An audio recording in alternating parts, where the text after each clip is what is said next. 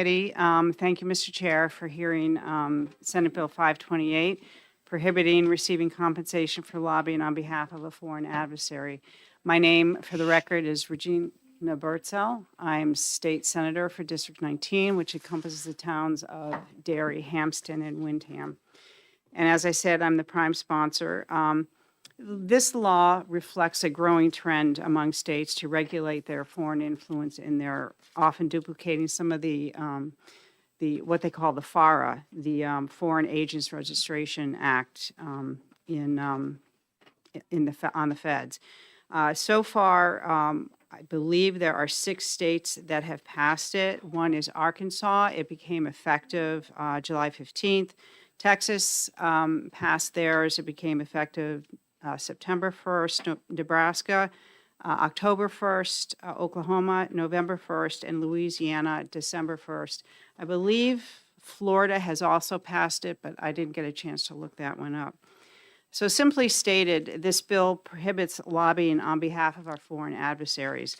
Companies with adversarial ties have increased their presence in New Hampshire with the purchase of the Nung Fu facility as well as the Daniel Webster College by CCP-aligned businesses. Recently, Alibaba has reached out to lobbyists for representation, and Alibaba is highly suspect. Our foreign adversaries should not be trying to influence our policymakers. I think the CCP has been known to throw money in local elections, as we saw in the LA mayoral race. And they have also been caught trying to influence ballot measures in various states. I know we don't have a ballot measure state. However, in other states, they have been trying to influence that. And what is also concerning is we're getting into the campaign season where some of these donations are coming, some of these donations, we are not sure where they're coming from. Some of these donations are coming from PACs, whether it's an individual race or to a PAC. So right now, there's no guardrails. In the federal races, there are. In the local races, there are not. So it's apparent that the CCP is very interested in our state, and I think we should not allow our adversaries to start trying to drown out our Granite Staters who vote us in for the benefit of New Hampshire. So I will take any questions if... Representative Spear. Thank you. Excuse me. I have no problem with the bill. Bill is fine, except for one thing. We have Chinese-owned companies that have been approved by the federal government that have thousands of American workers. And so what we're doing with this bill, without having a carve-out, for those that actually, like Motorola Telephone, is an American, had been an American company. It's owned by a Chinese outfit. They've been investigated repeatedly. I see that's like 7 times. And it represents 1,000 American workers. Shouldn't we, I feel very bad about not having American workers represented in our legislature. I think we need to carve out for that. Is that possible? I'm open to discussion about it.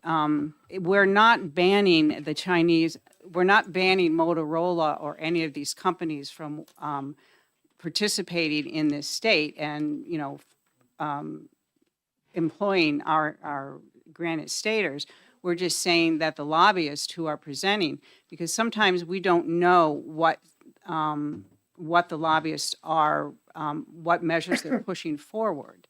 We do deal with, and we have a lot of respect for the lobbyists in this state because they do help the legislature in many cases. But it's the CCP and our adversaries that I have concerns with. We're not stopping, let's say, Motorola from coming in and testifying themselves. We're not stopping some of the other companies if they have legislation that will help them. But at least we know where they're coming from. But I'm confused by that, okay, because obviously we know lobbyists, okay. To say the lobbyists from the corporation, Motorola, can come in and testify that this bill Themselves. Themselves. Does that mean the person who is government affairs In other words, we still require a Motorola employee, if they are in that department, government affairs, we require them to be registered as a lobbyist in New Hampshire. So how do you separate them themselves by the fact that if they really are owned by the Chinese, my understanding is this bill would bar them to not hiring not lobbyists. only hiring a lobbyist, but having a lobbyist. Well, I think some of that information you may be hearing from one of the people who's going to be testifying. The defense and Motorola, as part of a defense contractor, have separate laws, which he will address. Okay. You Representative Burrows. Yeah. Thank you, and thank you for taking my question. Do you believe that, wait a second, I'm, got this weird thing here. Do you believe that this bill is a conflict with, in any way with the federal law? And that the bill may ban what the federal law already permits? No, because if you look at the, many of the states that have passed, well, two of the states, Nebraska and Texas, have not only required lobbyists to register, but they've also banned paying them. So they have not been taken to court as of yet, so I don't see that there's any conflict. Yeah, just because they haven't been taken to court doesn't mean there's not a conflict, is that right? Well, the FARA law just requires them to register, as far as I'm concerned. The states are capable of, and many of the states have not only required them to register, but they've made it even more stringent. And I have not heard any pushback. Again, you may hear some testimony from someone who has worked in that, or worked in the FARA environment. Thank you. Okay. Yeah, Representative Herbert. You got to turn your mic on. I get this free of charge. News from China. Mhm. It's propaganda, obviously. I mean, but it does actually describe what China is doing, and they're doing some pretty great stuff. So this is actually very informative, and I wish we all read it, because there's a lot of things we could do that we don't, but China does. So I would be approaching it from, you make a friend, not an enemy. And the fact is, I didn't even ask for this. I didn't pay for it. So this is a would you believe? Dude, this is, would you believe? Okay. But it's been very informative. It kind of opened my eyes about what this big, huge, productive, the most productive nation on the globe, China. So I You're just right, it is propaganda. think- Well, it is. Okay. I all wonder right. where it came from. Okay, Yeah. we're all set. I think there any more your other- paranoia anybody- is getting to you. Anybody else have a question for Senator Birdsall? Crypto Keith? question? Yeah. Thank you, Senator, for testifying, and I apologize for missing the beginning. But reading over the bill, there's a list of foreign adversaries in the definition.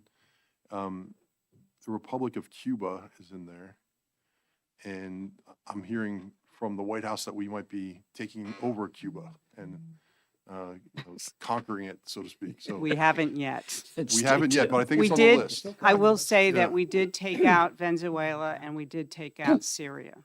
So I guess my question is, with a static list of foreign adversaries, that could change week to week depending on the condition, foreign affairs. So Correct, and if there is a qualifier in, I think, the federal language that we were dealing with the China purchase land bill, we can refer back to that if you want, so we don't have to keep changing the rules as the feds decide differently. And I will also add, there is a carve out in here for TikTok, because they do have an approved agreement with the feds. They're less than 20% owned by the Chinese, and that's why the agreement's in there, and that's why they've been carved out. Question? Oh, so if Motorola is only 20% owned by the Chinese, that would be okay? They won't fall under here.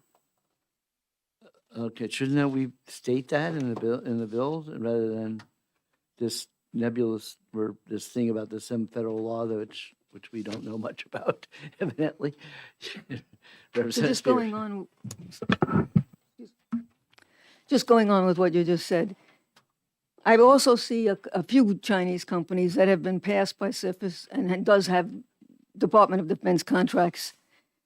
There is nothing at the federal level that bans Chinese from operating in the commercial market. We went through that whole, what is it, 1260H list, and those are the ones that are banned. So if they've already been investigated and approved, shouldn't we be taking them off the list? Well, there's no one on a list. Again, No, your list. we're not banning companies. We're just banning lobbyists from accepting compensation to work against the Granite Staters.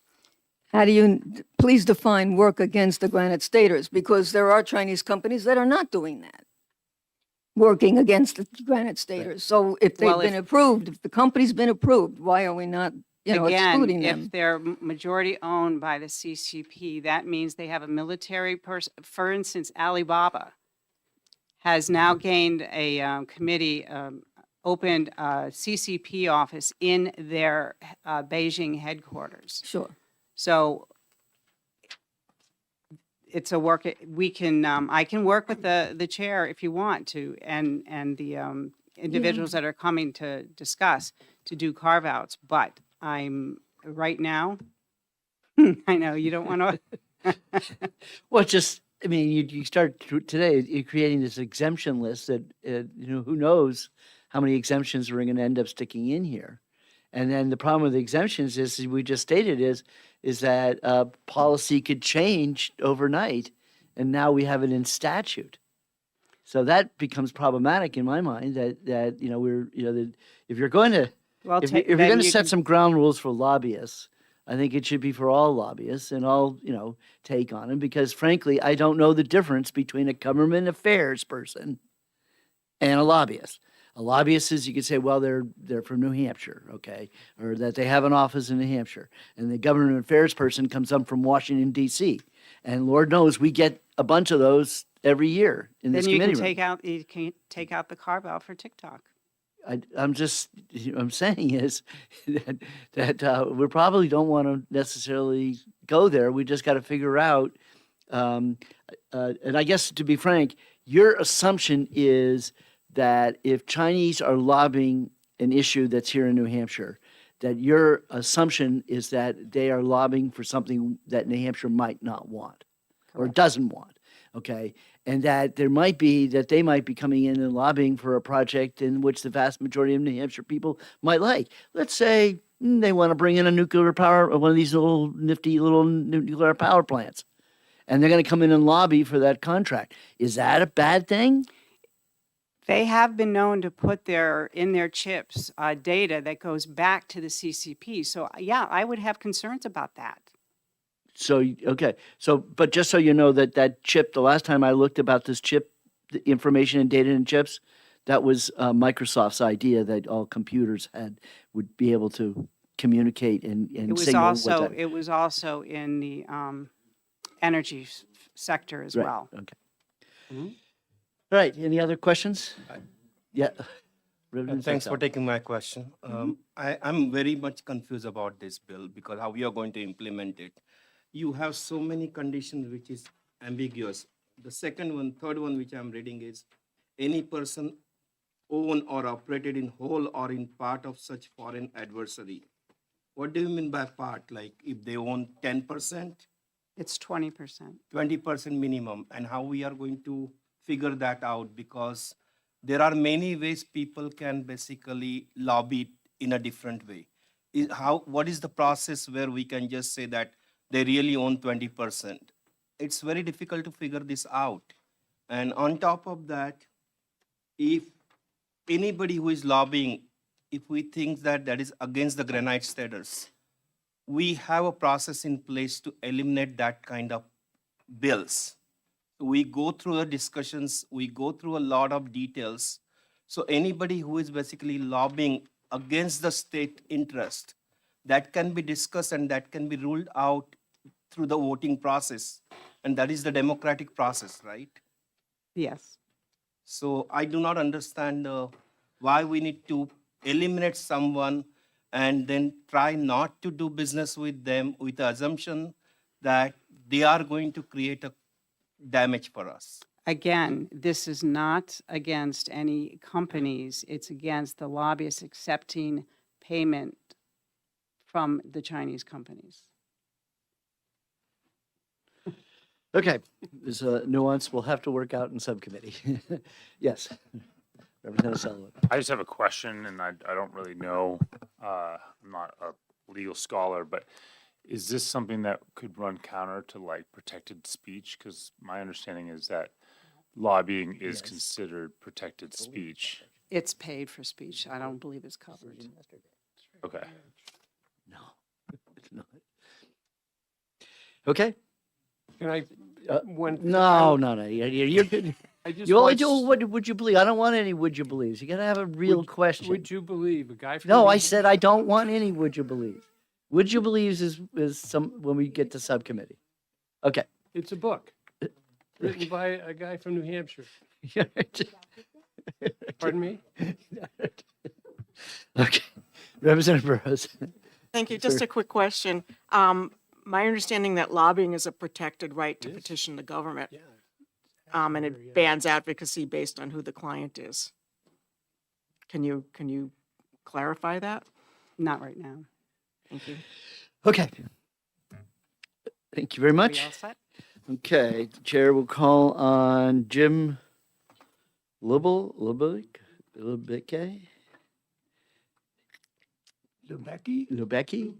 Lubecki.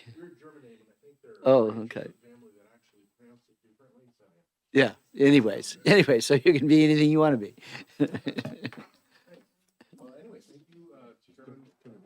Yeah, the red is good. We want to see that light on. There you go. Like that. Okay.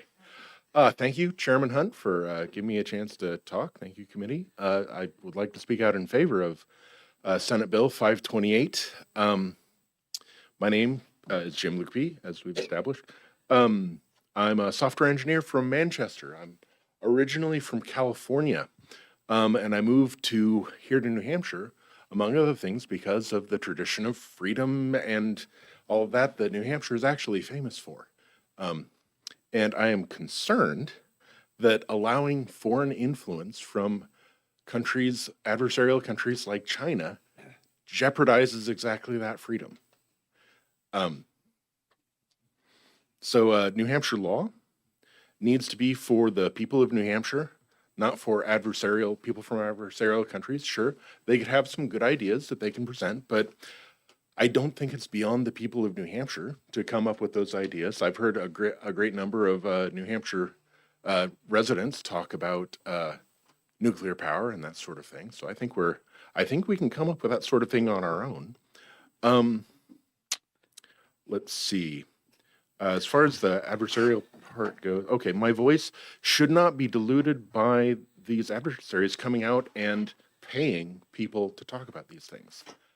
This will adversely affect the ability of regular people from New Hampshire to have their voices heard and have their priorities placed above people who can, shell out some money for this sort of thing. And in terms of how the CCP sees this, they do see this as war by another means. That is explicitly called out in their strategic documents. They take advantage of our free and open society, and they use that to their advantage and to our detriment in ways like having foreign lobbyists and foreign money coming into our elections. I have also worked in the defense sector before, places that employ thousands of people in New Hampshire. Sorry, don't want to get out over my skis on that, but major employers for New Hampshire and people who drive from New Hampshire to Massachusetts, and having vulnerabilities to places like China, especially hearing about them buying up property and that sort of thing, is a big concern. I would actually recommend legislators get in contact with defense contractors that operate in New Hampshire. Yeah, I don't mean to interrupt Yeah. you, but Oh, I'm we sorry. actually had 5 that minutes. legislation already, Okay. and we've Okay. actually addressed it already. Okay. Okay. Well, one of the Tell- things that occurred, one of the things that is a vulnerability, the more influence that the CCP has here, the more problems we're probably going to run into. Anyway, all in all, I think we need to protect New Hampshire and our tradition of freedom from being used against us. And I think this is a prudent way of ensuring that our freedom can be preserved. New Hampshire has already gotten the attention of China and other adversaries, and this is not premature to pass legislation like this. Thanks. Fair enough. Thank you. Any questions from the committee members? Representative Ammon. Thank you, Mr. Chair. Thank you for coming and testifying. I guess, would you believe might be the first part of the question. Us having a free and open society is a good thing. Adversaries can use it, but by making our society less free, then we're not, we're kind of giving into the demands, right? So that's a would you believe. It's sort of letting a wolf into the sheepfold. I think that we can recognize that we have adversaries. This legislation specifically addresses adversaries, and even some of our friends are a little less committed to freedom than we are. But allowing funding of those adversaries, particularly, is concerning. Just a follow-up. Further question, you may inquire. So I don't disagree with your statements on, foreign influence.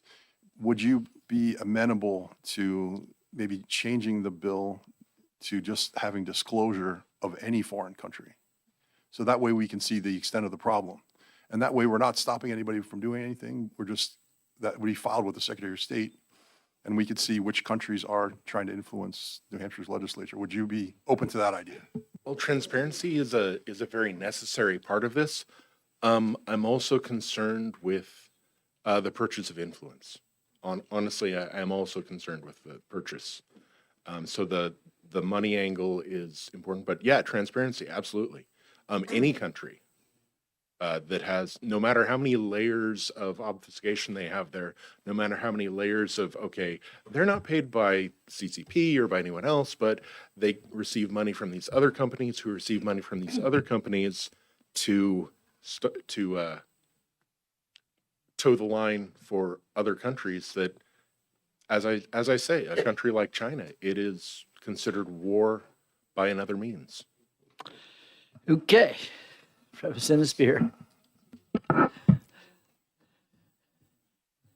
Most of us have worked with lobbyists in this state for years, and it's the same lobbyists that may or may not represent a company that's owned by China. We haven't seen the kind of thing that you're talking about. The lobbyists in this state have been really excellent resources, and it's not like they're buying us. We have nothing. We get no money from anyone, usually. Because I know there are some that do, but, And I would mention that would probably be the pharmaceutical industry, not the Chinese.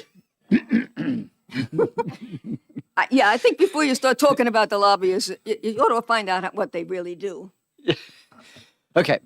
Thank you very much for coming in. All right. We thank you very much. appreciate hearing from our constituents. Corey Kendig from the Heritage Action, which I assume is a lobbyist group because you have an orange tag on. And a bow tie. Looking good.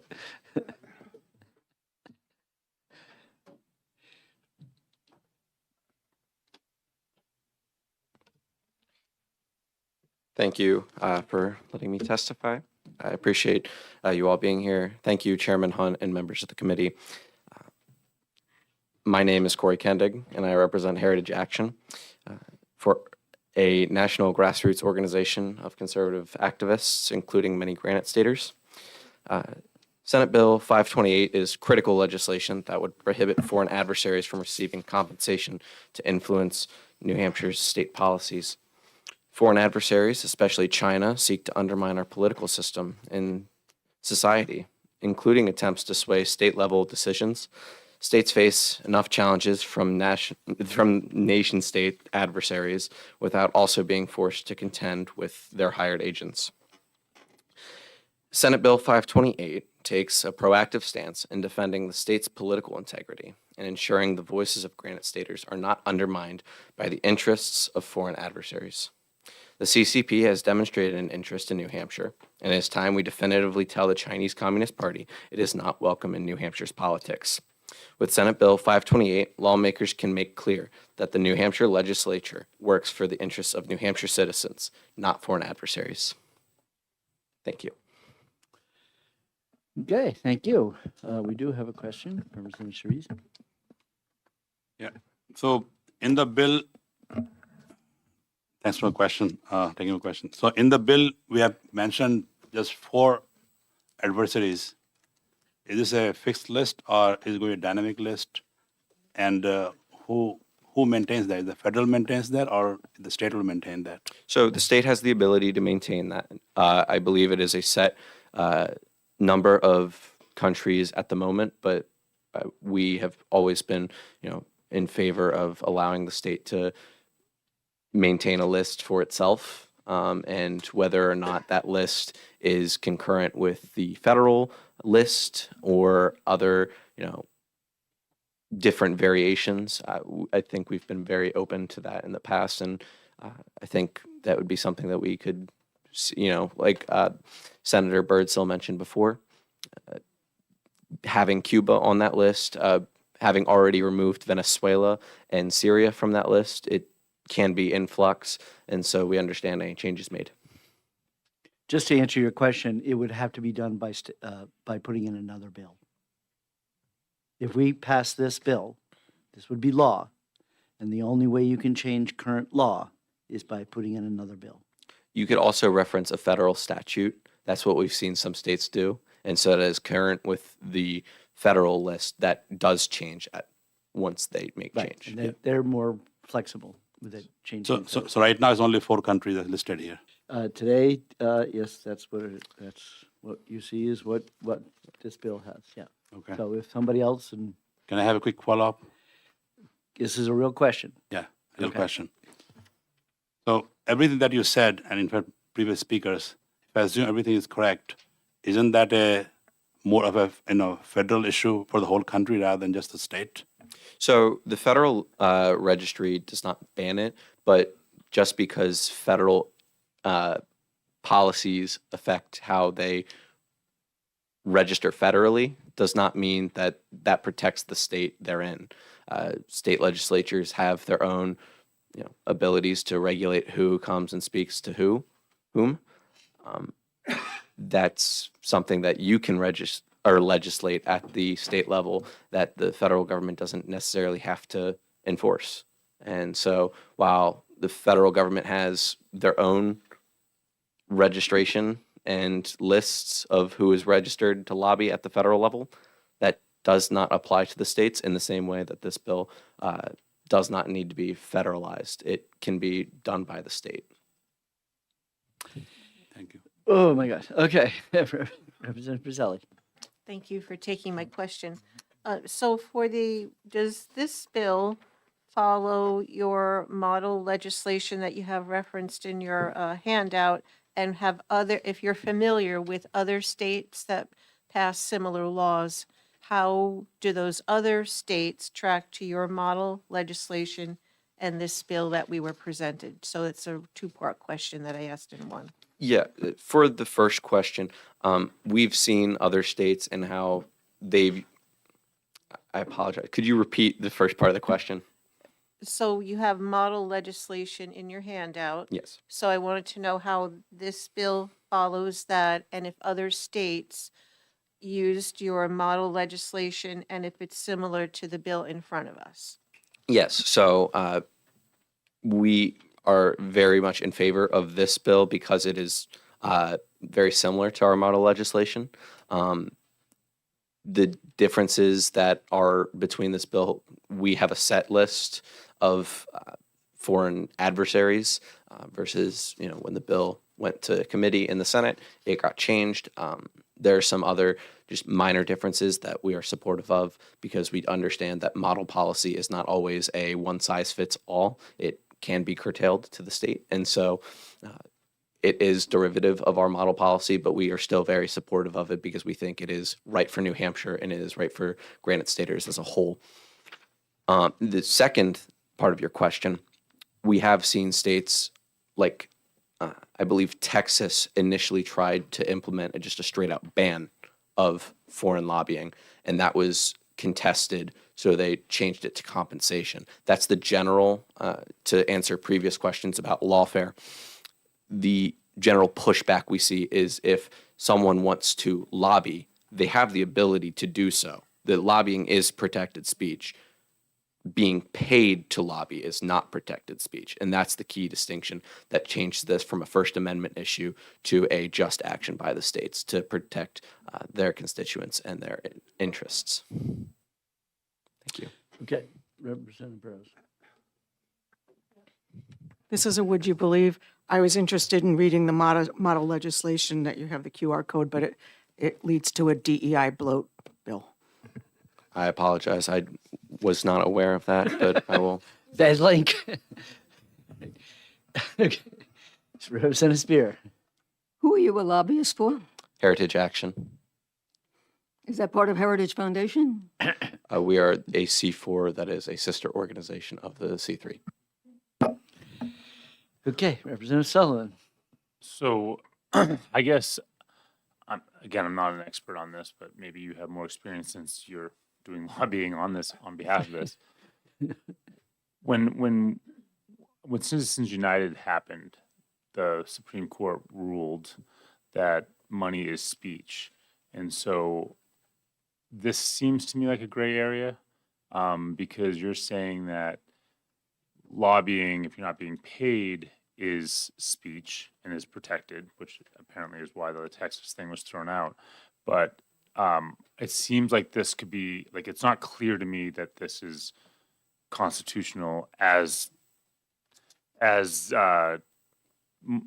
Citizens United moved that money is speech and money is considered political speech and is protected. Now, I don't personally agree with that, but it doesn't matter what I agree with.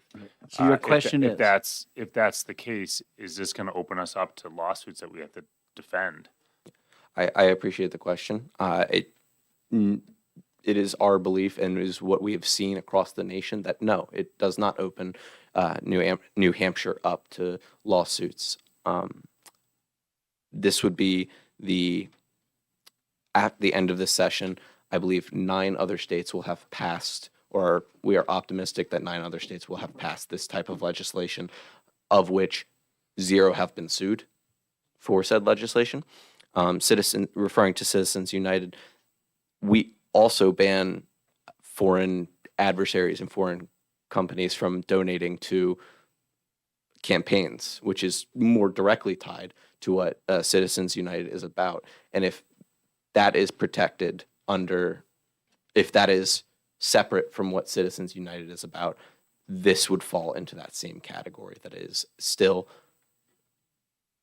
fairly restrictable content to say that a foreign adversary cannot pay a lobbyist.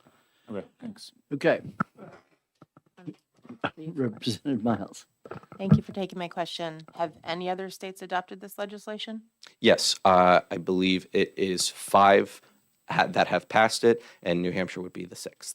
And do you know what Yeah, those five Birdsell are? did Sorry, start her follow up. speech, so you have to play the tape to see the states. Sounds good. Hear the states. Okay. Thank you very much. Thank you. I got 2 more cards left. And they both say 3 minutes. So, Tom Rawlings. And all I can ask is, please, don't repeat anything that's already been said. That's, hopefully you can have something new.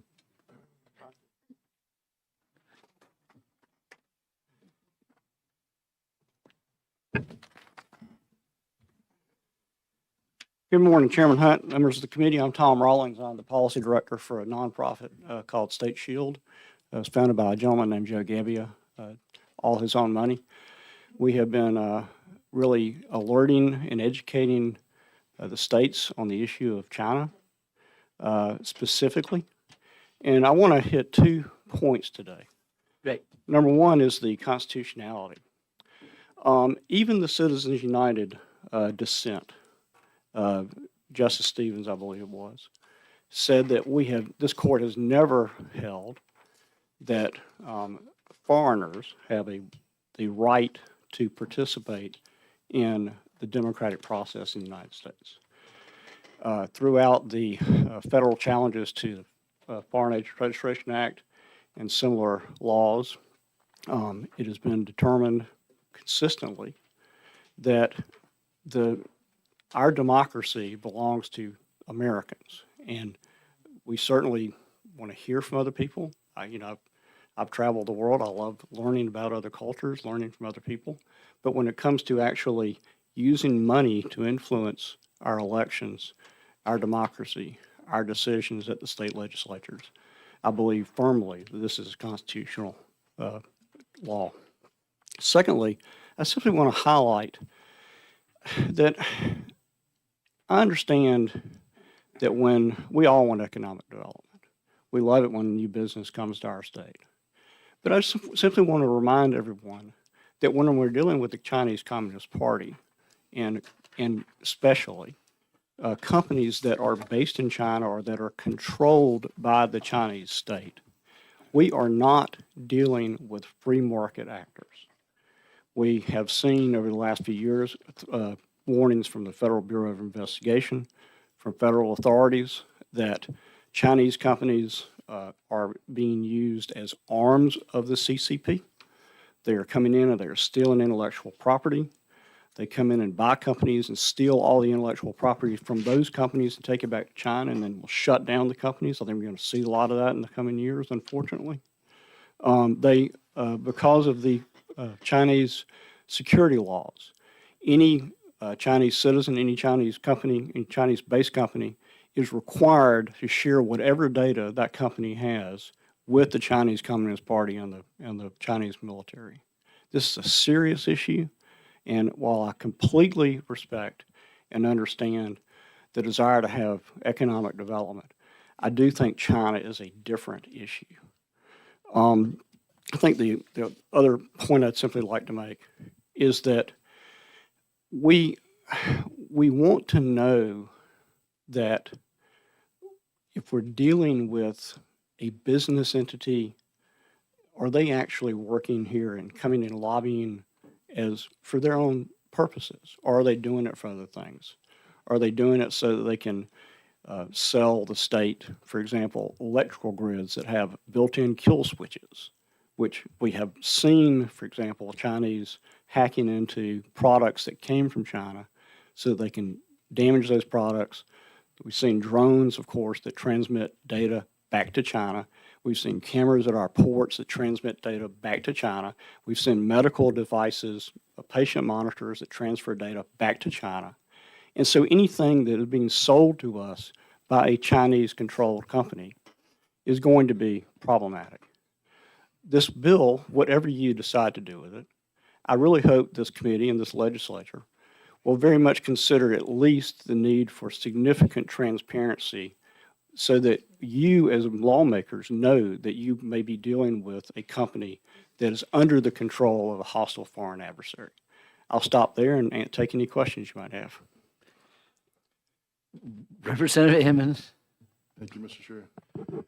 I understand the points that you're making. So pretty much every electronic device in this room is made in China. And I just looked under this microphone here. Which is made by Bosch, which is a European It says made in company. China, the microphone that you're speaking into. So I understand there is some concern about that, but it's a much broader issue than just a few items. It's pretty much every item. So how do you address should I be concerned that this microphone is transmitting data back to China? I don't know about this particular microphone. I do know that, for example, my iPhone is made by Foxconn, and they're you go. starting to bring back manufacturing to the United States for this purpose. This is a process. It took us 25, 30, 40 years to become embedded in China. In 1980, when the Chinese government joined the International Intellectual Property Treaty, they specifically signed it and then said, we're not going to abide by this, we're going to steal everything we can. And they've done that. And so the question is, how do we slowly grab back our privacy, our security, our sovereignty? And so, yeah, you might be right. If we brought in one of these, so the New York Times the other day had this wonderful editorial about these Chinese electric cars. Well, great, except, if you bring them in, they also have chips and whatnot that send data back to China. So it's a slow process, but I don't think we should say the horse is out of the barn and there's nothing we can do about it. I think what he's trying to point out is if you're worried about chips being embedded, that even an American corporation or a European one like Bosch has these products like your Apple phone that are built in China. And so therefore you're relying on the American corporation to make sure that China didn't put something inside it without them knowing about it. Well, Otherwise, we could question anything that was made in China, because if Chinese are being secretive and sticking these chips in everything, how do we know that even the American company that is majority owned by Americans is not a co-conspirator or at fault for not knowing that it's there? Well, Chairman Hunt, we do have the rule of law in the United States still. And so if we're not under a situation where the Chinese Communist Party has a specific law that they have enacted, that they actually control every single company in China. We saw this with Jack Ma in 2021, the richest man in the world, just about. He said something against the Chinese government, and he was basically disappeared for 3 years. So I think there's a significant difference between having these chips that may transmit data, and then having a situation where a Chinese-controlled company is being told by the Chinese government, we need you to collect data and send it back to us, which is what they have the right to do. How do we know that the iPhones don't have that right now by being Fox being forced, which is a Chinese-owned corporation? No, actually. How do we know that they Foxconn- don't have a little I'm secret sorry, chip Mr. in there? Chairman, Foxconn is Taiwanese owned. And so I we thought don't the know factory was this, in but China, but- if you read Apple in China, I'd recommend it. It's a great book. It tells you about Okay. how about Apple's work in China and about how they dealt with a lot of these issues. Okay. Any other questions? Seeing none, thank you very much. Thank you. I have one card left. Brendan Madden, also in support of the bill. Oh, it says 573 on it. Oh, okay. Sorry. All right, we'll close the public hearing. I'm terrible with bill numbers. Okay. So we'll dig right in.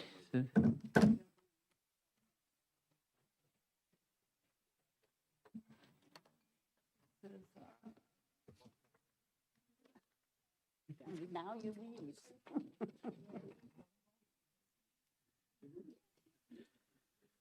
Okay. Okay, before we start, as everybody remembers this, we had this issue already. And so now, and we said we would wait until the Senate version comes over before we do something. I would say in the meantime, I have been following this issue and trying to resolve some of the issues that hopefully will help us get through. So I'm saying this now, so please don't ask these questions, okay? And that is, the first question is why right now the bill calls them facility comfort dogs. After much processing, and that we actually have another name for it, which is much more directive to what they really are, which is that these are for emergency, these are for police and fire, and the new name, do you know, I should have had it right off the top of my head, but someone else will give us the actual new title. But it is a comfort dog, but it's comfort dogs that specifically only for police, fire, for our law enforcement emergency type facilities. The second question that paused was that because no other state has passed this legislation, that what we would do in this bill is that exempt the legislation from any police, fire, one of these departments if they have their own in-house rules. So in other words, if they already create their own policy, they don't necessarily need to comply with what we're going to pass. This is really for those associations that have not do not have a plan and don't really want to create one that they can take the state model. Okay, so Senator Birdsell. Thank you, Mr. Chair. Thank you, committee. I'm back again. For the record, my name is Regina Birdsell, State Senator for District 19, encompassing the towns of Derry, Hampstead, and Windham. And I'm the prime sponsor of Senate Bill 573, which is the comfort dogs, which will have another name. These comfort dogs are specifically trained to provide emotional support, comfort, and crisis response in cases where people are experiencing stress through trauma. For instance, the shooting at the New Hampshire hospital. Teams of the handlers and the dogs came to the shooting and helped get people through them. This bill is a product of the PTSD Commission, which I chair. We had heard wonderful stories about the facilities dogs, and Officer Justin Breton at the time was on the committee, and with Patch, his comfort dog. But we heard wonderful stories, but we also heard about issues where comfort dogs would not be allowed in certain public and private areas where there was a trauma, because they were not certified. So let's just say at the New Hampshire hospital shooting, if they had didn't allow the dogs in there, they could have easily said the comfort dogs weren't there because they weren't certified, they weren't titled. The commission felt very strongly that there should be standards which would allow these comfort dogs to do their work as well as their handlers. So in that vein, the PTSD voted to initiate a subcommittee that would look at standardizing, and we put Justin Breton in charge of it.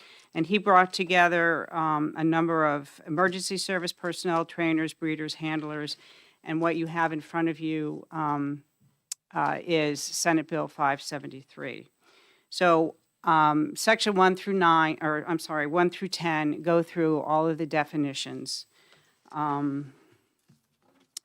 Page 3 reviews the training and certification that will be required, and we're looking at AKC titles of Canine Good Citizen, Advanced Canine Good Citizen, and Urban Canine Good Citizen. Many of these are required of most service dogs. The ongoing training will be a minimum of 1 hour, training per month, I believe it says, which will reinforce the AKC training and require exposure to various emergency and public safety environments. The handler will also be required to complete the same training as the dog. In the bill that you have on page 3, line 13 and 14, I believe, it says sit training. That's not supposed to be there, and neither is psychological first aid training. That's actually supposed to be in the handler's arena, and it's also supposed to be CIT training, not sit training. So, just, so pages 4, lines 15 through 18, reviews the licensing of rabies certificate insurance, and the animal duties. It explains the animal duties. We understand that there are some dogs in the program right now that are owned by their owners, who are the handlers. So they're not owned by the facility, they're owned by their owners. For instance, I believe the Department of Corrections dog, one of the corrections officers has his trained as a comfort dog, so he brings his own dog in. All of those dogs are grandfathered. And then this, once they're gone, then this requirement sits in. In the bill, we have, for the facility dog care, we have a no raw diet. The reason, oftentimes in service dogs, the reason we say no raw diet is because if they're involved with the public, people may have some allergies, and there may be some consequences. We also have, if they're in a vehicle going 55 miles per hour, they need to be confined. And it has to have a temperature sensor in their car, much like we do with the Canine Corps. No prong collars or no e-collars. And we also put qualifiers in there for retirement, because I had heard there was a news story about one of the comfort dogs, not in the state, elsewhere, that they actually, when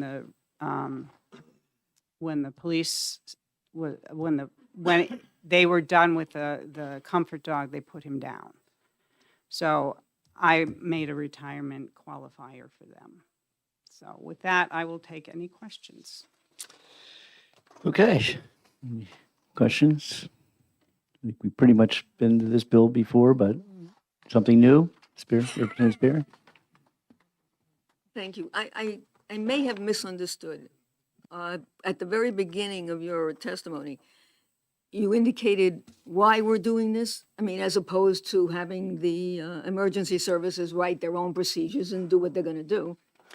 Why are we putting it into law as opposed? And I know you said something, but I don't remember what it is. Because there have been instances where if the facility that there was a trauma, they would not allow the dogs in.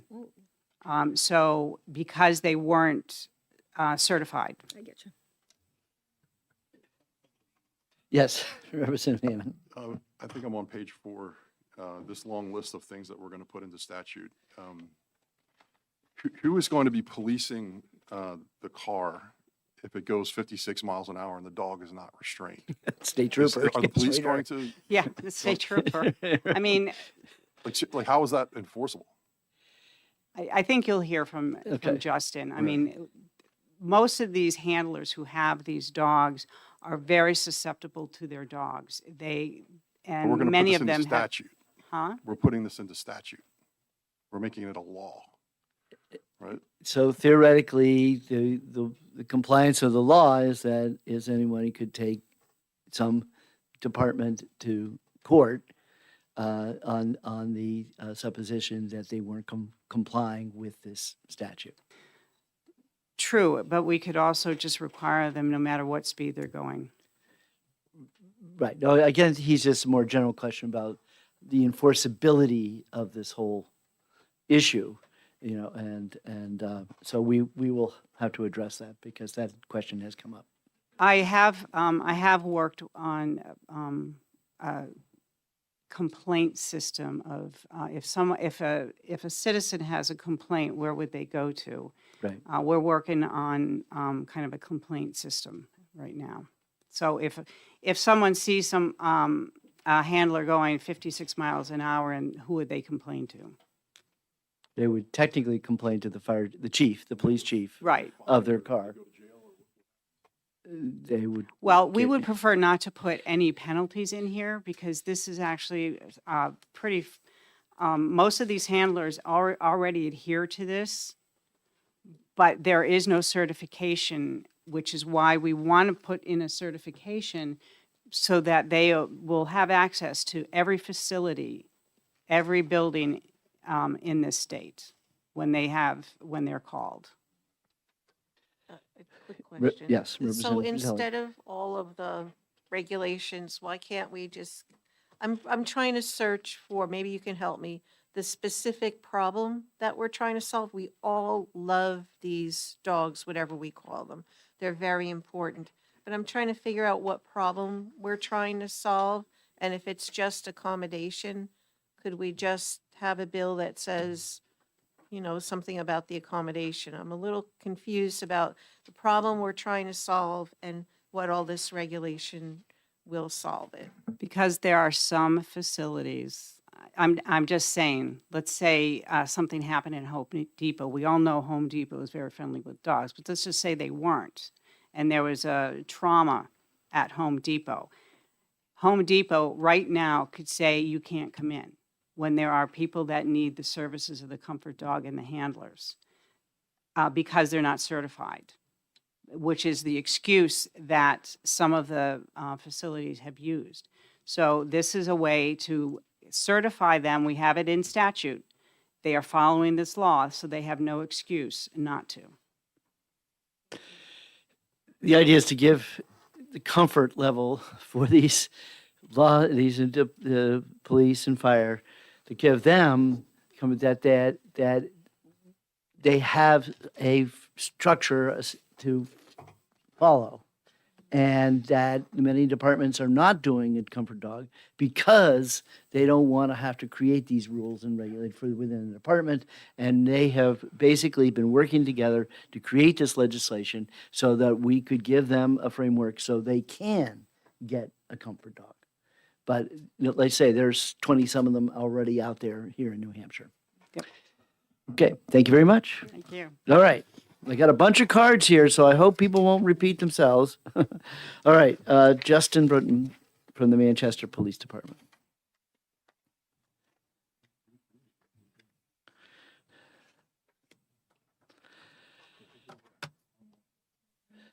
Good morning. Good morning, Chair. Members of the committee, my name is Justin Breton, B-R-E-T-O-N. Excuse me, I am a police officer with the City of Manchester, and I am one of the comfort dog handlers that's thoroughly referenced throughout that bill.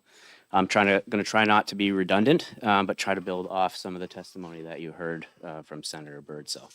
It's an honor to be here today representing the other 30-plus comfort dog handlers that exist around the state, doing the amazing work that we're here to talk to all of you about. You got a really good introduction about how this bill came to fruition. So I want to I heard the questions that were asked, and I want to try to build off of some of those to provide some clarity for everyone as we move forward. This bill, the language in this bill was crafted by first responders all over the state of New Hampshire. We're talking about at a state level, at a county level, and at a municipality level, cities and towns. So you have the voice from all of your first responders reflected in this bill. All of those entities want to be involved in this process. They want their dogs to be included in this process. And I just want to clarify, we are hoping that this will be the standard for not only New Hampshire, but also the country. There isn't a model out there for us to build off of. We are truly paving the way in New Hampshire, and I think that that's something we can all be proud of. The work that we do, I've been a police officer for 17 years. I've had various different assignments throughout my department, and I can genuinely say that the work that I've been able to achieve and accomplish with Patch is kind of unmatched. The ability that these dogs have to help us in the first responder community connect with the citizens and the community members that we're trying to serve is priceless. To be quite frank, most chiefs in most departments around the state would gladly replace all of us with comfort dogs if they could. And that is not an understatement. The work that we do is important. There are many different models for how these programs work. Some programs are inward facing, meaning they primarily focus on peer support and taking care of the people that take care of others. So their programs help make sure that the first responders that you all are calling on your very worst day are okay and have the supports that they need. There are other programs around the state that are outward facing. They're very community-based models. They help their departments connect with their community members that they serve. And they do so tirelessly and probably better than any other specialty division, at least on the first responder side of things. They are entrenched with survivors during testimony, witness preparation, helping them be prepared to navigate the criminal justice system. And this is just on the law enforcement side. Our dogs are going out during mental health crisis. When individuals are experiencing mental health crisis, we are able to bring our dogs out and help interact, de-escalate the situation, bring in the professionals, the trained clinicians, the certified peers to help make sure that those individuals are getting support. I have countless stories of connection that I could articulate for all of you, but I know there's a whole line of people behind me and you folks don't have that time. But I'd be happy to speak in length with any of you if you have any questions about what these dogs do. The purpose, I heard some questions already about the purpose. Everything in the first responder community is regulated. It's certified or it's accredited, right? Everything we do, rightfully so, needs to be transparent and outward focused for the community members we serve. There is currently no standards or guidelines or certifications out there that exist to help justify or qualify the very important work that we are doing. And so what we are coming to as a first responder profession is we're trying to be proactive rather than reactive. Most of the time you see legislation from a law enforcement perspective when something bad has happened, when there's been excessive use of force, or when the police haven't upheld some of the commitments that they have to the community. This bill encompasses all first responders, and we are all coming to you in attempts to make sure that we are getting ahead of that. We want to create, and I'll say this very, very clearly, a minimum level of care. This is a minimum level standard. You're going to hear from, I believe, some of the individuals that have the very important responsibility of training these dogs. The amount of effort that they put in to the raising and the environmental exposures and the socialization exposures and the work that they do on basic obedience and to prepare these dogs for the work that they do is immeasurable. And you can't summarize that in a 10-paragraph piece of legislation. So the specific titles that you see listed out there are all titles that exemplify the training that all of those people are working so hard day in and day out to help prepare our dogs for. And I agree with several that have very strong opinions that that's only a minimum level, a minimum standard of care. We recognize that. But we need that minimum standard of care in New Hampshire so we can help empower our first responders to build these types of programs. When you have consistency, when you have a structured framework, it allows everyone in the decision-making process to make an educated, safe decision for the communities that they serve. On our committee were folks from the Department of Labor, folks from NAMI, folks from the New Hampshire Insurance. They all sit on the PTSD committee, and they all wanted this work reflected in this bill. So this is not just the first responders coming to you and asking for your help. It's a very comprehensive group of individuals throughout the state. It is very important for us to focus on the initial training, which you see very clearly outlined in the Senate bill. It's very important for us to focus on the annual training, the training for the handlers, because we don't want to mess up the training of the dogs, and also our recertification. When it comes to certification, we are hoping that this legislation creates that certification. As we said, most people are familiar with our patrol canines. Is that fair to say? Can I see a head nod if you understand what a police canine is? Yeah. So a patrol canine or has a specialty, EOD, finding explosives, firearms, and ballistics, or they're trained to specifically find narcotics. Those police programs have nationally recognized accredited canine associations that they are allowed to and to certify through. The work that we are doing as comfort dog handlers, we don't have that same luxury. There is not a national standard for us to certify through. So we are trying to create that. If you take the time to read through the amount of effort that went into outlining the minimum standard of care and training that we're looking to implement, you will see that we are setting that. With that minimum standard, the state of New Hampshire will certify us if we are able to achieve those titles and if we are able to continually show that we can demonstrate that same level of delivery of services every 3 years. So there are checks and balances in place to make sure that we are holding ourselves to that standard and that we're continuing to do so through the dog's entire profession. It's really important to us that we're able to demonstrate that to our communities, our departments, and the people that we serve. The public access piece is really, really important. There's been, I always say, I wish I carried around a clicker like the baseball umpires have to keep track of how many positive interactions Patch and I have in the community day in and day out. And I guarantee you I would have already reset the thing to 0. But there are countless opportunities where we've had the ability to engage with somebody, whether they've been involved, they're experiencing mental health crisis themselves, their family members have been abused, or they themselves are a victim of abuse or sexual assault. And we have been able to go in, de-escalate that situation, bring in the professionals that are qualified to help that family navigate that, and ultimately get that family into a much better place than they are. There are some times where we have a difficult time where we are still building this reputation. We are still building this credibility. Then this bill will help us do that. There are times where we have difficulties bringing our partners into some of those public places because there is so much confusion. And we heard some of that confusion from members of this committee during the House bill testimony on a very similar bill that was brought before you. There's a lot of confusion in regards to what a service dog does, what a facility dog does, what an emotional support dog does, and what a comfort dog does. This bill is looking to clarify some of that and help our comfort dogs get access to those public places only while we are working. Nothing in this bill is meant to inhibit the access that our service dogs have in the state of New Hampshire. That's a very important right that we protect, and all of us on the comfort dog side are trying to protect that. So we are only asking for access to those public places while we are working. If I take my family out for breakfast on a Sunday morning and I have Patch with me and that organization does not want us in there, this is not a situation where we're going to say, well, he's a comfort dog, he needs to come in. That's not the public access that we are looking for. When our first responders are in uniform, when they're delivering services to their community, that's when we need this access.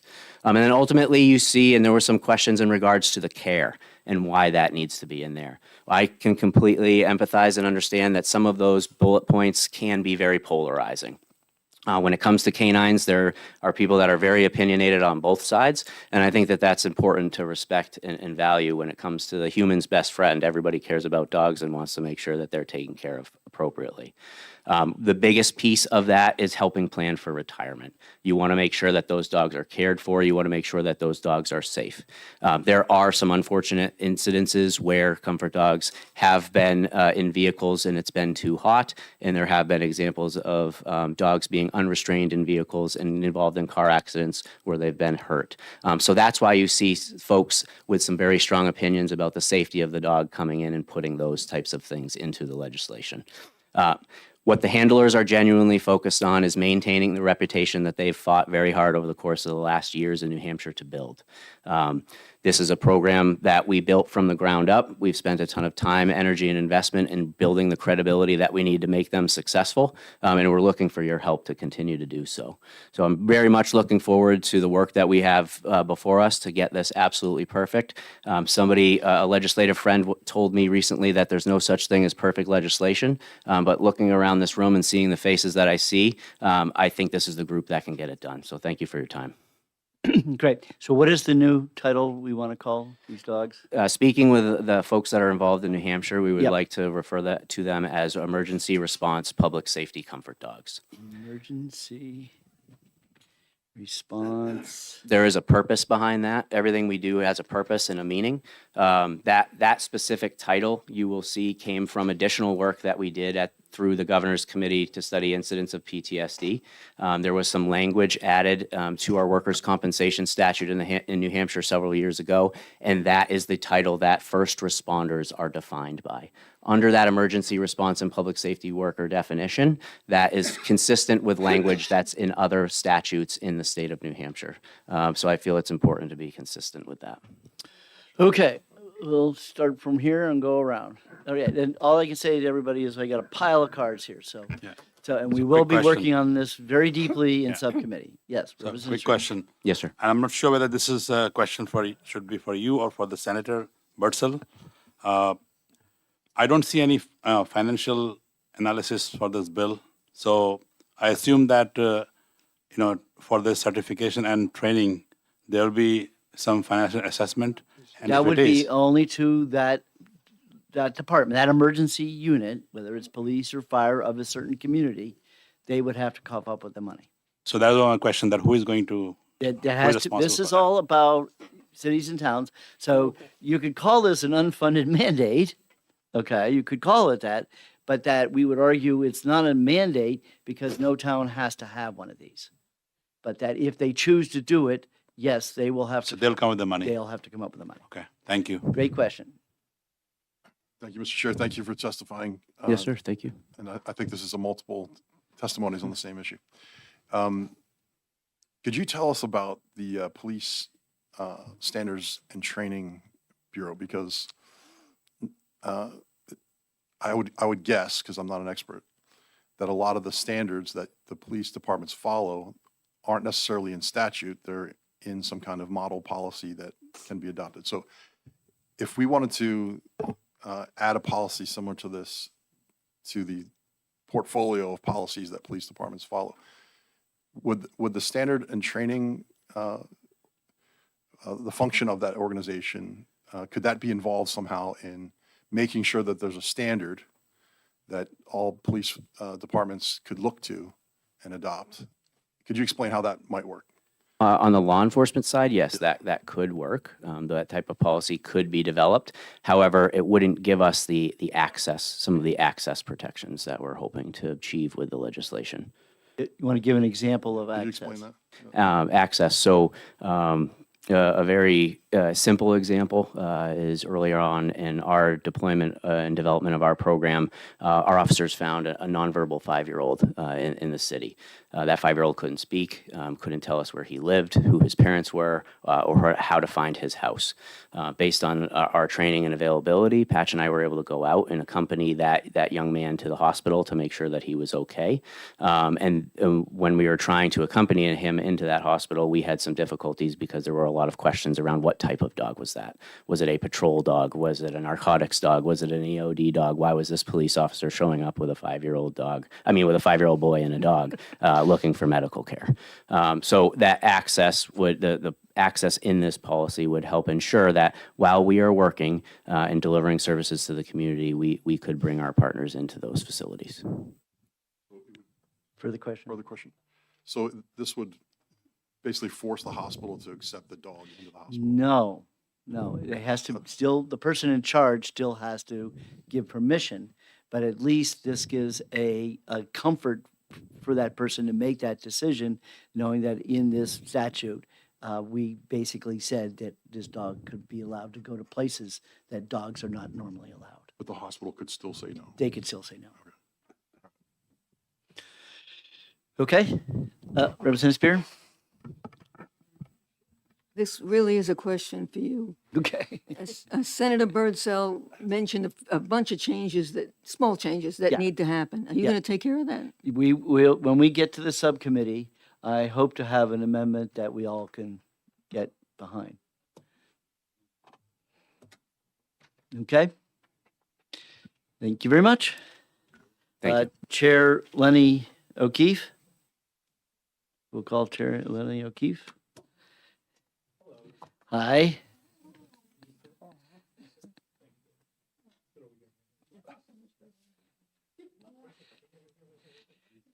And that's why I was pursuing, there's a disproportionate amount of labs who are serviced. I could bring one of mine. I could bring one of mine with, I do have a certified comfort dog. I work for the Concord Police Department, and I thank you, Sharon, for letting us be here today. So Liberty was the first police comfort dog in New Hampshire.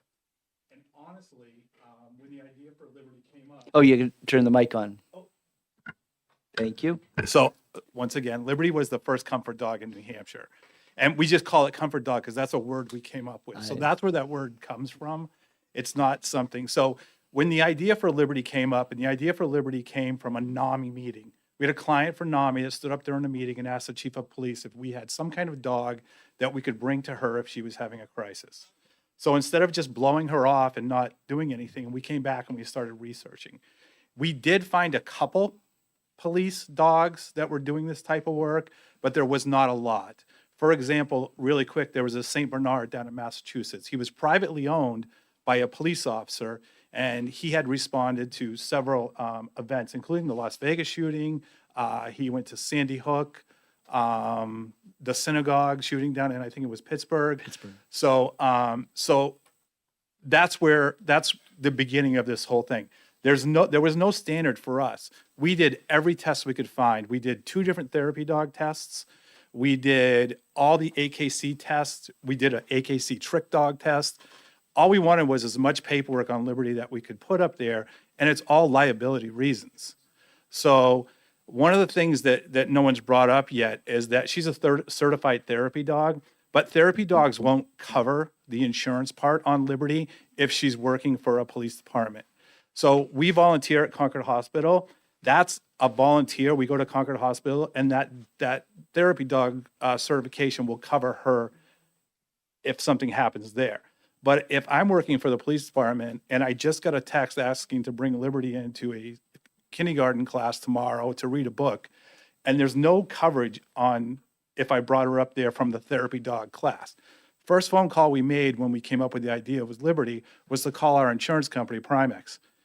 And we found out that we have a canine waiver because we have canines and that Liberty's covered under that canine waiver because she's owned by the Concord Police Department, works for the Concord Police Department. So that's part of the legislation there is to say, yeah, the dog works for the police department. Police departments don't use anything that's not owned by the police department. The gun is owned by the police department. The belt is owned by the police department. My boots are owned by the police department. If I quit tomorrow, I have to give them all this stuff back. It's all liability reasons, to be honest. So one of the questions was why, and I think the why is that insurance piece. It's the liability reason. You know, our canine, our patrol canine, goes through a class. It's a Boston class, although it happens up in Hillsborough. But the standard is set by this company that's down in Boston that they go to this class for. So that's what we're looking for. We're looking to create a standard for my dog.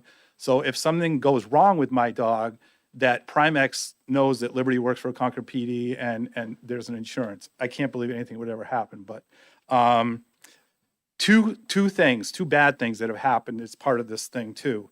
The restraint, somebody asked about the restraint. There was a comfort dog working down in Massachusetts that was riding in a police officer's car going to a call.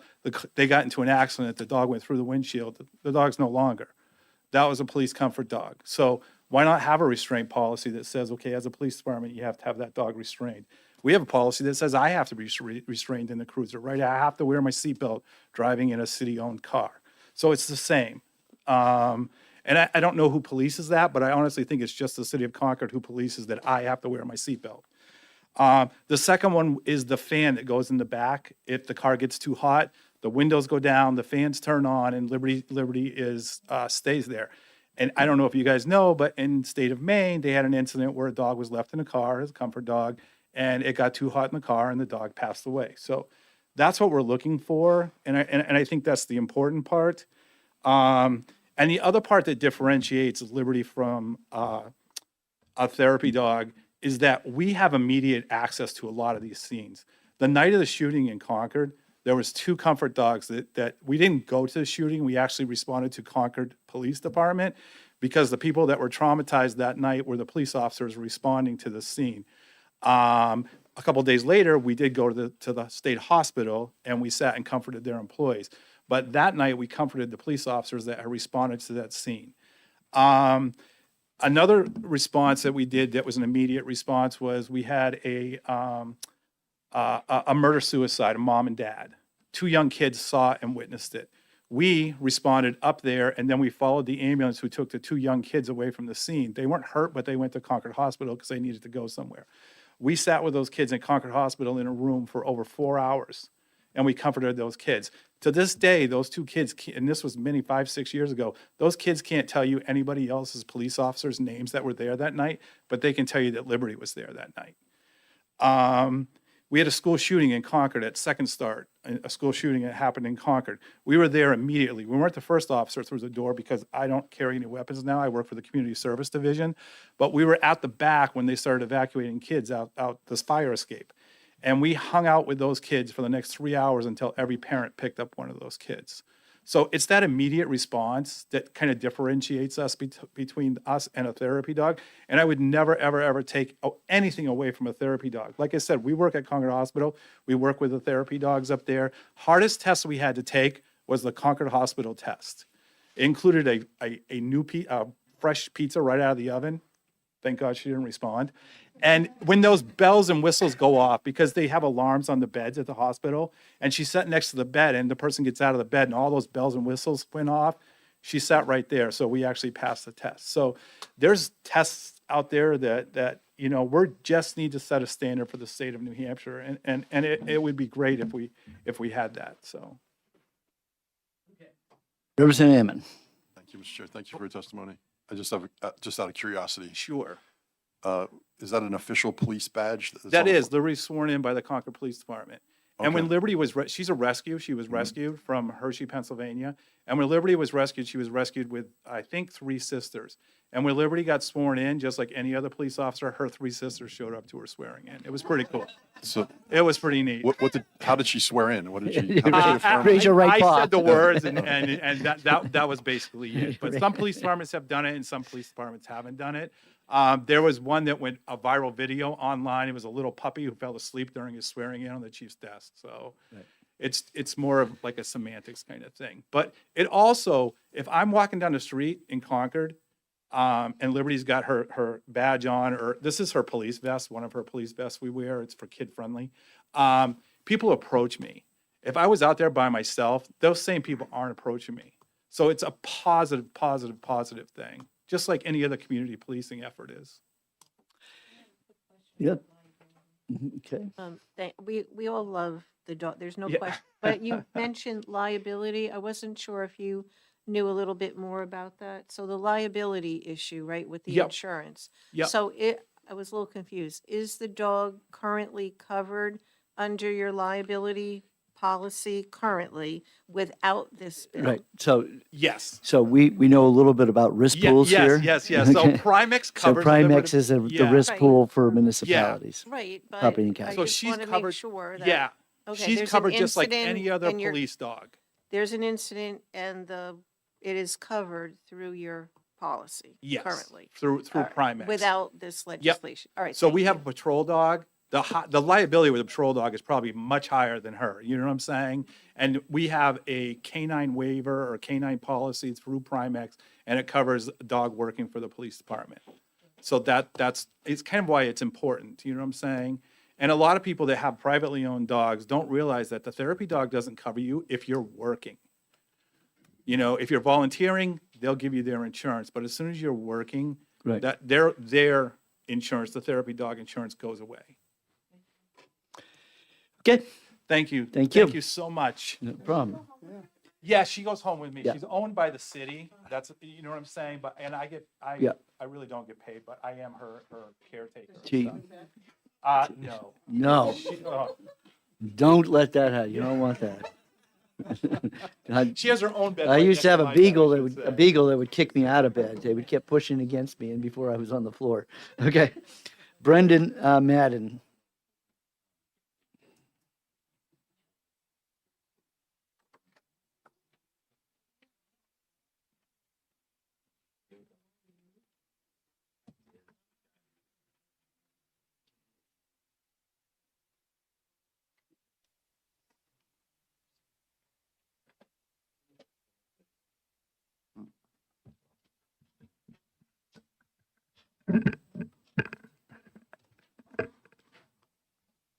Good morning. Good morning. Thank you, Mr. Chairman and members of the committee. My name is Brendan Madden, and I am a resident of Dover, New Hampshire. I am the founder of Service Dogs NH. We are a nonprofit that assists service dog teams in New Hampshire with their veterinary bills. there are many good parts of this legislation, and I believe that it is important to establish clear training standards for these dogs so that they are all trained to the same standard. However, after reviewing this bill, I have some concerns. I am glad to hear that they decided on changing the name. I think the term facility covered dog would have been problematic. A facility dog is a dog that typically works in an institutional setting, while a covered dog is often synonymous with an emotional support dog.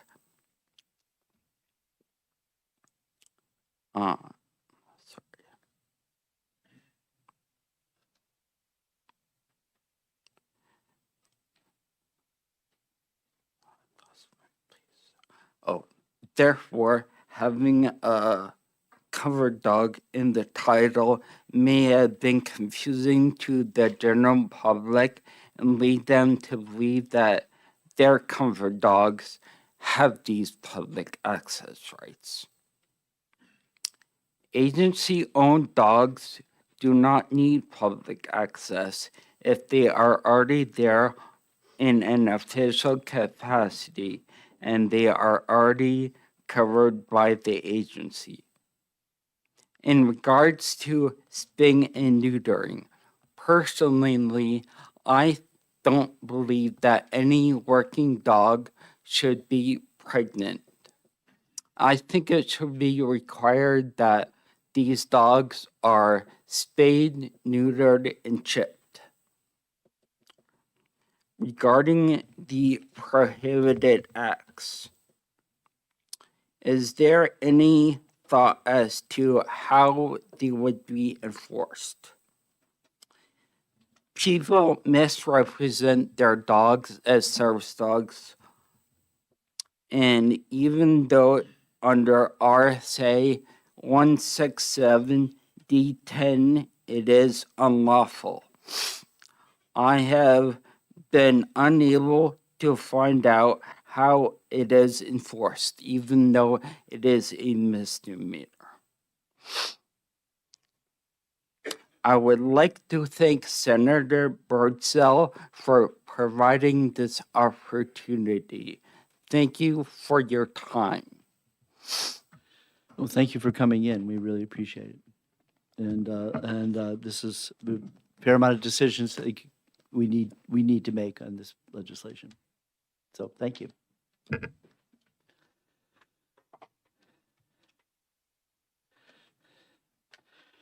Okay, Chair, we're next on Laura Barker.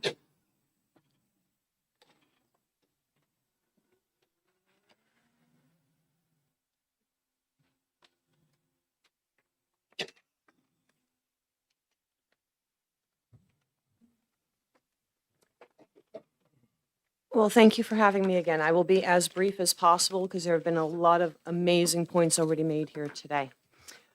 So we have been following the discussions around these comfort dog standards, and we thank the senator for keeping some really important safety details in place.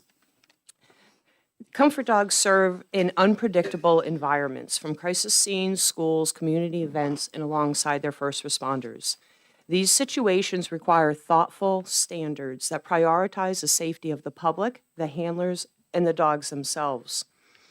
We are concerned to hear that some have proposed removing some of these safety measures. We respect that everyone brings different perspectives to the table. Maintaining strong safety standards is essential to the integrity of the comfort dog programs. It's also critical to remember that the well-being of the dogs has to be a priority. These comfort dogs should not be deployed if they are sick, injured, pregnant.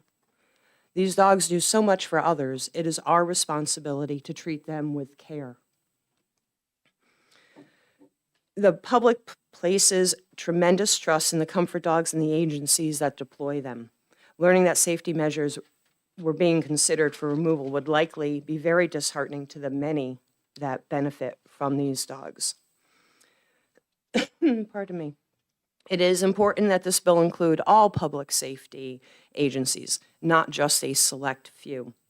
Each of these agencies encounters people in crisis, and each benefits from the consistency, safety, and accountability that clear standards can provide. Limiting the bill to only some agencies creates gaps that could lead to confusion, uneven training, and inconsistent safety practices. I put my thoughts together so I wouldn't take that much time. Consistent safety standards would also make the public feel much more comfortable. Excluding certain agencies would unintentionally send the wrong message that the safety and welfare of these dogs are optional, depending on who deploys the dogs. For the sake of safety, consistency, and public trust, this bill should apply to all the dogs moving forward without exception. We appreciate the committee's commitment to keeping these important dogs safe and hearing all of the details. There were a lot of details that were heard, and I know there's still more speakers, so thank you. Great, thank you. Nice to see you again. Okay, Chair, we'll call on David Goldstein.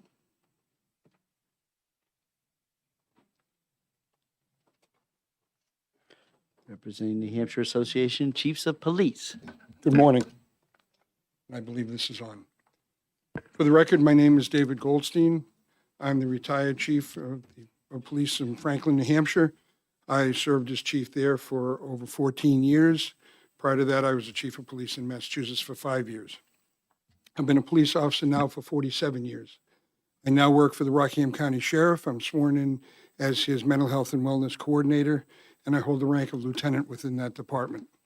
I'm here primarily just to answer perhaps some questions from the chief's point of view. Everything you've heard before me has been eloquent and right on point. And it does my heart well to see that we can actually come together and consider something like the comfort dogs. I have just a few notes, but as I say, I'm more Socratic than anything. I'm here to answer questions and perhaps provide some information. The Comfort Dog program itself, our program in Franklin, was actually the second program in the state. Our dog Miller was the second comfort dog. Certainly the matriarch is behind me, and she set the standard. We followed that. Unfortunately for me, my comfort dog handler was offered a better position in another police department, and that's the way things go, I guess. But we all live with that type of thing. This program, you heard, started a little bit early with a St. Bernard. Actually, the dogs that we met when we began to consider this ran the gamut from a St. Bernard to a Chihuahua. And the thought process was if it had a cold nose and 4 paws, it would work. And it did. It quite frankly did. We all have stories, success stories, many more success stories than failures, certainly. I'm going to share just a couple with you from Franklin. One was a middle school girl who decided to kill herself one day. She jumped out of a second-story window. She didn't die. EMS did an exemplary job, and they got her to the hospital, but she was catatonic at that point in time. She wouldn't interact with anybody. My handler brought Miller to the hospital. They let her into the emergency room examination area, and she opened up completely because she had seen Miller at school. And all of a sudden, the EMS folks were able to do what they needed to do. A second success story was an elderly woman who was suffering from Alzheimer's, who decided during a winter's night to walk away from home, clad in nothing but a house dress. Miller helped find her in a ditch near her home. We brought her to the hospital, and Miller jumped up on the stretcher with her, and everything was fine after that. She had a big smile on her face. These are just some of the success stories that we do have, but there's a lot more to it than that, quite frankly. I've heard the term first responder bandied about. Yes, we're here for the first responders. When I say first responder, I'm talking about everybody that works within our professions. I'm talking about fire, police, EMS, both sworn and non-sworn. So we include our telecommunicators, our dispatchers, our clerks, as well as we have now moved into the emergency department realm, where physicians and nurses can access our services, and we've done that successfully as well. Let's see. If there's any, and I also heard a question of an unfunded mandate. I suppose in a very technical sense, that's true. However, I can tell you that not one penny of Franklin's budget went toward our comfort dog.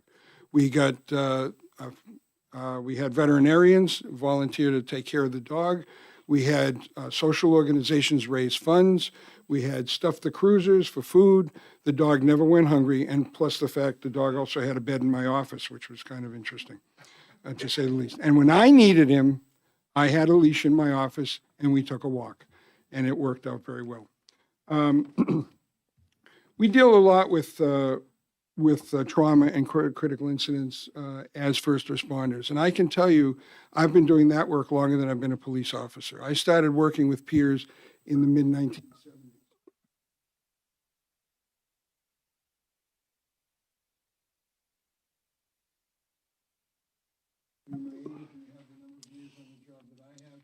You find out that you become more of an historian than anything else. So I think I can speak. Your mic's off. I'm sorry? Your microphone's off. Didn't like me? There you go. Oh. I think I can speak with some degree of authority that the comfort dogs are an overnight sensation in our roles. They are better than community policing. They are better than Officer Phil. They're better than Officer Friendly. They're better than the SROs that we put in our schools. They have opened inroads that we never had before, ever. These dogs are an amazing tool to be used and to be loved and to be cherished. If you sit in on what we call a debrief, a critical incident debrief, you'll see that the dogs have the insight to be able to find who needs them the most. They will walk over to a member of the first responder group and sit down next to them and allow themselves to be petted. And it works. Frankly, ladies and gentlemen, it works. Do I have scientific background for that? Right now, no. It's more observational than anything else. But I am here to tell you, and I put my reputation on the line for this, those dogs are amazing. And it's that simple. But please, I welcome any questions that you might have, and I'm certainly happy to answer them. Thank you. Thank you, Chief. My pleasure. Nice to see you again. Good to see you. Okay, any questions? Okay. Next up, Holly Stevens from NAMI, New Hampshire.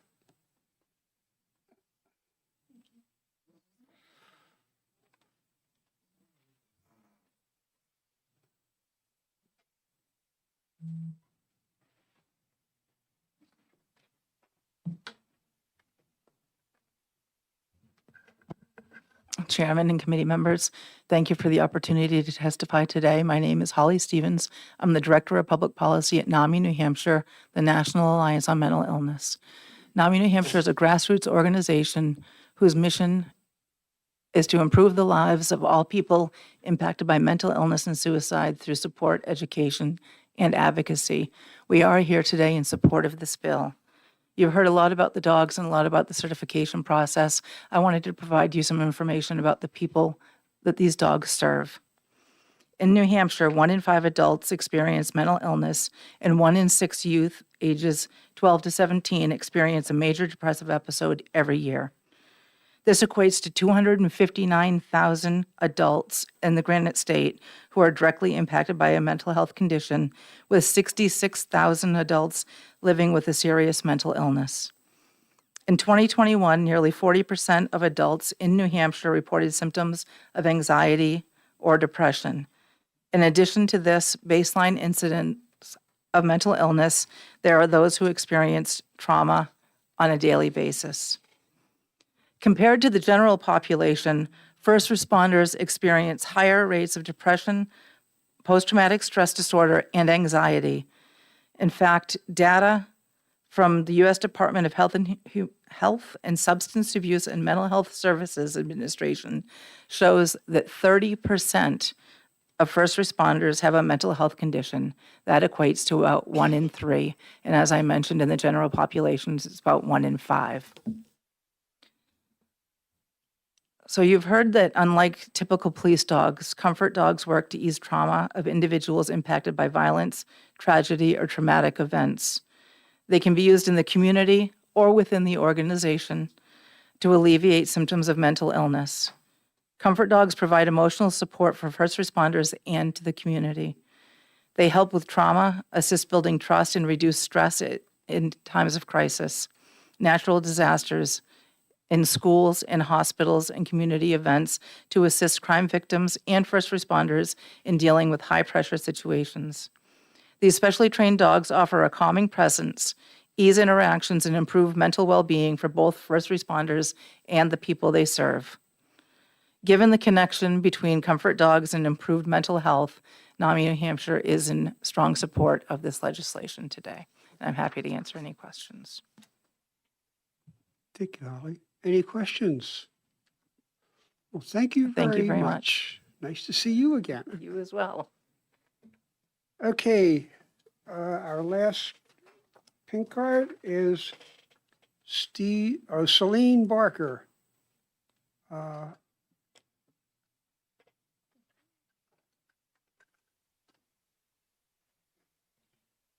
Hello. Seems like I'm the first one in a little while that's not a returning character. This is my first time here. Hi, everybody. I'm the head trainer for Hero Pups, so I will spare you anything that is redundant with what you've heard already. You've heard how wonderful the dogs are. I think so too. There you go. I'm here to testify to bring attention to the care of these dogs while they're performing their duties, because in attempts to accommodate all of the stakeholders throughout the state, setting a standard of care could fall to the wayside, and I want to be on the record about that.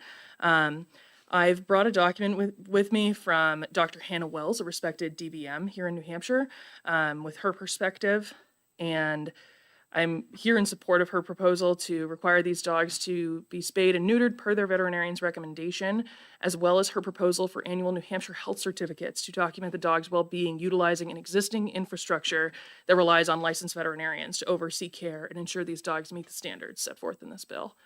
As a dog trainer, and seemingly the only one that will testify today, I also feel it's important to draw attention to another risk of working comfort dogs whose health is compromised by pregnancy, illness, parasites, etc., which boils down to compromised health compromises behavior. A dog's behavior can be greatly impacted by factors that we would think of as only affecting their physical health. Since these dogs are doing valuable work with vulnerable populations, we must ensure that they are in good health to keep their behavior predictable and safe for all involved. A dog experiencing discomfort or pain, etc., are liable to act out in ways that they normally would not, which is why these health and safety matters for the dogs are so important, not just to be taking good care of these dogs for ethical dog reasons, but also it's in everyone's best interest for these dogs to be well cared for and healthy whenever they are on the job. And I also wanted to just circle back to a question that got asked earlier, because this is my area of special interest, I guess, regarding the liability matter.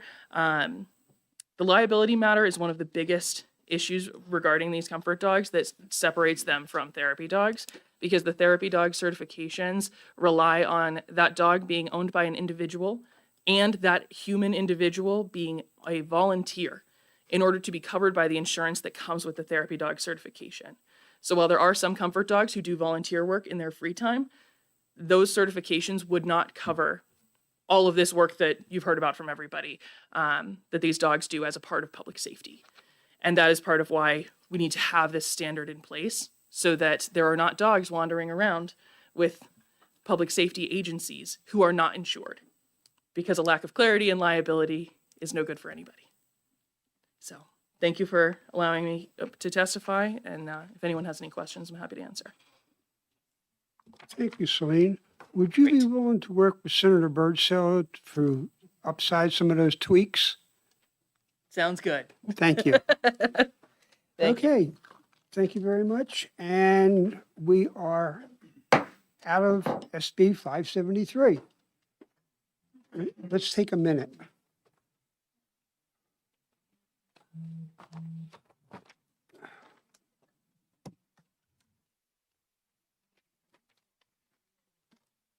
We're definitely going to run late today.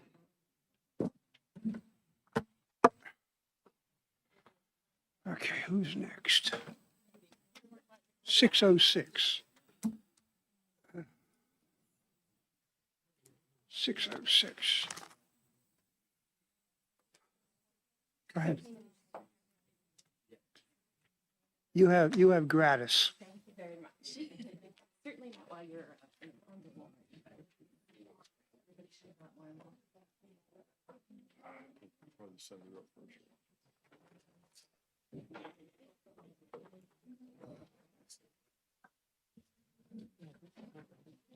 Yeah, we'll do lunch after this. See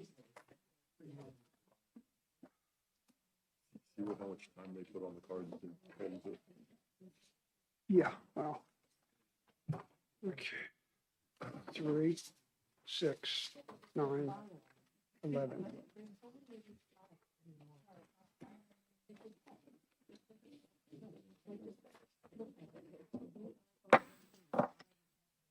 Okay, welcome Senator Birdsell, the prime sponsor. Thank you, Mr. Chair. Thank you, committee. I'm back again. Excuse me. Last time. I hope. For the record, my name's Regina Birdsell, State Senator for District 19, encompassing the towns of Derry, Hampstead, and Windham. I'm the prime sponsor of Senate Bill 606, and this is a bit different from what we've heard in the past. Typically, the biomarker bill came through, and I won't go through the nuances of biomarkers because we all know. But the nuance with this bill is it only pertains to Medicaid because with the testimony the past few years on the biomarker bill has always been we don't have any data. The commercial insurance companies say it's going to increase costs, it's going to increase the premiums. So we discussed it with the Medicaid department at HHS.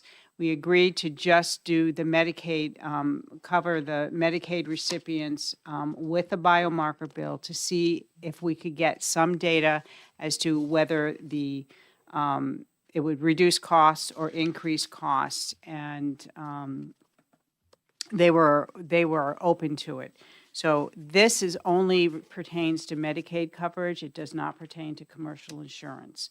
So we know that biomarker testing utilizes the tissue, the blood, and other samples to test for the presence of biomarkers. For instance, if someone's a diabetic and they have cancer, there may be some cancer treatments they can't use because it would impact the diabetes. So that's what the biomarkers would be able to do. So again, this is not for commercial insurance purposes. It's only for Medicaid, and they will be up here to testify on it. So I will take any questions. Thank you. Representative Spear? Oh, I'm sorry.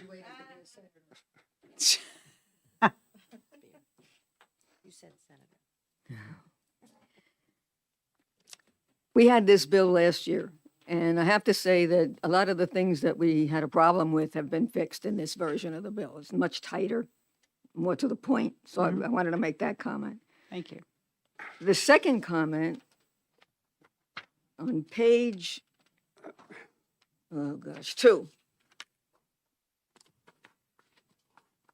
At the top of the page, it says biomarker testing shall be covered by the New Hampshire Medicaid program for beneficiaries when the biomarker test is determined as medically necessary by the New Hampshire Medicaid program.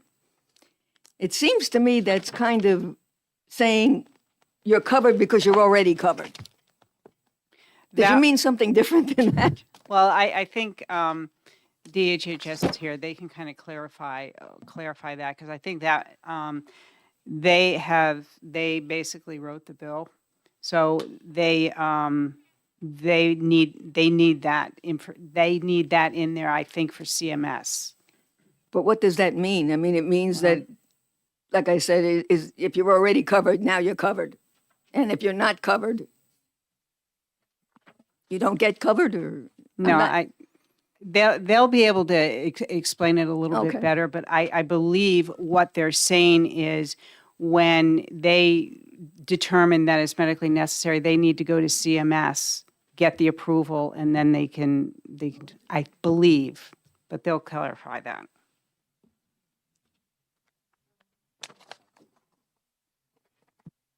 Representative Porcelli? Thank you, Senator, for presenting this. Can you speak about the funding and the cost of these tests and how it would be paid? We just received a fiscal note.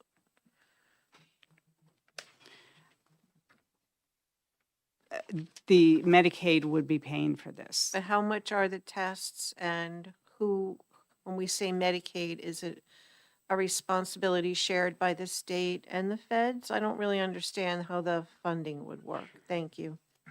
I think DHHS can answer that question. Representative Ammon? Thank you, Senator, for your testimony. Just looking at the fiscal note, there's some nuggets in there.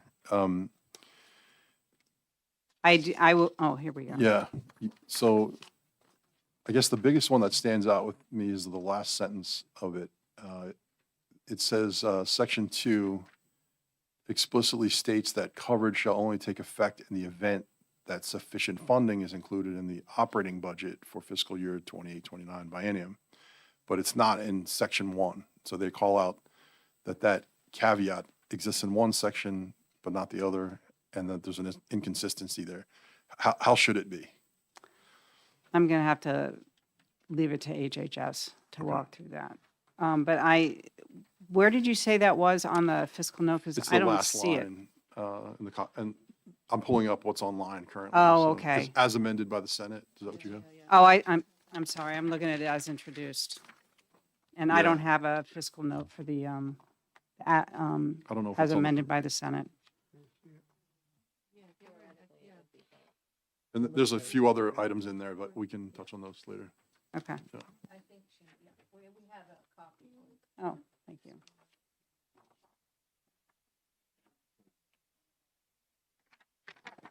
Representative Burrows? Thank you. Thank you for taking my question, Senator. Just confused, the bill said that there's a 14-day prior authorization. My understanding is the current law is 7 days. Am I wrong on that? I don't know. That's something that, we may want to look at to make sure that they're not conflicting. Thank you. Thank you. Representative Treasure? So I just want to understand, so why we're restricting this bill only to Medicaid coverage and not by Medicare and private insurance? Can you? Well, Medicare is a federal program. We don't have any say in that.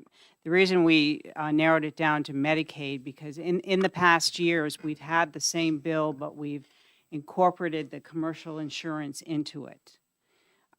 They've always come back and said, it's too expensive, we're going to have to increase the premiums, even though we have heard that it would actually kind of cut costs in the long run because you'll get diagnosed much earlier.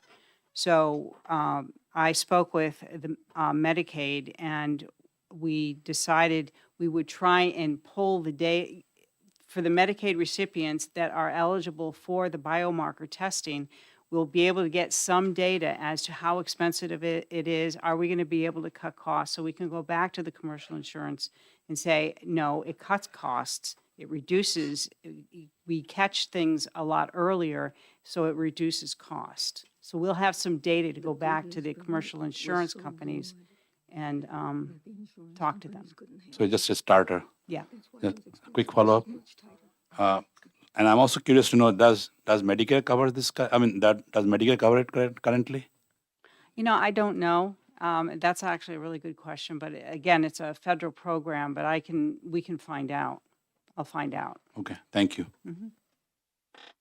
Okay, thank you. Any more questions? Thank you, Senator. Next on the list is Dr. Jonathan Ballard from DHHS.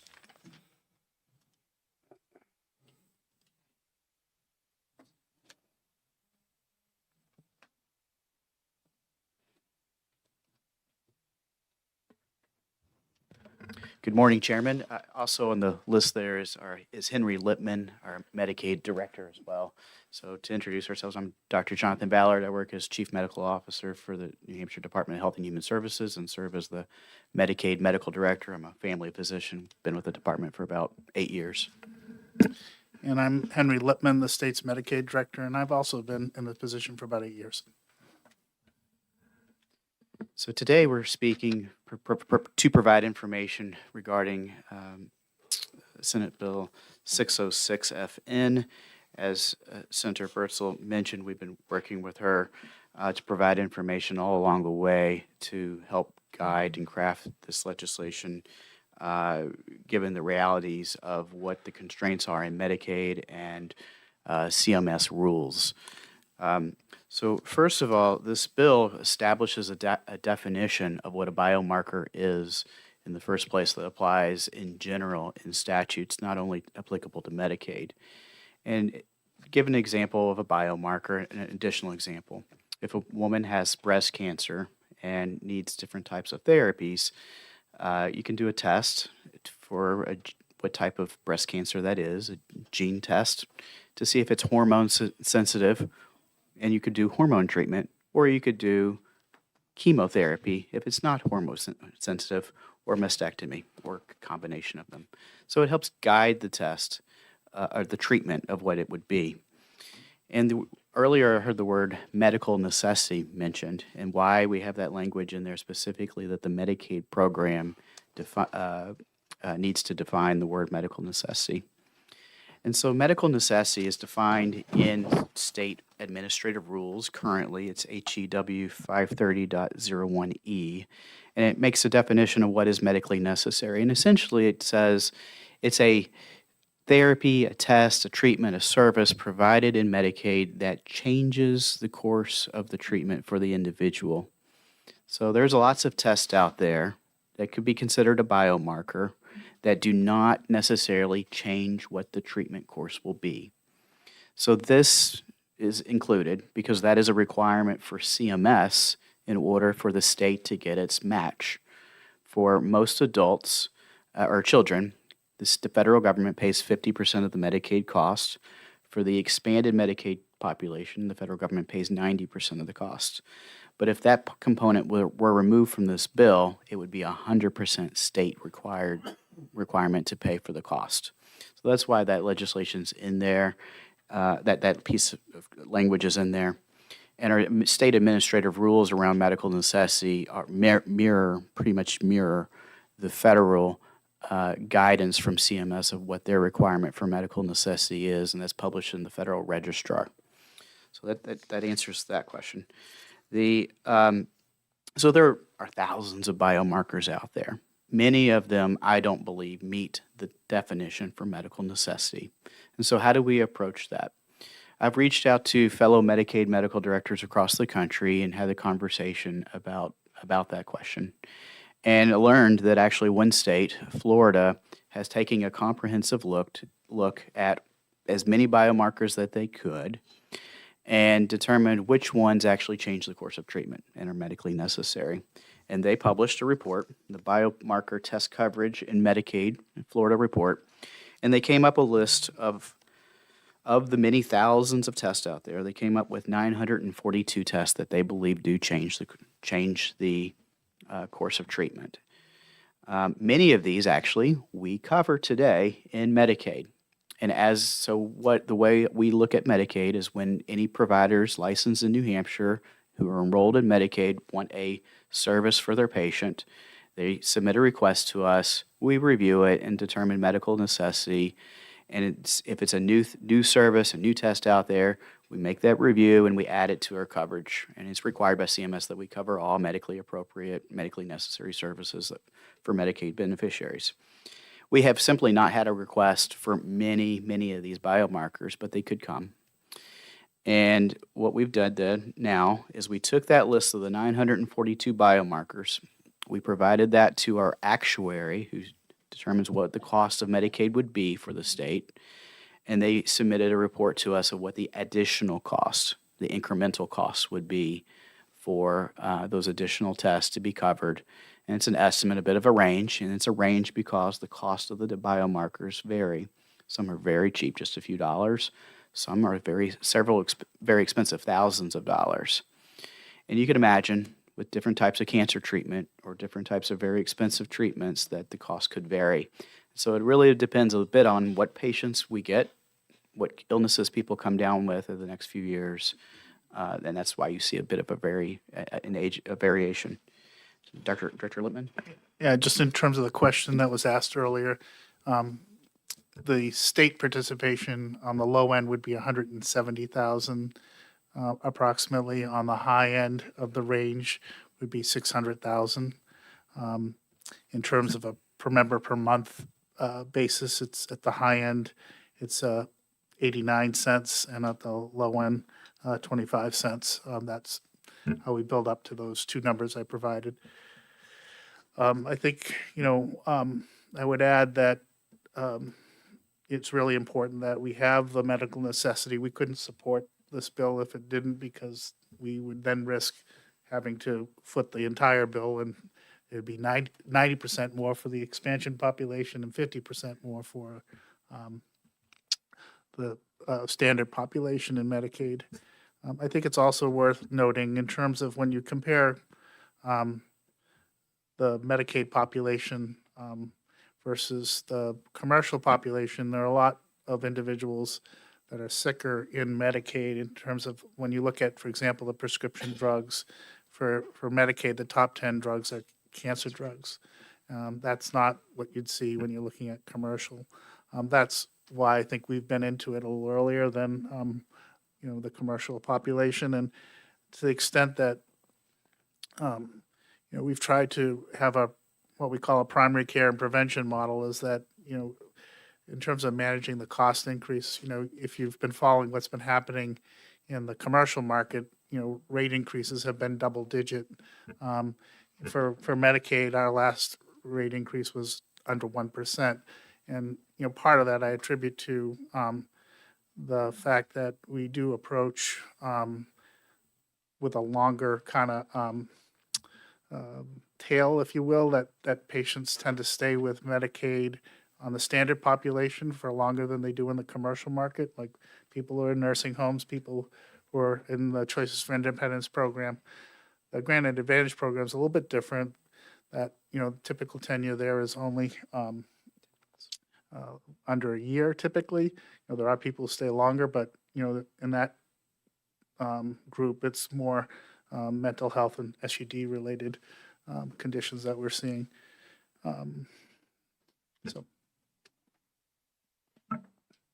Okay, any questions? Yeah. Representative Tracy. You mentioned in your testimony that there are some biomarkers which might not be medically necessary and some could. Now, who is going to determine that what's medically necessary and not medically necessary and others not? And also, who is going to maintain that list?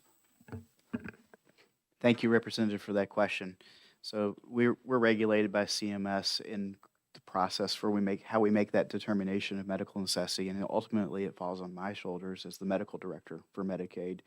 But there's an appeal process. If there's ever a service or a test that anybody in New Hampshire wants that's not a part of this first set of approved biomarkers that pass the muster for medical necessity, they can always request individually. The providers can request that to be covered by Medicaid, and we'll take an individual look at that individual patient's situation, the test, new tests come along all the time, new treatments come along all the time. It's a continuous process that we do in Medicaid to be good stewards of New Hampshire taxpayers' dollars, to pay for what the beneficiaries are entitled to by law.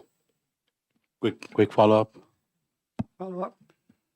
So does the doctors who are treating the patients, do they have any say on that, or do they make any decision regarding what's necessary or not necessary? Absolutely. So they would be the ones who submit the request for coverage and payment under New Hampshire Medicaid. We get a lot of requests, though, from medical providers for services that are not medically necessary. That's the whole idea why New Hampshire and all states have a prior authorization process And there are denials frequently for services that don't make a difference medically for patients one way or the other and are denied. Thank you. Representative Mills? Thank you. Thank you, Mr. Chair. Thank you for taking my question.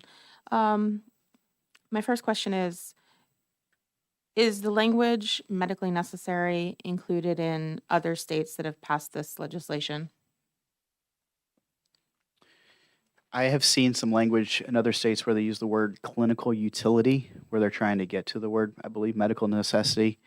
I've heard from medical directors from other states who are extremely concerned with their state budgets who did not, in their Medicaid budgets, because that word medical necessity was not included. And there's a perception from providers and lab companies that make these tests that their tests are by law in those states required to be covered. And so that's why we specifically have that language in our statutes. If you don't include that and you leave it without it in there, my interpretation would be, and after speaking with our attorneys, is that there could be an interpretation that the state Medicaid program would have to cover it and CMS would not provide the match and the state budget would have to pay for 100%. Okay. Follow up? Follow up? And just along the lines of cost associations, is it true that many of these diagnoses take a year or more to determine the treatment plan? And if biomarker testing was covered, we would be able to eliminate those long periods of investigation and get to a diagnosis and treatment sooner, which would likely reduce the costs overall for this particular member? Representative, thank you so much for that question. I think that you're getting to the very heart of why biomarkers are something that should be covered in many situations.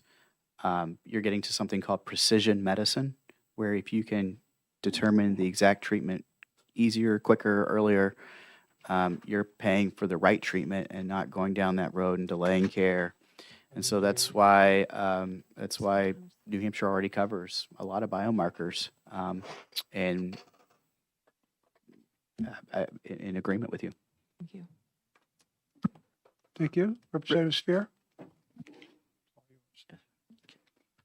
Thank you. I had asked this question before, so maybe you can give me an answer. It says biomarker testing shall be covered by the New Hampshire Medicaid program for beneficiaries when the biomarker test is determined as medically necessary by the New Hampshire Medicaid program. So the question is, you're covering it, but you're covering it? What do you say? Thank you very much for that question. So it says we're covering it, but we're going to ensure the test that we're covering is medically necessary for that individual. It's not the medically necessary part, it's the program for necessary by New Hampshire Medicaid program that I'm wondering about. I think what we're getting at is this distinction between determined medically necessary by the ordering provider versus the actual Medicaid program making the determination. Because CMS requires the Medicaid program to make that determination, not the individual provider who's ordering the test or treating the patient. Representative Hammond? Thank you, Mr. Chair. I guess real brief first question, then I have a follow-up is, are you taking a position on this bill? I think officially we are providing information all along. We're providing testimony, So information only. my follow-up question is, the fiscal note was written by DHHS, right? I think the fiscal note was written by the legislature. I can address that. It says contacted Department of Health and Human Services. That's the fiscal note. So I have some questions about the fiscal note because this information came from your department. The last paragraph, I mean, the first paragraph talks about the state's on the hook for $600,000 a year if this bill goes through. But the last paragraph talks about duplication in sections. Do you have it in front of you? I do. I think there's sort of two things here. I think And then it talks about section 2 explicitly states that coverage shall take effect if there's sufficient funding, but there's no explicit statement in section 1. So I'm just reading what your fiscal note says. Sure. Our Medicaid Legal Counsel heard that question earlier, that last one, which is in, I think, section on line 16 and 17 on page 3 of the bill, I think is that the structure of it being in only this section was an okay way for it to be structured, even though it's not in section 1, to provide the basic issue, which is the range of funding is 170,000 on the low end to 600,000 on the high end.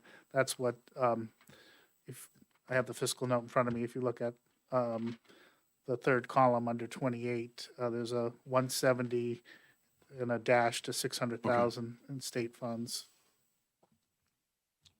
But the contingency, the last sentence, if you Yes. could, should that section be in both parts of the bill, or is that?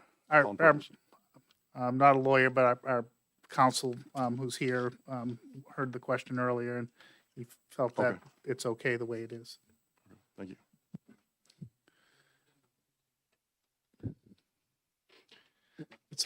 Okay. Everybody all right? Thank you very much. Nice to see you, Hank. Thank you. Nice to see you as well.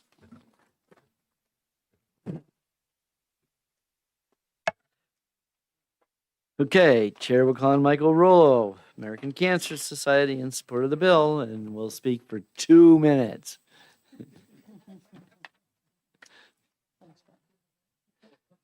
It's a-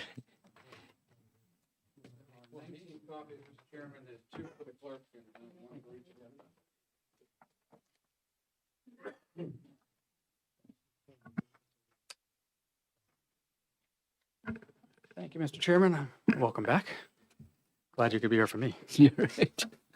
For the record, Mike Rollo, the Government Relations Director for the American Cancer Society here in New Hampshire. We are in support of Senate Bill 606. We would like to see a few changes potentially, but we'd be happy to work in the subcommittee. One of them may have actually already been answered by the Medicaid director. But on behalf of ACS-CAN, I want to thank you for the opportunity to submit the following testimony on Senate Bill 606. Timely access to guideline-indicated comprehensive biomarker testing will enable more patients to access the most effective treatments for their disease and can potentially help achieve the triple aim of healthcare: better health outcomes, improve quality of life, and reduce costs. The goal of this legislation is to ensure that Granite Staters covered by Medicaid have coverage for biomarker testing when medically appropriate. Progress in improving cancer outcomes increasingly involves the use of precision medicine, which you heard about previously, which uses information about one's own genes or proteins to prevent, diagnose, or treat diseases like cancer. Biomarker testing analyzes tissue, blood, or other biospecimens to identify mutations that may impact treatment decisions. This testing is an important step to accessing precision medicine, which includes targeted therapies that can lead to improved survivorship and better quality of life for cancer patients. But not all communities are benefiting from the latest advancements in biomarker testing and precision medicine. People in rural communities and those receiving care in non-academic centers are less likely to receive biomarker testing, which is one of the reasons why we're bringing this forward. Jumping around a bit so we don't have to cover, I don't want to cover the same things that the medical director and the state director just covered, but I do want to be clear that biomarker testing is not indicated or appropriate for all patients, not even for all cancer patients, where biomarker testing is often utilized. We are not advocating for universal coverage of biomarker testing. Rather, this legislation is tied to rigorous sources of medical and scientific evidence that guide who should receive this testing. Examples of, I do have examples of New Hampshire patients that have had their decisions to forego unnecessary care, like chemotherapy and radiation or invasive surgeries, have been determined by the use of biomarker testing. So what does that mean? That means that they are not wasting time trying to determine what is the best course of action, which you just heard previously. Representative Miles actually brought this up. So they're not losing time, and we're not wasting resources. So, for instance, one of my volunteers has melanoma. She's a melanoma survivor, and because of a biomarker test, she was able to avoid a very invasive and very expensive surgery. which helps the system. Now, to be fair, that was under commercial. This is only under Medicaid, but it would hold true for a Medicaid recipient as well. Now, we do have some issues with the bill as it was amended in the Senate, and we raised that in the Senate, and that was around linking clinical utility to the evidence and criteria. We have some concerns there. We felt like the legislation that were brought forward covered that, as well as allowing the treating provider to determine whether something is medically necessary or not. I think you just heard from Dr. Ballard as to why they would object to that, and we'd be happy to continue to work with the department on that in this committee. As to the sufficient funding language that's in there, I think that's probably a conversation we'd love to have with Division 3 of the Finance Committee, but we'd always be happy to talk to Representative Amon about it as well. But I know that's what Division 3 specializes in Medicaid. So this is where this would be going next, is my understanding, just like it did in the Senate. And with that, I'm happy to answer any questions that you may have. We see biomarker testing as a game changer, really, for cancer patients. It opens avenues to new therapies, or not. You may find out that you're not a candidate for a new therapy. You are a candidate for a traditional chemotherapy, or you're a candidate only for a surgery. But we find out earlier in the process, so we're not wasting time or resources. And for that reason, we would be in support of Senate Bill 606. And I thank you for your time. I know that was more than 2 minutes. I'm sorry. I tried. Representative Ammon has a question. Happy to. Mr. Chair. And I would like to state that it's perfectly under the Commerce Committee's purview to look at the fiscal note and look at. Oh, I'm not arguing with that, sir. I'm just saying we'd love to continue the conversation in the next committee. That's all. Question for you, maybe this is for the department.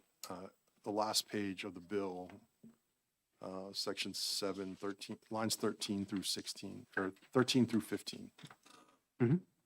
Could you, if you know, and maybe the department could explain, how does that waiver, the Department of Health and Human Services shall submit to the Centers for Medicare and Medicaid Services any amendment to the state Medicaid plan required to provide coverage for the biomarker testing in accordance with the section. So it sounds like they're asking for a waiver or asking for this to be added to the list. Do you know how that process works, and what happens if we're denied? What's the effect on this bill if that's? I have a very rudimentary understanding of how the waiver process works. I think it might be best for the department, but my reading of this is any amendment that that may be required. I don't know if it's necessary that they have to submit, shall submit any amendments. My interpretation would be if required, but again, I don't want to speak for the department. My experience is that if we're willing to pay our portion, then CMS is. Yeah, in. right, but I don't want to speak for the department. Did I get that right, Henry? I will say that we have now passed this legislation. If you look at the packet that I put together for you, actually the very last page, if you flip it over, you'll see the brightly colored map. 23 states have passed either a comprehensive bill, so that's commercial insurance and Medicaid, or a combination thereof. At least 19 states have a covered Medicaid as well. So there's so some states only do Medicaid, and some states start that way. Like Connecticut started with Medicaid, and then they went to commercial. I think for some of the same reasons that Senator Birdsall illustrated it during her testimony. So. Okay, thank you very much. Thank you, sir. Jenny Horgan, representing Alzheimer's.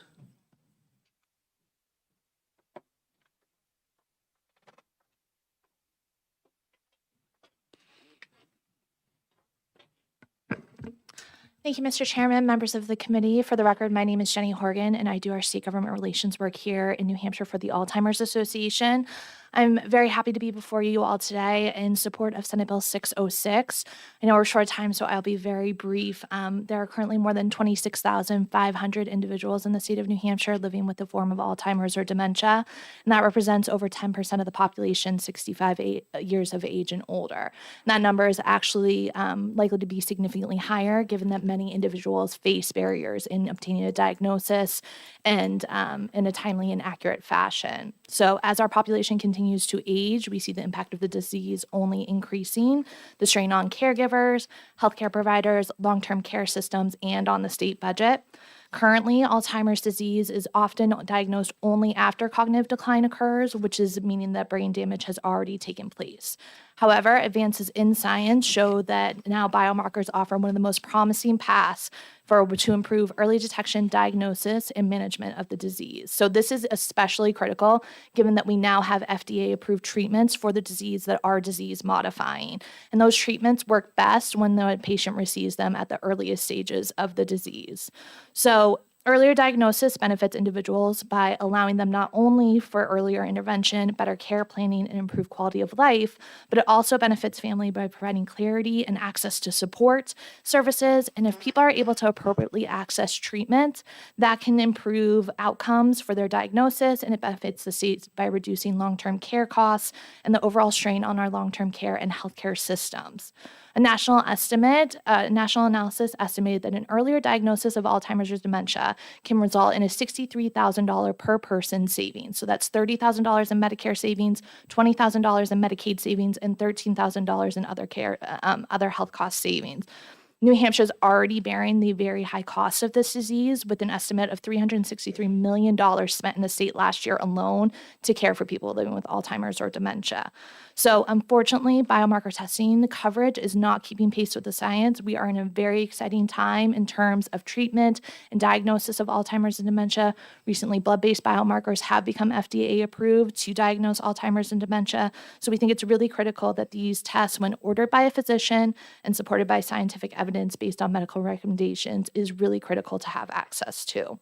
So without a diagnosis, without coverage of this testing, as Representative Miles pointed out, a person living with Alzheimer's dementia can wait 2 years to get a diagnosis, where, again, you're experiencing significant brain damage and loss of time. And that time is so critical for people who are faced with disease. Time to plan, time to access treatment if it's appropriate, and time to decide how they want to spend the rest of their lives.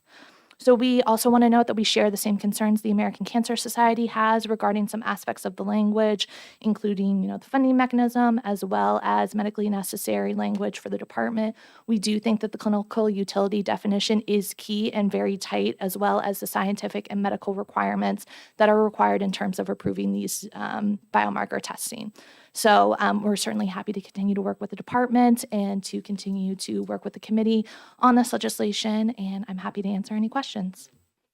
Representative Burrows. Thanks for taking my question. I'm curious to know, okay, I'm going to give you myself as an example. My mom had Alzheimer's. I I'm so don't think sorry. I have signs of real cognitive decline. Other Sure. people, we don't know about other people in the committee may feel differently.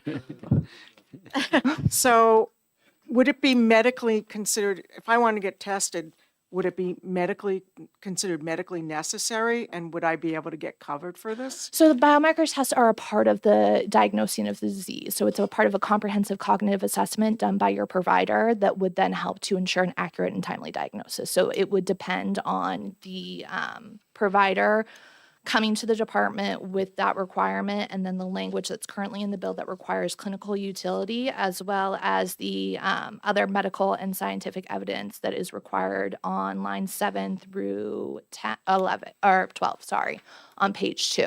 So there are strong limitations that if you were just to come in and say, I want a biomarker test, that's not what we're looking for, and that's certainly not what we're advocating for. It's not effective medicine. It's not effective use of state funds. So it would have to meet those criteria in the bill in order to improve diagnosis, treatment, and care management. Thank you. Okay. Okay. Thank you very much. Thank you. Kathy Harvard from also Alzheimer's Association.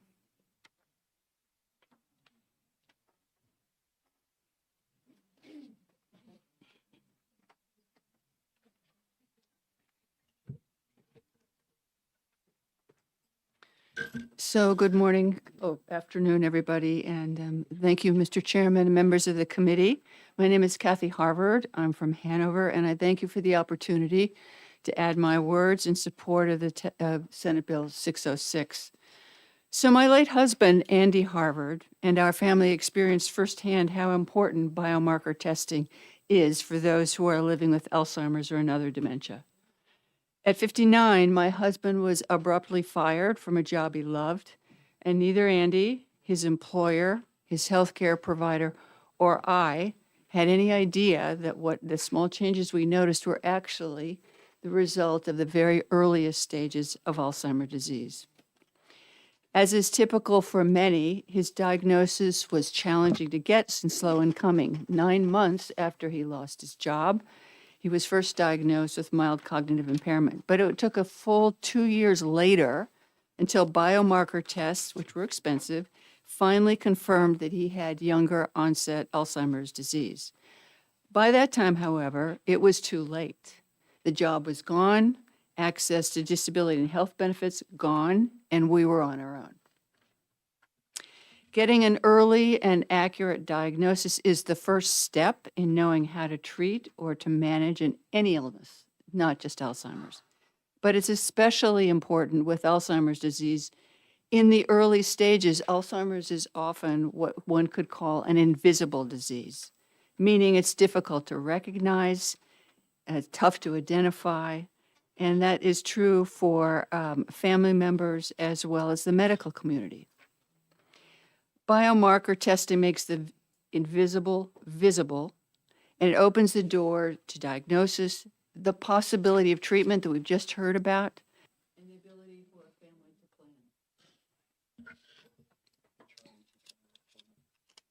plan. There have been remarkable scientific and medical advances in recent years, and we do now have FDA-approved tools that can aid in diagnosis of people with symptoms of Alzheimer's and dementia. And just in the past 12 months alone, we've had incredible progress with blood-based biomarker testing, which is both going to be inexpensive, readily available, and something that even in the most remote locations could be implemented through a primary healthcare facility. These will increase access to early detection and diagnosis. For someone with Alzheimer's, receiving an early diagnosis, as Jenny mentioned, can give families the ability to plan the difficult and long road ahead, but it also offers the possibility for medical treatment to slow disease progression. Today, the wait for testing is long, about 2 years. The cost for many is overwhelming, and the clock is already ticking for those who might benefit from treatments that are only available at the earliest stages of the disease. The window could close if they are not diagnosed early. Today, there are more than 26,500 New Hampshire families who are actually diagnosed with Alzheimer's or another dementia, and there are many, many more who have not received a diagnosis. Access to early and accurate diagnosis through biomarker testing is the first step to better care and support for the possibility of treatment, and frankly, just better for our healthcare system. Senate Bill 606 would help ensure financial barriers to biomarker testing are removed and critical diagnostic tools are available and accessible to many who need them. Thank you for your support. Okay, thank you. One card left, John Zima.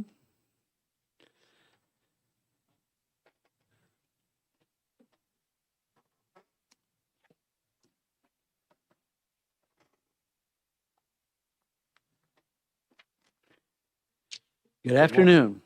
Good afternoon. I was going to say good morning, but it is afternoon. Thank you for taking the time to listen to our testimonies. Mine is a little bit shorter than others that have been up here, and I'm not as eloquent as most of the folks that have been up here or as knowledgeable as many. But my story is very similar in a lot of ways, and I support this Bill 606. My wife died about 3 years ago. She had Alzheimer's. She was diagnosed 3 years prior to that, and I remember it like it was yesterday. We got our diagnosis, it was January 19th, 2020. It happened to be our anniversary. My wife didn't remember the date, and when she was reminded of the date, she didn't remember the event. Obviously, at that point, the disease had progressed tremendously. The days before that were actually very troubling and took about 4.5 years. And that's really what I want to focus on. It's not from the diagnosis forward, because those are very troubling times for anybody that has gone through this. But the 4.5 years prior to that, and you've heard testimony where people say it's normally about 2 years from a diagnosis. And in my case, my wife said she didn't feel well. She felt like something was wrong. She was experiencing anxiety. She had sleepless nights. Those were just some of the symptoms that were there. Her memory was fine at that particular point. Many of the specifics were handled by her at that particular point because we just thought it was something that was going to be fixed. She went to her PCP, and her primary care said, well, maybe it's an adjustment in medication. So we tried an adjustment in medication. She ended up going to a second PCP, female doctor, which she felt a little bit more comfortable in speaking with her. We tried something a little bit different from that at that point. She ended up going to a gynecologist, a rheumatologist. We took it to a psychiatrist, a geriatrician, and finally a neurologist. That whole process took 4.5 years to get there. In between that process, I was forced to retire. I wouldn't say forced. I retired at that point because my wife had gotten to the point where trying to manage all this was just impossible for her to do. She needed me to do that, which is quite unusual for her if you knew my wife, because she was the medical person around, and I was not, all right? But through those 4.5 years, we experienced tremendous highs and lows. We would go to one doctor and give us hope, and then would turn around a few days later and find out that we were completely disappointed. Would end up trying something else, going to a different doctor, trying a different prognosis. But the point is, it took 4.5 years before we finally got to a neurologist where we made the diagnosis of Alzheimer's. Would biomarker testing make a difference for my wife? I honestly can't say that it would. This was 10 years ago. A lot has changed in the last 10 years. The medical advances over the last few years have just been tremendous as far as Alzheimer's goes. So maybe it would make a difference, maybe it wouldn't make a difference. I honestly can't say that. But I can tell you that 4.5 years of the ups and downs, of the highs and the lows, and the yeses and nos, it was debilitating for both my wife, myself, and our family.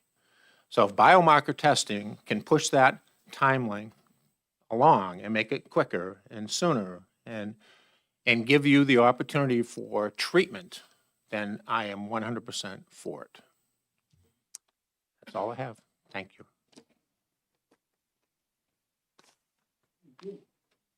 Having no more cards, I will close the public hearing. And let's meet back here at 1:30.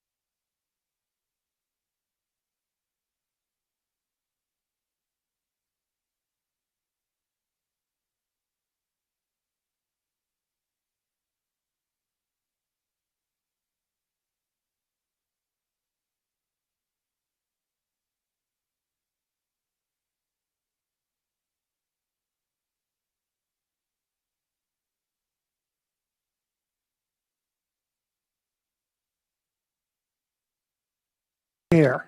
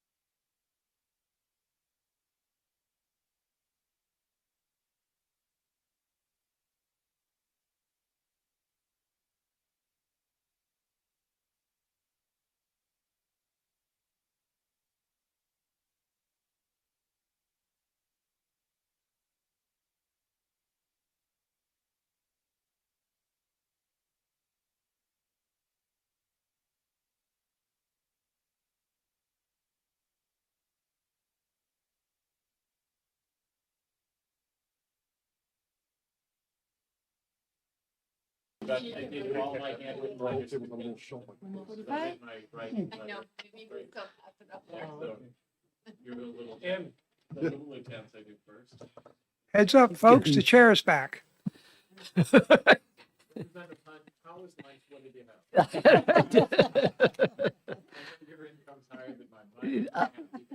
Happy meal. No, I will. So, all right, we'll open up the public hearing on Senate Bill 408 and hear from the prime sponsor. Thank you, And I Representative see Hunt. you have a fellow senator.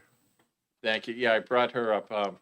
She has the brains. I don't know what I add to the conversation, but I do try. I am Senator Bill Gannon from District 23, also known as the wine country of New Hampshire. So come visit us. There's bus tours from place to place. It's just like the movie Sideways, but it's in New Hampshire. You have Merlot. For those of you who are moviegoers. Okay, 132. We didn't make it down to you last year, Representative Hunt. My tacticians decided to not send it to you. It got tied up in finance, and then you found it in the budget on the last day, if you remember. Yes. And you decided to remove it, much to my chagrin, but that's okay. We're here today to start afresh. So it went in the Senate 24-0, passed. Nobody had any objections, so that's always fun. And today I bring before you this legislation. So I probably never would have brought this legislation, but I myself lost a leg. And so then I got into a whole new world and met new people and found out their problems that they have. So got some lemons, made some lemonade, or I'm trying to at the moment. A couple of years ago, 3 years ago, you passed similar legislation, but it was for children 18 and under. I don't remember what you voted out of, but you did pass it in the end. So today I am looking for everyone to have so I like to jog, or I used to. There are people behind me who would laugh at that because I was a good runner in college at St. Anselm. I was a marathon runner, but something happened along the way, Representative Walsh, and I've slowed down. But I would love to, and it would behoove me too. I try to walk 3 miles 3 or 4 times a week, and I would love to jog. And again, I ran marathons. I was captain at St. A's. That was my favorite thing to do in the whole world. And then I spent other time doing too much law, too many things like this, and I did get somewhat out of shape. So if I could just get back, but it'd be about $12,000 to $14,000 anyways for me to get a blade type prosthetic. And I have 4 kids who want to go to colleges much better than I ever could have attended. And I want to spend the money on that. So I don't have the personal funds. A lot of people don't have the funds to get an extra limb. So what we did 3 years ago for the younger children, 18 and under, was saying, we want them to be able to play baseball. We want them to be able to jog. It's going to benefit us and them. It's going to benefit them so they can learn leadership qualities in the field. They can just be one of the kids playing softball, baseball, whatever they want to do. For us, it's good in the fact that every New Hampshire resident who's healthy is going to be a decrease in healthcare costs. The heavier someone is, the more they're going to be spending on diabetic problems. Then they could lose a leg, they'll get an infection, and it's going to cost hundreds of thousands. So the better health we keep everyone for their heart, their lungs, having an added limb is what we're after here to do a sports-related activity. It would be 1 every 5 years, and again, the healthcare costs, the diabetes, heart, it's a benefit dollar-wise. Anyone from an insurance company would feel differently if they weighted dollar for dollar what you're going to spend over the course of someone's life to have them in shape versus not in shape. It's going to be a cost savings. Plus, their quality of life is important to us all. A happier, healthy workforce, they could do anything that any of us could do. And we want them to have that quality of life. Just like the 18-year-old kids, it doesn't stop when you're 18. We had a young girl, I don't know if she could come today. She is from Hanover, and I don't believe she's behind me. She's not. She's not. So you haven't met her. She was missing an arm, and she testified a couple of years back, and maybe again in the Senate this year after I'd left. And so she is the most incredible young woman. And so she does face climbing. She does kayaking. She does 3 sports at school. an amazing girl. And so she realized, but for the, I think it's the Shriners who have been paying for her artificial arms, and all the way through since she's been young, it's going to stop at 18. Her desire to do physical activities doesn't stop. She is not going to be able to afford that arm for kayaking, and she's not going to be able to play basketball anymore. Everything's going to stop unless she's lucky enough to play a college sport, or her parents happen to be, fortunately, whether they are or they're not, I'm not sure, but she would not be able to get or do any of these activities. So she's going to then lead a more sedentary lifestyle, not going to be good for her health, going to raise the health of insurance. I hope they're long-sighted behind me and can see the benefit of having an individual in shape, so you're not paying for their heart problems, their every type of physical problem that they have, that I probably have half of them already. So I want you to help, and it's probably going to be about 100 or so. At the beginning, the initial outlay will be higher because no one's been able to get these limbs. So if you're 30 years old, you're more apt to. The demand will taper off after a while, and as you get older, you're probably not. When I hit 75, I probably won't have the desire to go jogging so much. But maybe I'll be fortunate to be in your health, Representative Hunt, and I will desire to do all these activities long into my 80s. I'm pre-diabetic too. I'm diabetic now. I'm all those Okay. horrible things. Anyways, so we're just looking for quality of life for these people so they can live just like you and I do.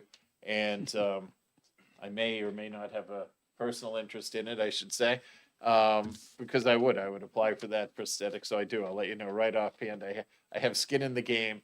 And I wanted to say I have a leg in the game or a leg up, but I decided not to go that route. So again, I think this is the best way you can tell this is a really good bill is I'm with Senator Prentice. She has done, over the course of the last decade, we have done things for aging.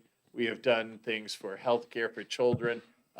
Ambulances. Ambulances, safety in schools. So, right, a couple weeks ago, there was someone saved because there was a thing to heart their start. I had a bill that was a system of care for student athletes because we had problems. I had a daughter who tore her Achilles, and they were trying to have her walk it off. So we wanted to have a uniform system of care so our athletes were properly treated. Senator Prentice added on to have a defibrillator at site. And one, I think it was in your district. In my district. About 2 weeks ago, someone senior dropped and had a heart attack. Without Sue's defibrillator, they'd be dead. So when I come up here with Senator Prentice, it's because it's a good bill. It's not at all partisan. It's for the best interests of New Hampshire. Senator Prentice, what do you have to say? Thank you, Senator Gannon. So I'll wrap as briefly as I can, and I always appreciate the opportunity to work with Senator Gannon. For the record, my name is Sue Prentice. I'm a state senator from District 5, representing 15 communities, largely of the Upper Valley, a little bit of Sullivan County, and one beautiful community, the town of New London in Merrimack County. By way of background, I'm a paramedic, but in my full-time work, I'm the executive director of a group called the American Trauma Society. We support trauma systems of care, and that is how I started working on limb loss-related initiatives, one in this nation. We have some representatives from this here today, and some you might recognize from when we did this for children. It's called So Everybody Can Move, and what we know is that limb loss can be caused because of trauma.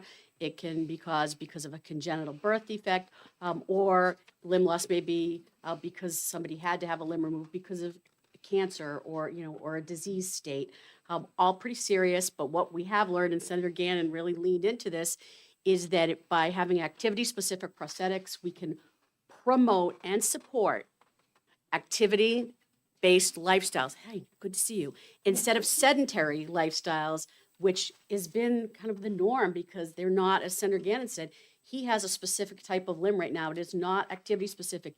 He could not maybe walk more than a mile without having great difficulty. So if we can move away from sedentary lifestyles, we can work at dropping chronic disease states, and that's where we want to go. So I'm going to lean in there and talk about a couple of things. And one thing I do want to point out, besides the collaboration that Senator Gannon and I have shared on this, is that we, between doing this with the children and then our first pass at this last year, and now we're back, is that have shared mostly a collaborative voice with the health plans. I can't take a position for them, but they have been very good exchanging information and trying to make this the best policy that it can be. So I won't speak for them, but I've really appreciated the way we've been able to work together.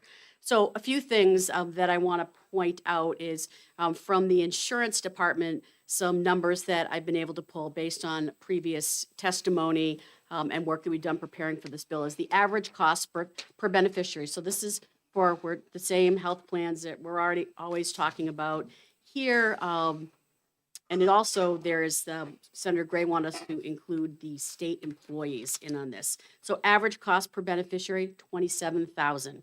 We know the eligible population is less than 20. It's about 19,800 residents in the state are currently living with limb loss. We're not saying that all of them will take advantage of this, but that is the current population.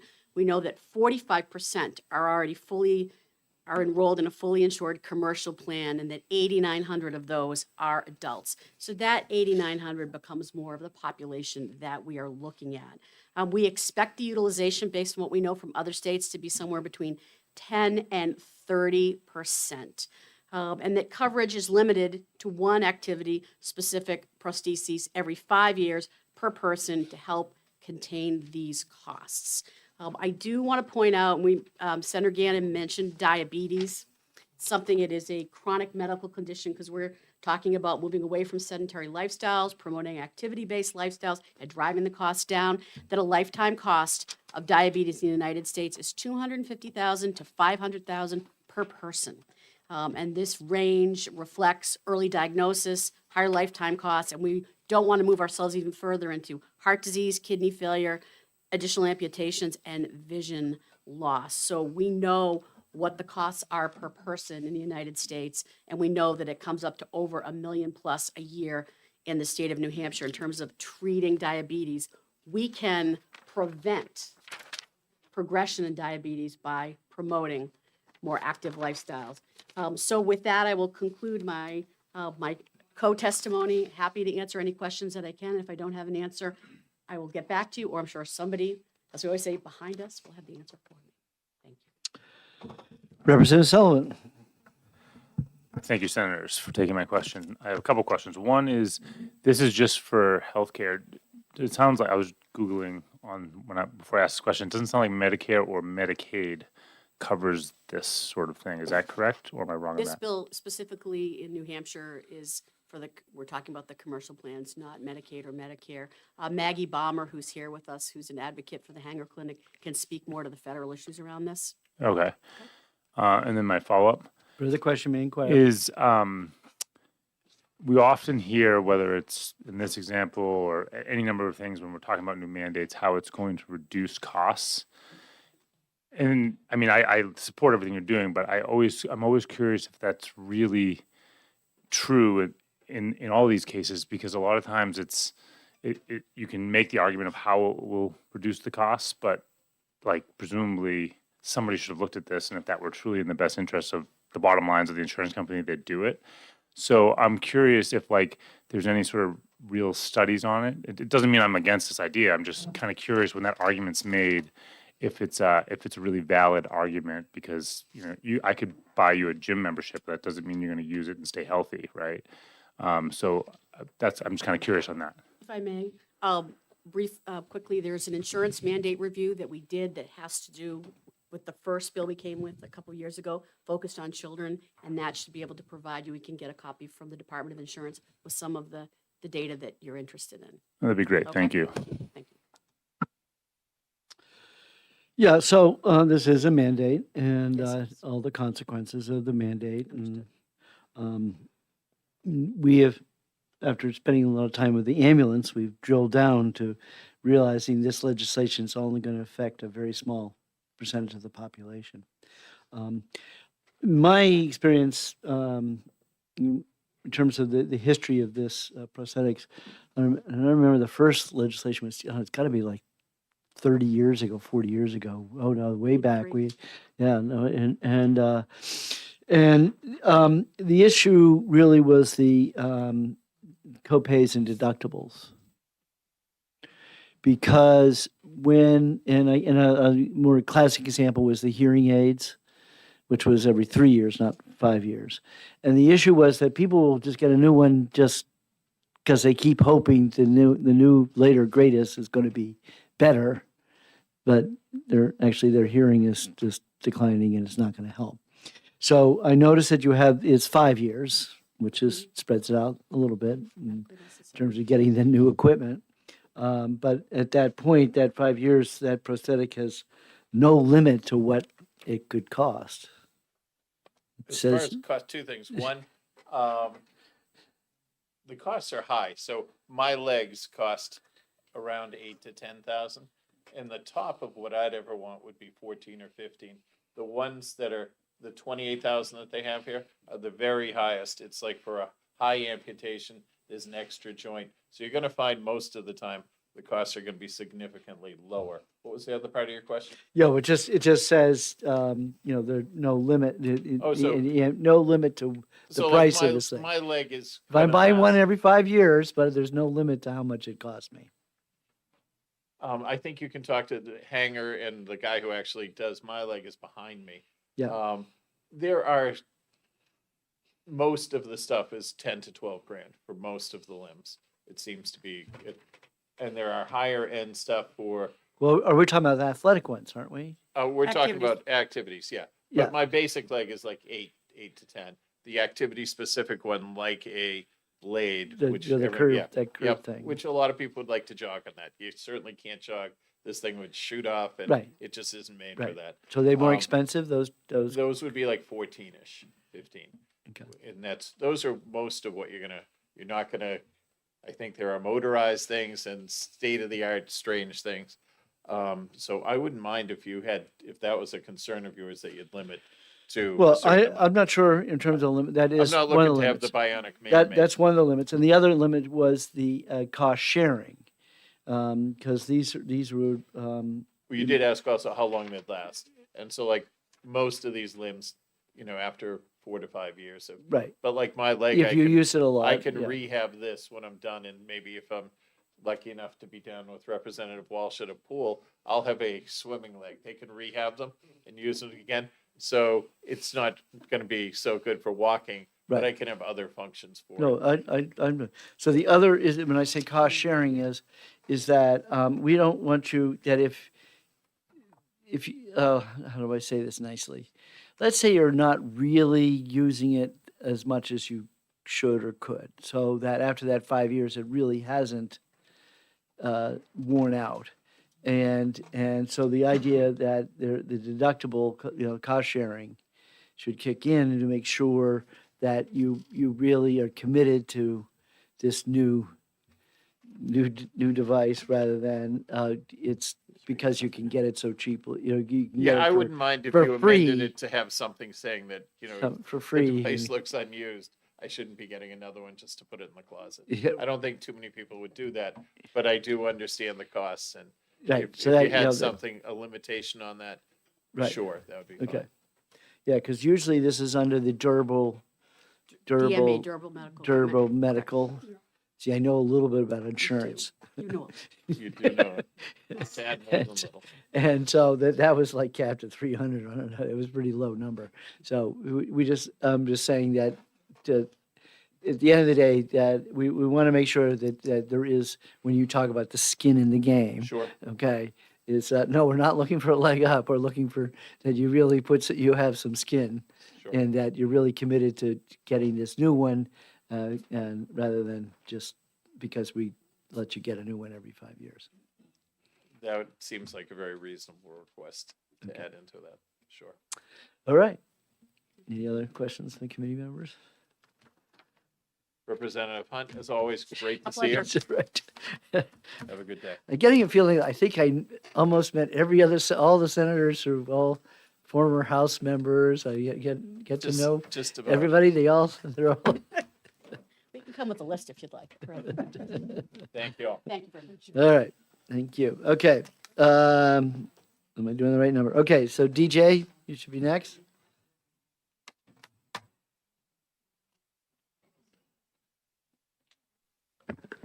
Thank you, Mr. Chairman, members of the committee.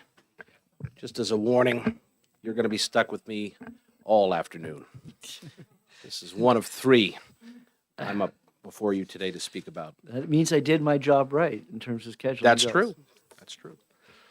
So, Mr. Chairman, members of the committee, again, for the record, DJ Betancourt, I have the pleasure of serving as the Commissioner of the New Hampshire Insurance Department. I am here this afternoon in support of this legislation. Full stop.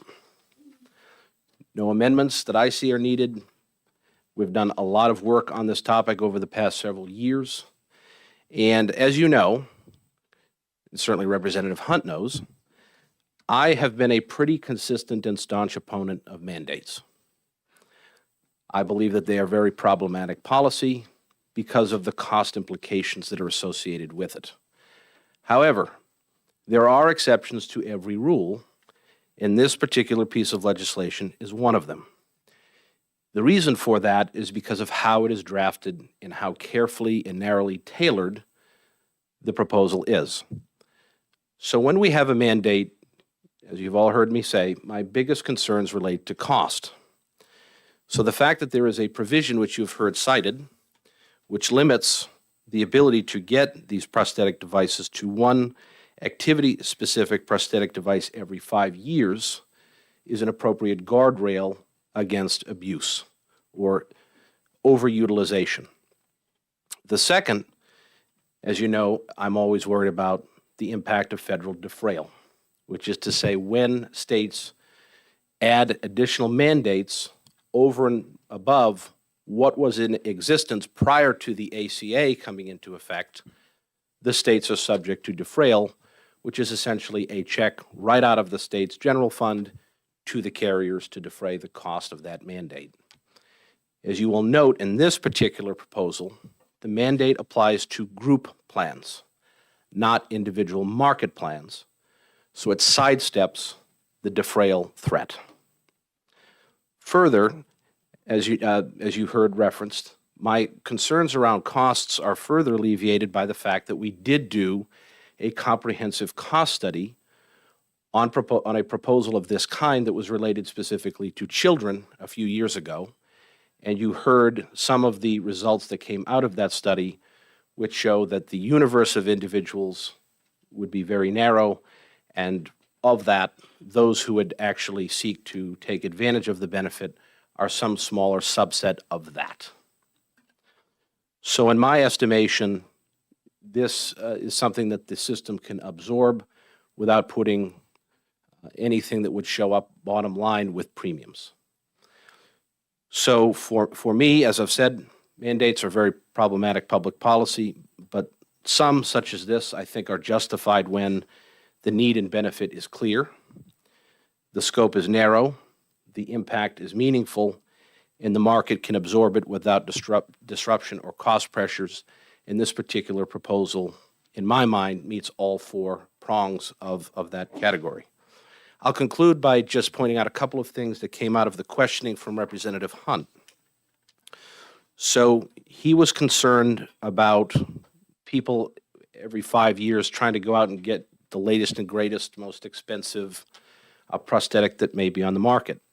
It's important to note the safeguard that's in the bill, and I'm looking at the amendment, so I'm not sure exactly what line that corresponds to in the proposal that you have before you.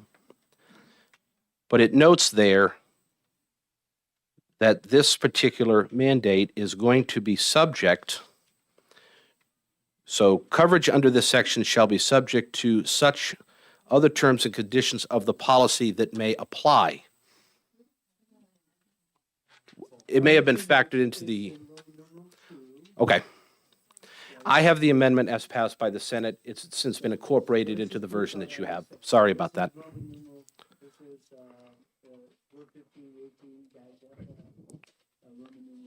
Thank you, Mr. Chairman. So as I said, that particular section reads, coverage under this section shall be subject to such other terms and conditions of the policy that may apply. So if there are policies and conditions in that plan that speak to that or hem that in, those will still apply.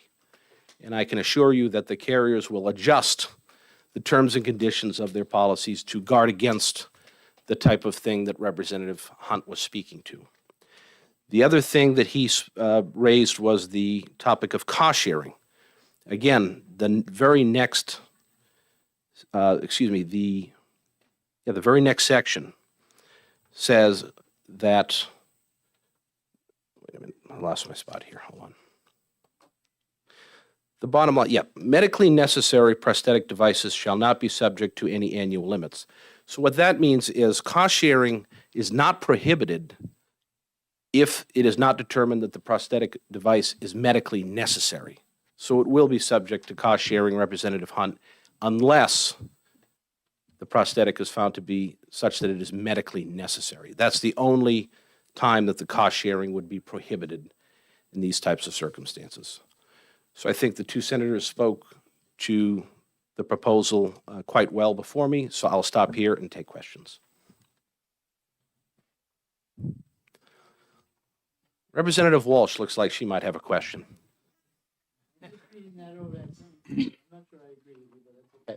All right, Representative Walsh. Thank you, Mr. Chairman. Thank you, Mr. Commissioner. Of course. I just need a clarification here because it would seem as if Section 2 should be replacing Section 1 because in Section 1, line 7, it says the insurer may limit coverage for activity-specific prosthetic devices to one activity-specific prosthetic device per plan year. But then in Section 2, line 15, it's every 5 years. And it's almost exactly the same. So should this whole Section 2 replace Section 1 and become Section 1? Let me take a further look at that. There may have been some additional cleanup work that Because was that's what it needed. seems. It seems as if it was meant to replace Right. Section 1. Yeah. No, I know that. I was coming to that. So I think what happened there is that first Section 1 you're seeing there was the vestige of what was there when it just applied to children. Right. But as you'll see, the children, for children is now crossed out and everything else was left the same. So there may be a duplication there, but let me take that back. Right, because line 7 says per plan year and line 15 is every 5 years. So you want to Right. check that. Okay. Thank you. Okay, Representative Hammond. Thank you, Mr. Chair. Thank you, Commissioner, for testimony. Of course. Just thinking about how quickly technology is changing, and Senator Gannon mentioned that there may be motorized versions of this. So kind of bear with me a second here. You're probably familiar with the news from Neuralink. You know, they're able to do some amazing things by connecting people's brains to machines. I would imagine that would be desirable to have, but also very expensive. Is there any limit on what that might cost? And, it could be much more than $15,000 if it was, a mechanical prosthetic that was, connected to your brain. Yeah, I think this is an offshoot of what Representative Hunt was talking about, which is how do you guard against the ever expanding cost with the benefits, of course, attached to it. And again, I think that you're able to capture that with the fact that you're still giving the carriers flexibility to set the terms and conditions within those plans that will take that into account. Yeah, I'm not sure I agree with you on that one, but okay. Is it possible that we can get a per member per month number? Anything's possible. Let me see how it would work. Okay. Representative Streisand. So I have a question. I think Chairman Hunt also mentioned that to some, but I want to clarify further. And it could be a question for you, Commissioner, or maybe Senator can answer. You didn't mention that on line 15, which we're talking about, that it has to be done every 5 years. Should it also be that every 5 years or as evaluated by the medical expert, whether the replacement is necessary, whichever is longer, something like that? Do you think the line number 23 covers that objective? Basically, either 5 years or if suppose it's not used that much and replace with the advice of the medical expert, whether it's replaceable or it can still go further whichever is later. That way, you don't really change it every 5 years.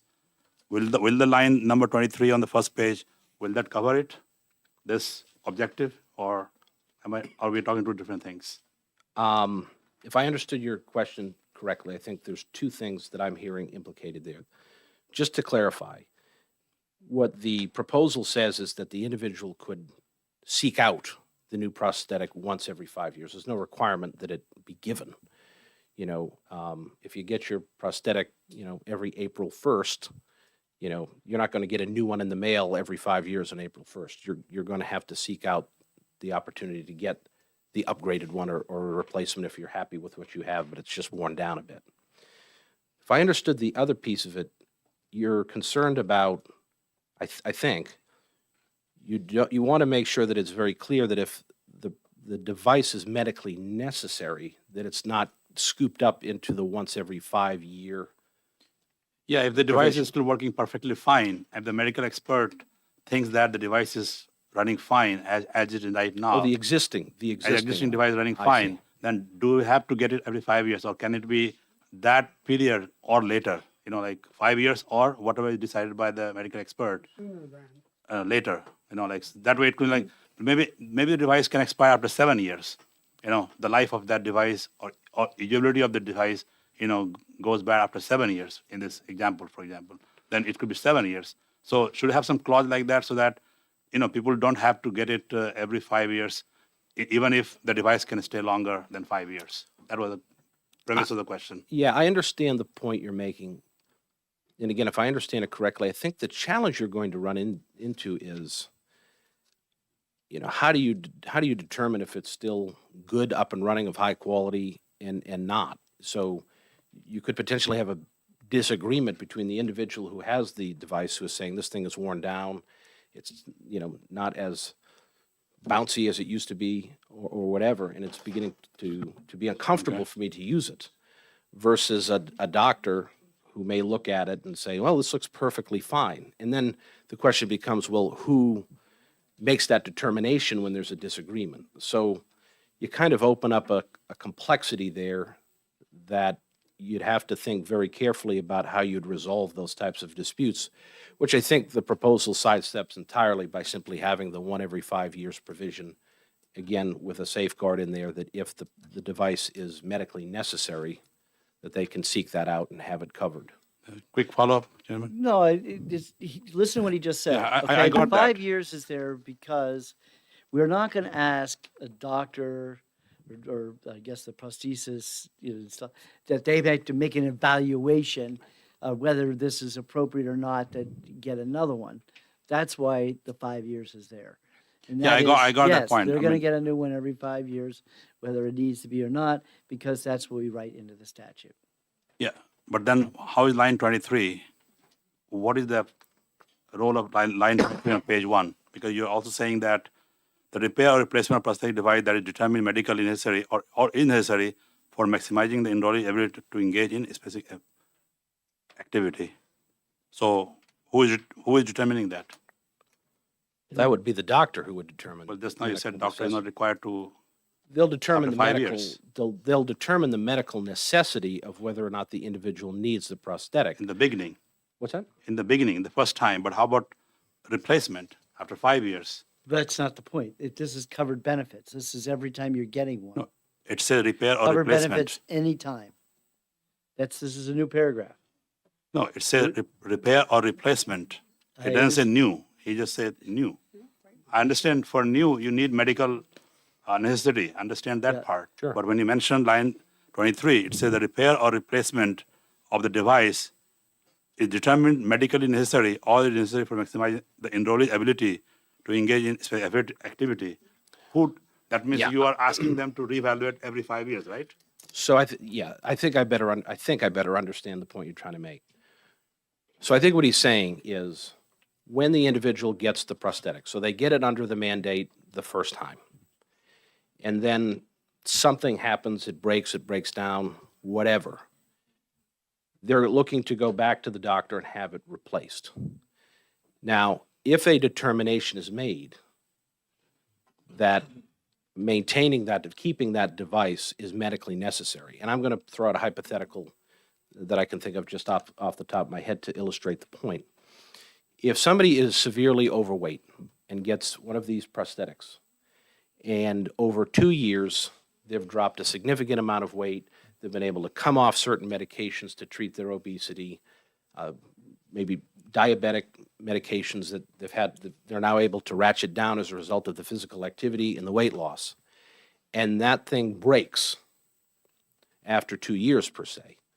The individual could go to their carrier and say, this has been or the doctor on their behalf, this has been the benefit of this prosthetic for me over the course of the last 2 years. It's helped me deal with a wide array of medical problems. I've been able to come off this medication, that medication. I don't need to go to this appointment anymore. I think the argument could be made, and potentially made quite persuasively at that point, that it is medically necessary, and the carrier would have the ability to determine that. So in the replacement example that I think you're getting at, that's one example of how that might work. So this does not apply for the 5-year limit. This is before 5 year. If he it's requires. medically, if it's This determined is to be medically in between necessary. the 5 years, But it the doesn't say thing that. it breaks. No, I understood after you explained, but it doesn't say that as written down in the clause. It's never say that before 5 years, this can be done, but Got it. anyway, he's going to get after 5 years. It's not very explicit or obvious. You but- would like a little more clarification in that sentence. Yeah, because then, I That's- would like to have Just more so you know, clarification. that's current law. That's been on the books ever since we passed the one for kids. Well, I was not there that time. Okay. Any other questions? Yeah. Thank you. Clarification, please. I just want to clarify exactly what insurance plans are covered. So it does not apply to plans covered through the Small Business Health Options Program? Shop plans, that's I know right. that existed. And so is it just the individual? Small employer. So it'd be the So small, not state employees? no, not- the Senate added state employees. It's now covered under the state employee plan. Okay. Yep, 19 covers the state employees. So it's group plans, so that'd be large group and then small group, non-shop plans that this would apply to. Shop, please. Non, What is so the shop? that's the acronym for the Small Business Health Options Program. I don't know what that is. The best way for me to describe it is. 2 to 100. What's that? 2 to 100. Yep. But that's the definition of a small group, for the purpose of a small group plan. What she's speaking to is the SHOP program. It's kind of like an exchange for small businesses to choose plans. I think that's the best way to describe it. Somebody may have a better description for it, but that's how I think of And it. they're exempt. That's right. Okay. Again, Thank to avoid federal issues. Okay. Thank you, Mr. Chairman. Maggie Bowerman.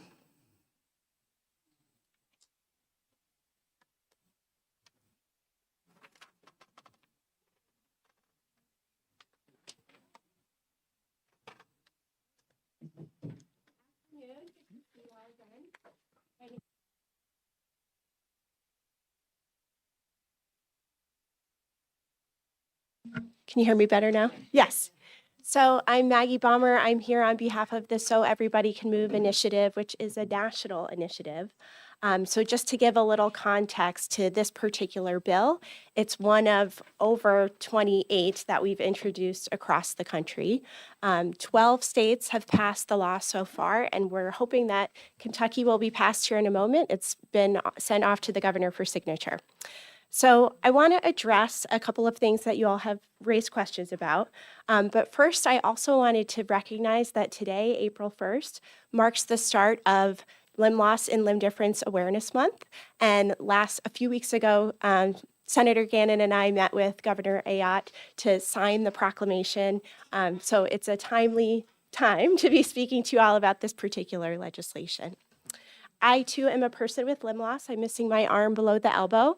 And as you can see, I have two different prostheses here. This is my prosthesis for daily use, which is made out of silicone.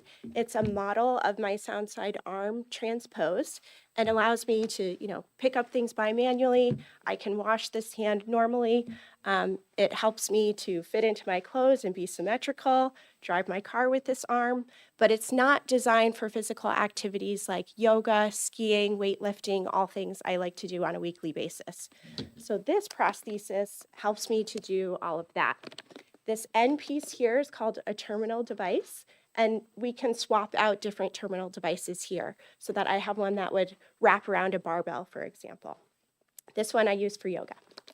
And really the questions that you're getting at address kind of a historical problem in the orthotics and prosthetics space. So under the Affordable Care Act, orthotics and prosthetics is a covered benefit through the habilitative and rehabilitative category. And so what that means, it's already required that these devices be covered. But what's happened is that insurances have generally interpreted that narrowly to mean one device, even though it takes us more than one device in order to participate in all the activities of daily living. And the reason that's important too is that there will be coverage for things like a surgery for an ACL tear to get somebody back to their full capability. So if you're an athlete and you have an ACL tear and you get a surgery, they want you to get it back on the basketball court, right? But if you lost your leg and you had played basketball, you wouldn't be able to do that same activity again because you wouldn't have access to that activity-specific prosthesis. So that's the issue that we're trying to address. There are certain types of plans that do cover activity-specific prostheses, and that's generally the VA is a great example. They generally cover a water leg, a device for sports, in addition to a daily use prosthesis. Sometimes a workers' comp plan will also cover these devices. As far as the studies that somebody was asking about earlier of like, can you prove that this prevents downstream healthcare costs? We can't, we can show the data from the VA, but this has been a historic problem since the beginning of coverage of prostheses. So there isn't really data out there to show how people with the activity-specific devices have benefited over people without, because it's such a small group of people, but we are working on those studies currently. Medical necessity is something that we have to prove every single time we get a prosthesis.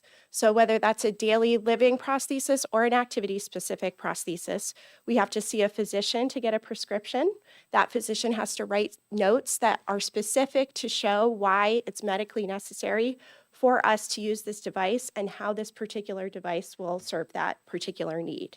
So this bill includes that. We still have to go to the physician. We still have to show, I need this exact kind of device to do the activities that Maggie Baumer wants to do. So there are guardrails there. It's not that every person will get access to these devices. We have to show that we're physically capable and desirous of using the device. So again, there's a guardrail there.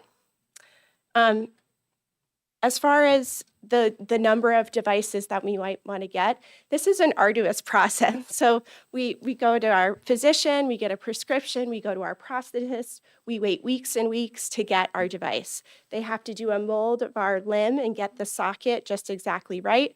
Then we come in and get fit for the device. Then we have to do physical therapy to use the device. So it's not something that we would really want multiple of. It's probably just like this one I've had for 6 years. And I'm just in the process now of getting a new one because this part is jammed, my arm shape has changed, and so I need a new device to help me to do those activities. And I've been able to access this type of coverage through my employer because my employer is a large provider of prosthetic and orthotic services. So it wouldn't make a whole lot of sense if our company didn't provide that type of care to its own employees. But that is not the case for most insurance plans. As far as the cost, we have had a private consultant do a study, and we estimate that the cost would be between 1 and 5 cents per member per month, so very low. As we've already discussed, you all have passed a bill for prosthetics for physical activities for children, and we know of children that have benefited from that and obtained running blades and run in the Bionic 5K, for example, in Boston. The other issue with cost has to do with what can happen if somebody uses a device that is really designed for primary use daily activities for physical activities. So if you are missing your leg and you have a device for walking that you try to run on, you can really injure yourself. And that is what happened to our Nicole Verkeilen, who's kind of the leader of the So Everybody Can Move initiative. She actually ran her pelvis out of alignment. So that can cost a lot of money downstream as well, $80,000 to $150,000 over the course of a person's lifetime. So I think that's pretty much everything I wanted to cover. Oh, the other piece is cost sharing. Cost sharing applies to every time we get a prosthesis. There's a deductible, there's a co-insurance. This law wouldn't change that. We would still have to go through that same process. And yeah, as far as the higher end technology pieces like the motorized devices somebody was mentioning, most of the time the activity specific prostheses are not those super high tech types of prostheses, especially for the upper extremity folks, those multi-articulating hands. That's not something you would use to like kayak or paddle or do anything like that with because you would ruin the device. So I think a lot of those higher end technology prosthetics are not what we're talking about here. So I thank you for your time and happy to answer any questions. Guess we're all set. Okay. Thank you. Beth Hudson?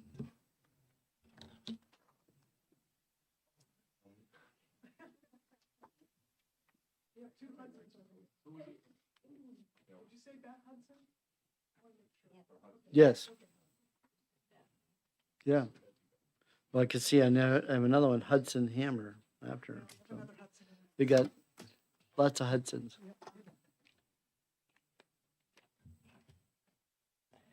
Thank you for letting me speak today. I appreciate it.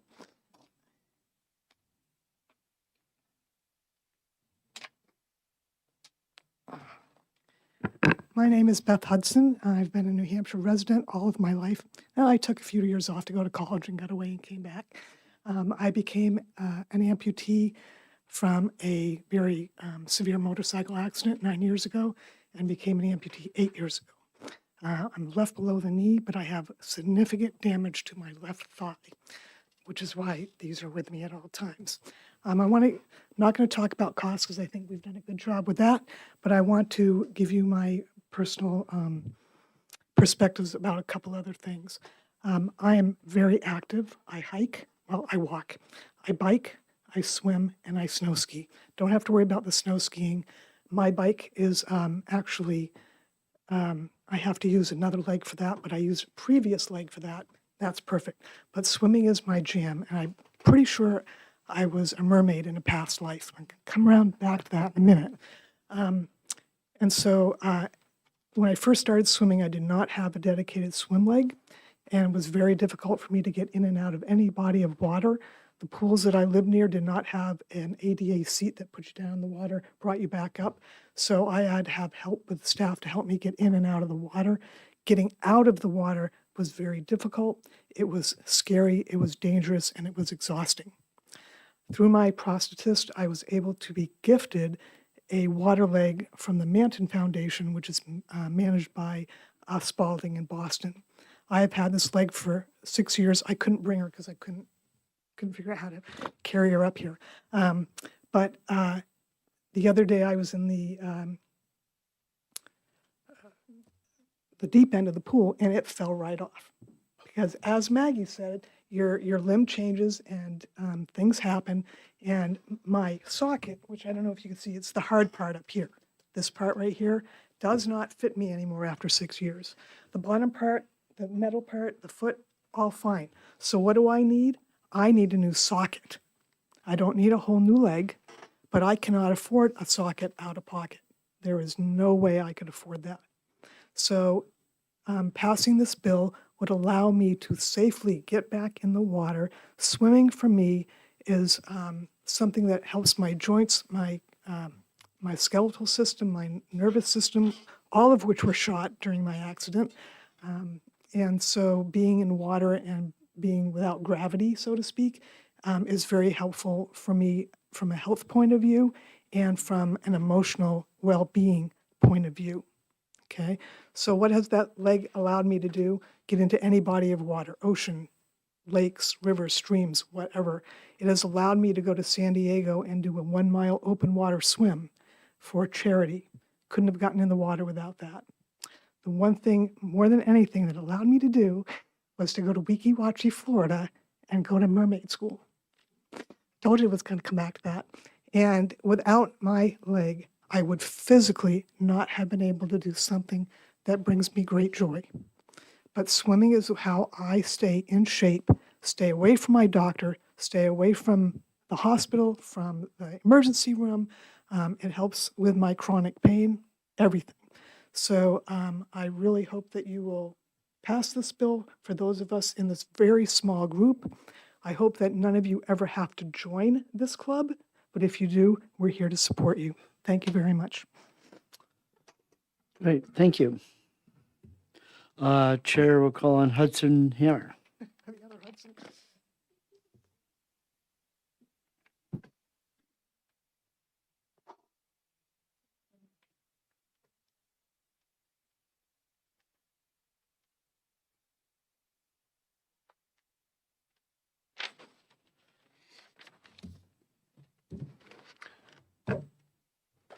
Good afternoon.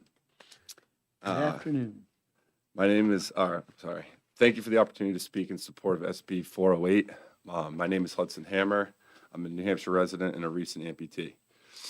On May 9th of 2025, about 10 days after a traumatic motorcycle accident, I made a life-altering decision to have my leg amputated below the knee. On the very first night after my accident, the doctors told me it was very likely I would lose my leg. Hearing those words was devastating. It felt like my entire future collapsed in that moment. My mental health immediately spiraled. I wasn't thinking about healing or timelines. I was thinking about how my life was going to look from this point forward. How am I going to work? How am I going to stay active? And how am I going to live with losing something I relied on every single day without ever thinking about it? While I was in the hospital, friends and family showed me videos of Paralympians and everyday amputees using advanced activity-specific prosthesis. For the first time since my accident, I felt something other than fear. I felt hope. I could picture a future where I wasn't just surviving, but actually living again. Today, I wear what's considered my everyday prosthetic foot. It allows me to walk and allows me to work, and I'm very grateful for that. But it is limited. I cannot run, I can't jump, and I can't sprint. My range of motion and physical conditioning are restricted, and every limitation is a reminder of what I've lost. Activity-specific prostheses are not a luxury. They are a missing piece of rebuilding a full life. Our natural legs are like the Swiss Army knife. They're adaptable, responsive, and resilient. No single prosthesis can replace all of that. Each device serves a different purpose, and access to them matters deeply for both physical and mental health. The technology exists, it works, but currently activity-specific prostheses are not covered by insurance, placing them completely out of reach for people that need them most. Passing this bill is not about extras, it's about restoration. It allows amputees to stay active, stay mentally healthy, and stay engaged in their communities. It helps prevent long-term health complications and reduces future healthcare costs. This bill doesn't give me anything extra, it simply gives me a fair chance to move forward, not defined by loss, but by possibility. Thank you for your time, and I respectfully ask you to support. That's great. Thank you. All set. Appreciate it. Trey Cimarelli.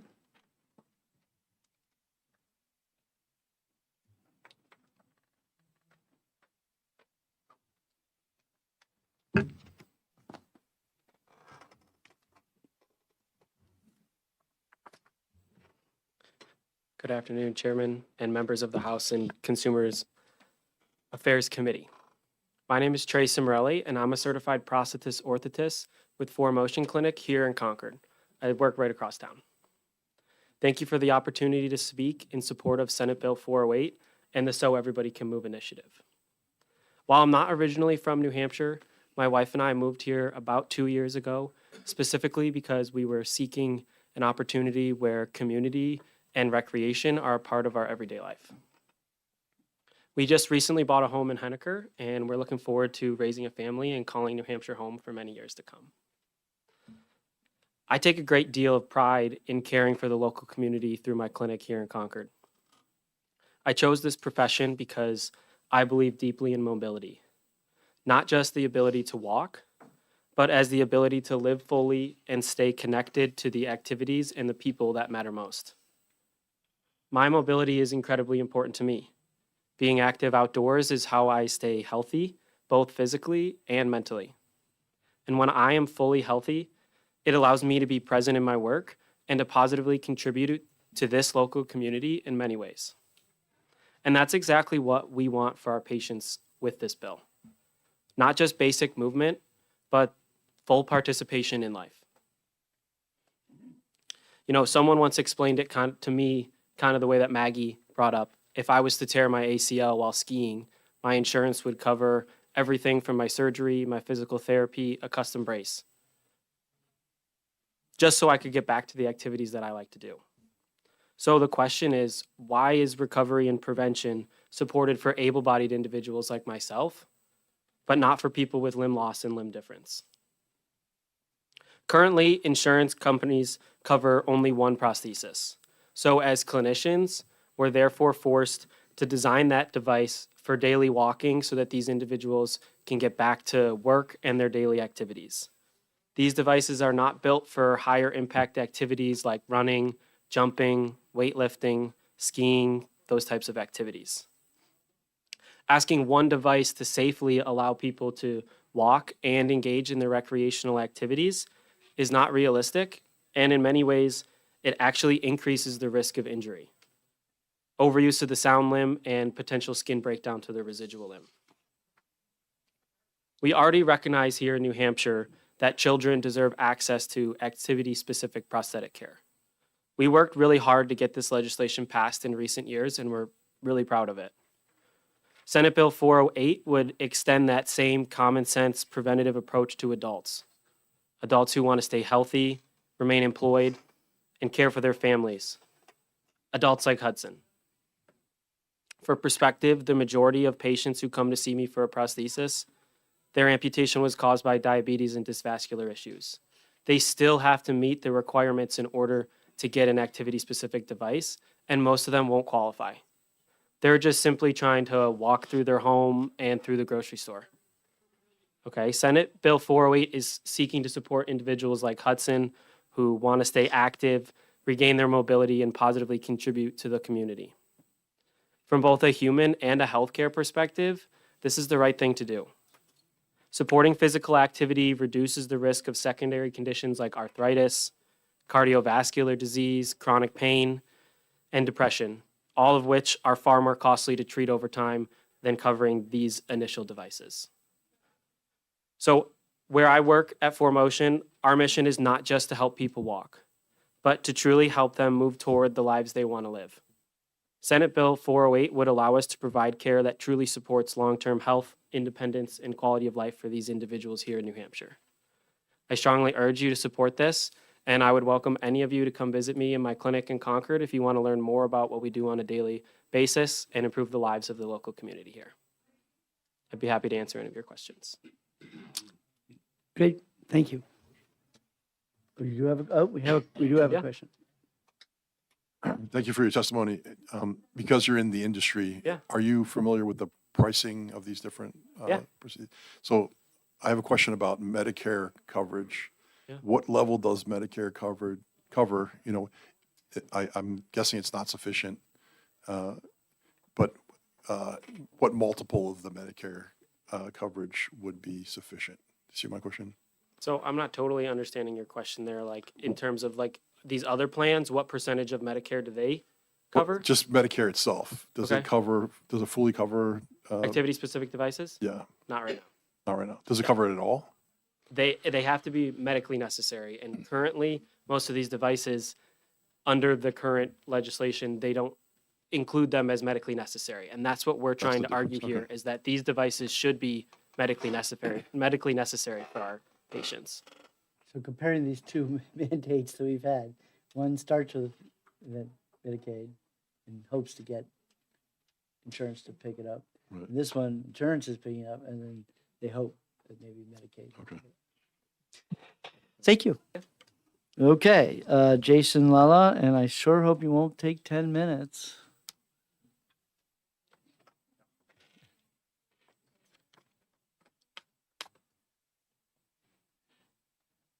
Maybe 2 minutes, maybe? Yeah, I will. There we go. That's the one I was thinking, the curve thing. Exactly. The curve Curve thing. Absolutely. That's the one, yeah. So I did, my name Let me is call Jason. it the Olympic one. My name is Jason Lala. I am also a prosthetist by profession, but I am also an amputee myself. I've been practicing for 20 years, and I've been an amputee for about 36 years. I lost my leg in a motorcycle accident when I was 18, fresh out of high school.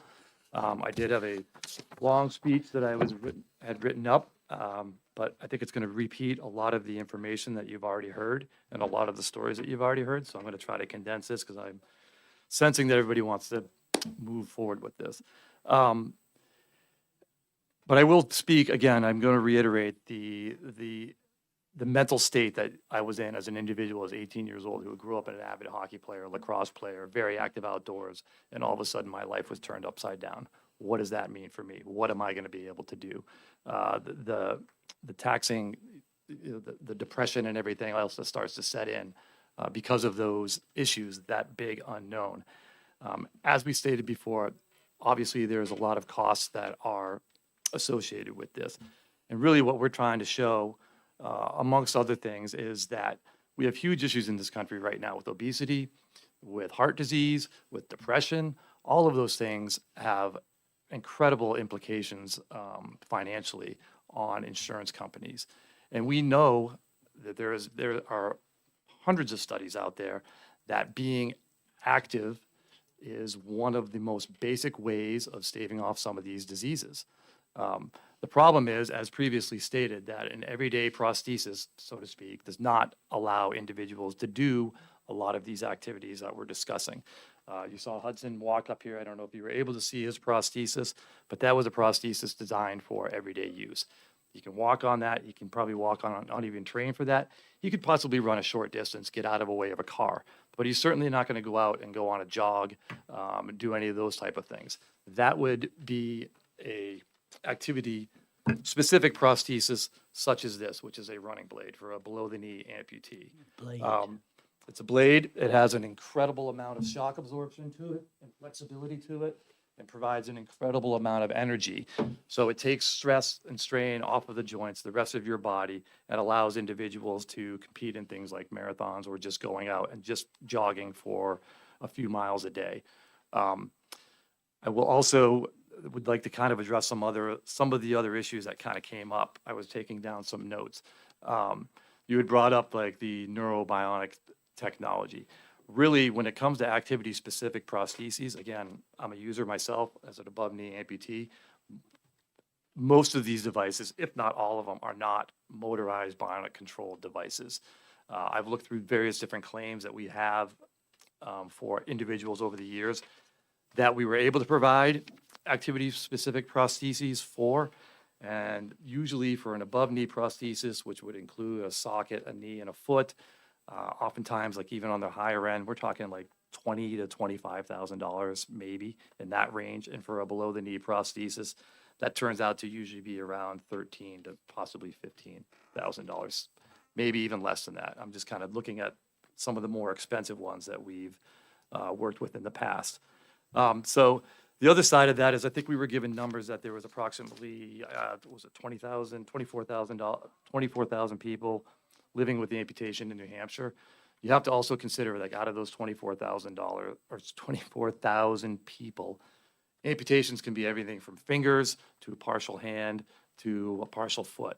So really, our figures that I ended up pulling up was 30% of those are people with a major loss of an arm or leg, which puts us somewhere around between 7,000 and 9,000 people. Out of those people, you're really only looking at probably 10 to 30% possibly that may pursue an activity-specific prosthesis.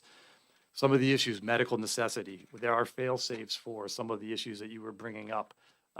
K levels is something that's used in our profession that determines somebody's mobility, what type of level they are able to ambulate at. Lower level K levels don't necessarily qualify for some of these higher end prosthetics. And replacing something that doesn't need to be replaced just because we've hit a 5-year mark, we have to prove medical necessity. Physicians have to be prescribing it. To do so without doing that would be fraudulent. So there are fail-safes in place right now to prevent some of those issues that you may be concerned about. So again, I'm going to try to keep this short and sweet. I've lived this myself. I've seen the people that come in, whether you come in with your husband, your wife, your child who may be 20-something years old, and now are faced with a life-changing scenario. Maybe you biked together. Maybe you have children and you want to teach them to swim and go in the lake and be able to ride a bike with them. Those are all things, again, is that a luxury? No, that's part of being an active individual. And I also think that there are generational implications with health costs on this, meaning that if I am active, the chances are my children are going to be active. And that, the cost that I believe will be saved in having healthy individuals in your family and in your life, I believe is an investment worth making. So I'm here to ask your support in SB 408, and we'll gladly answer any questions that you may have. That would be, I'm sure, was probably around, we'll say $11,000. This is not, it's a very basic, again, it's not, the higher numbers that I came up with were for like snowboard specific, which actually had like shocks and things like that built into the foot. This is a very basic device, but the difference that it makes, being someone that myself has tried these. Exactly. It's lightweight, again, you want something motorized and heavy to do. I bike a lot. What's that? Yeah, I really don't foresee that. Again, they're pretty basic devices. You want them to be lightweight, you want them to be durable, and you want usually to perform or provide some sort of function in the sense, and in this case, it's energy return out of the foot. It's not, I don't necessarily foresee the issues that we're talking about. Okay. Thank you for your time. I appreciate it.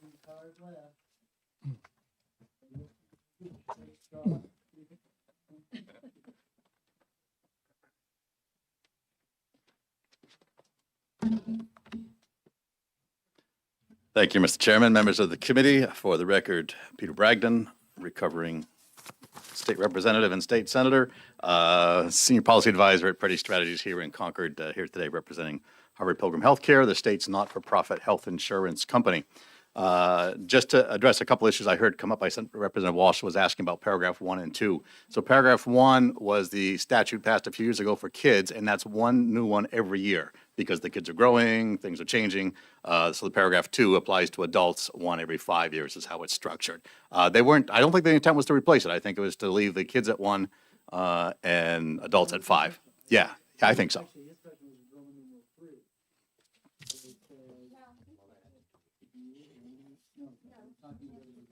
Oh, yes, I'll get to that. So,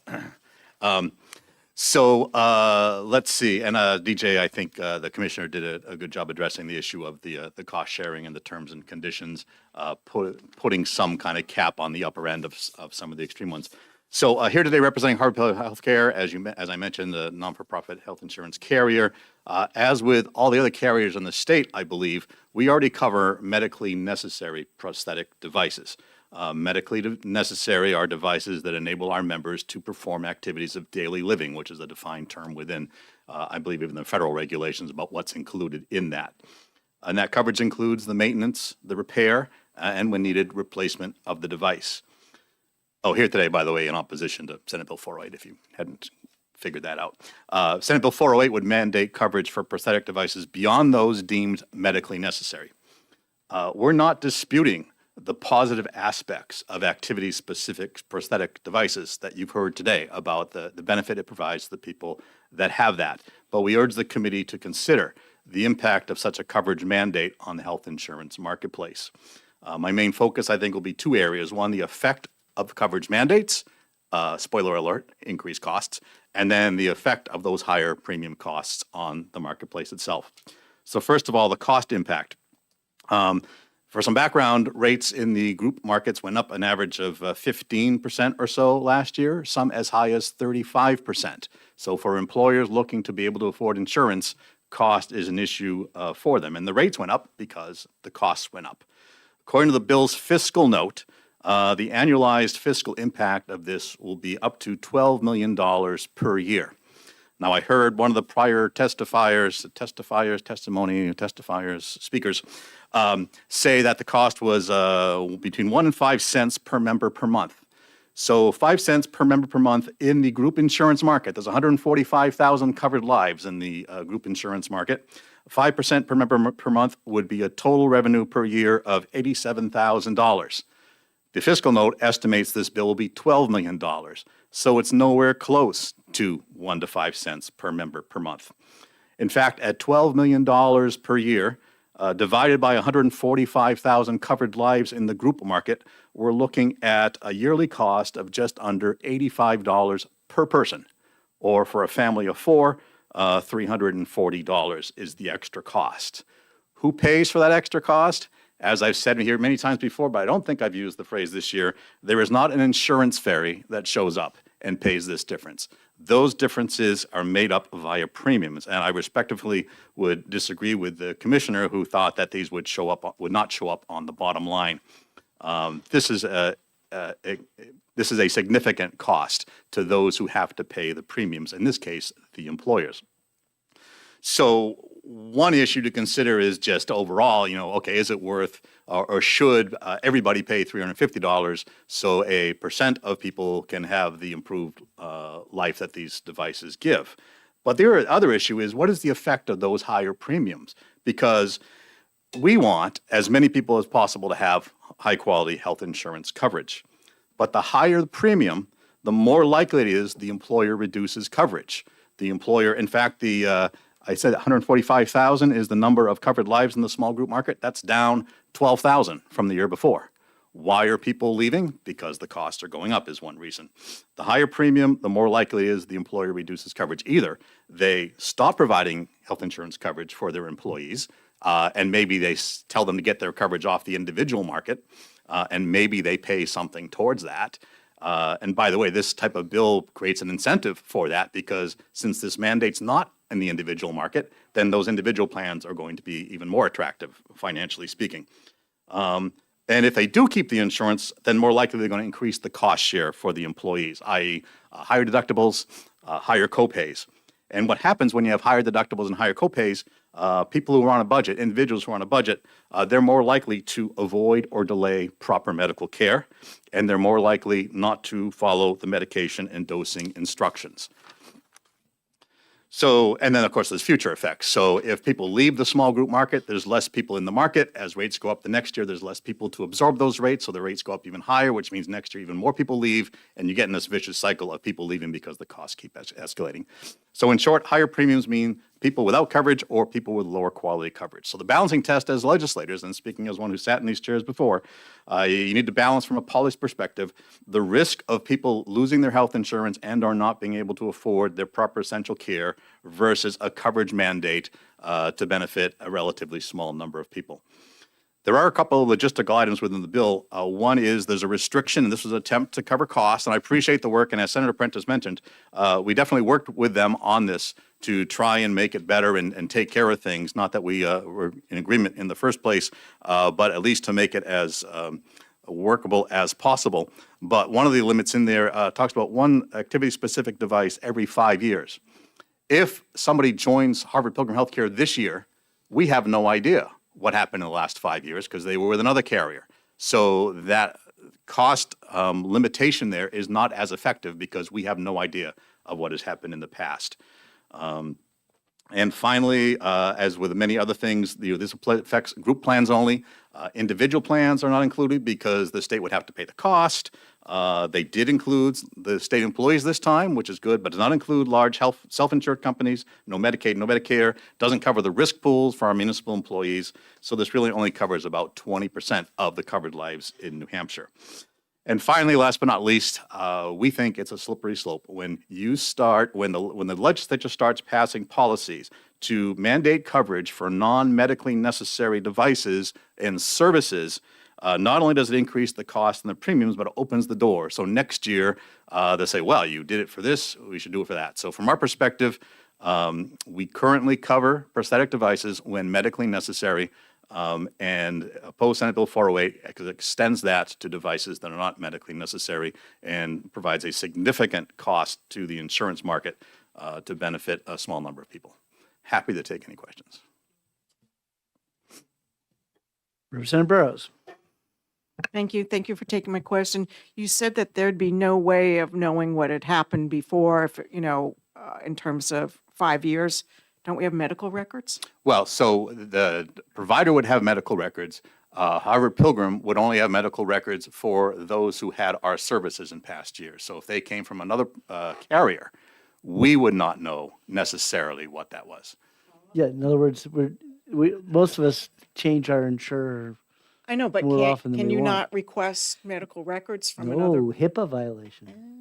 But even if the patient says okay? That would, yeah. I guess. that is Thank you. true. Thank you for the question. Perhaps it's possible if there's a way to do it, but it's not something that's readily apparent to us. Okay, Representative Teresa. So I just want to clarify your stand on line 23, first page. So you are fine with the repair or replacement of prosthetic device that is determined medically necessary. You are fine till there. You are against the or clause that is put is necessary for maximizing the enrollee's ability to engage in this specific activity. Am I right? Yeah, thank you for the question. I hadn't thought of that because that's existing statute. So that, you know what, that was the statute that applies to the youth devices. So yes, if you extend this to adults, then obviously that would, we're So opposed to extending it to adults. So your we'd be testimony opposed. against this or Yes. part. Yes. Okay, thank you. And by the way, the quick math, $85 per year is $7 per member per month, using rough calculations. So But that's the top end. That was said 4 to 12. that's the top end. Yes, yes. I'm sorry, $7 per member per month, or the bottom it end could be is as low probably as $3.50 per member per month. Or something. Oh, so it's my quick dividing the $12 million top end by the 145,000 members gives $85 per year, which divided by 12 is roughly $7 per member per month. And somewhere I thought I had the numbers for, no, well, the low end is $27 per year, so roughly $2.50 per member per month. Okay, Thank you. thank you very much. Having no more cards on 408, I will close the public hearing on 408. And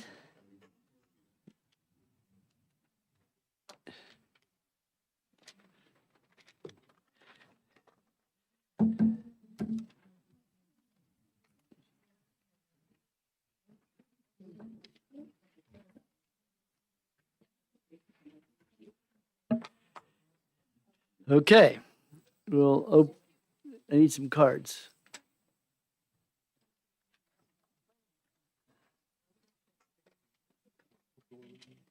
So this is 610. Yeah, these are 610s.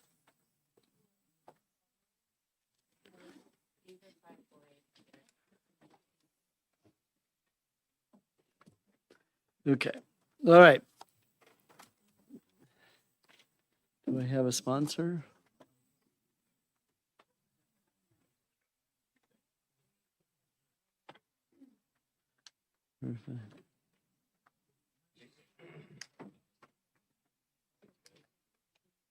So you can do this one too, Clara? Or? I personally, I could care less about introducing the bills, but I guess since the title is kind of nebulous, it would be nice to know what the bill's about. Okay. Come on down. Oh, you can't. Okay. I know you're for 610. Okay. All right. These are in opposition. And okay. So, okay. Wait. All right. Don't go away. If you're careful what you wish for. Just trying to keep the show on the road for you all. Yeah, that's it. All right, thank you, Mr. Chairman. Again, DJ Betancourt, Commissioner of the New Hampshire Insurance Department. I felt comfortable kicking this off insofar as we did a lot of work as a department on behalf of the Senate and other stakeholders on this particular proposal. So I'll start by saying one of the things that the department hears a lot from consumers and others is frustration around the contracting process. So a provider is attempting to get into network with a carrier, and the negotiations aren't going well. My statutory authority is limited to expressing regret, offering words of encouragement. Sometimes if the talks have stopped, I will call the parties and encourage them to keep negotiating. But this is still the United States of America. Private parties are going to negotiate and come to an agreement or not.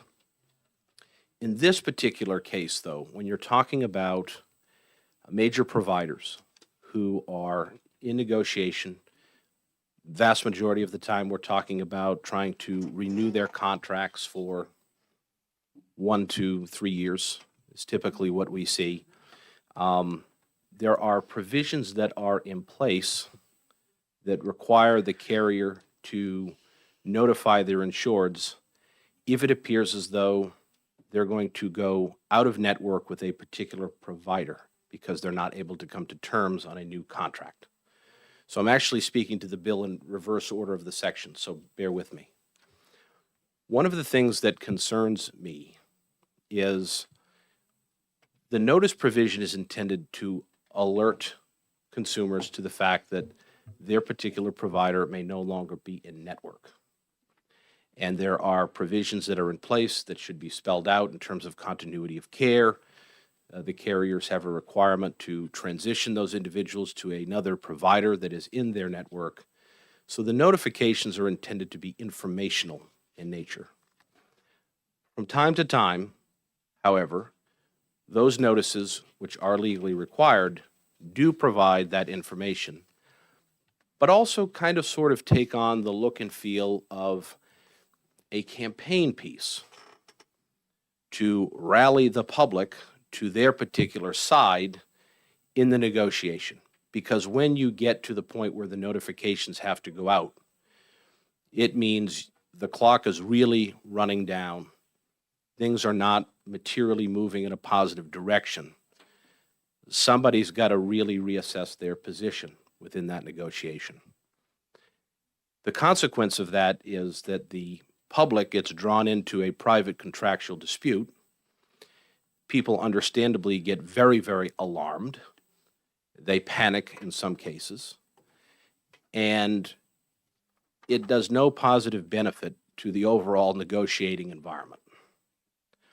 So the ask was to trim that back, or to ensure that the notifications reflect the spirit of what the law provides and not anything extra.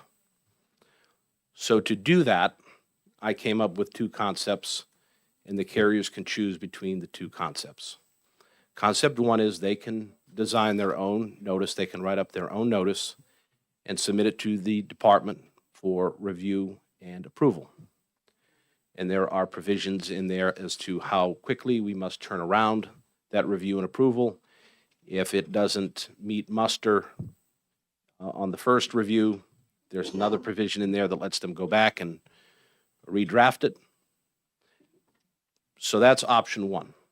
Option two is the department will design a standardized notice that will have blank spaces in it that the carrier can plug in the name of their company, the provider, all of that. But for the most part, it's a very simple, straightforward notice that will go out to consumers.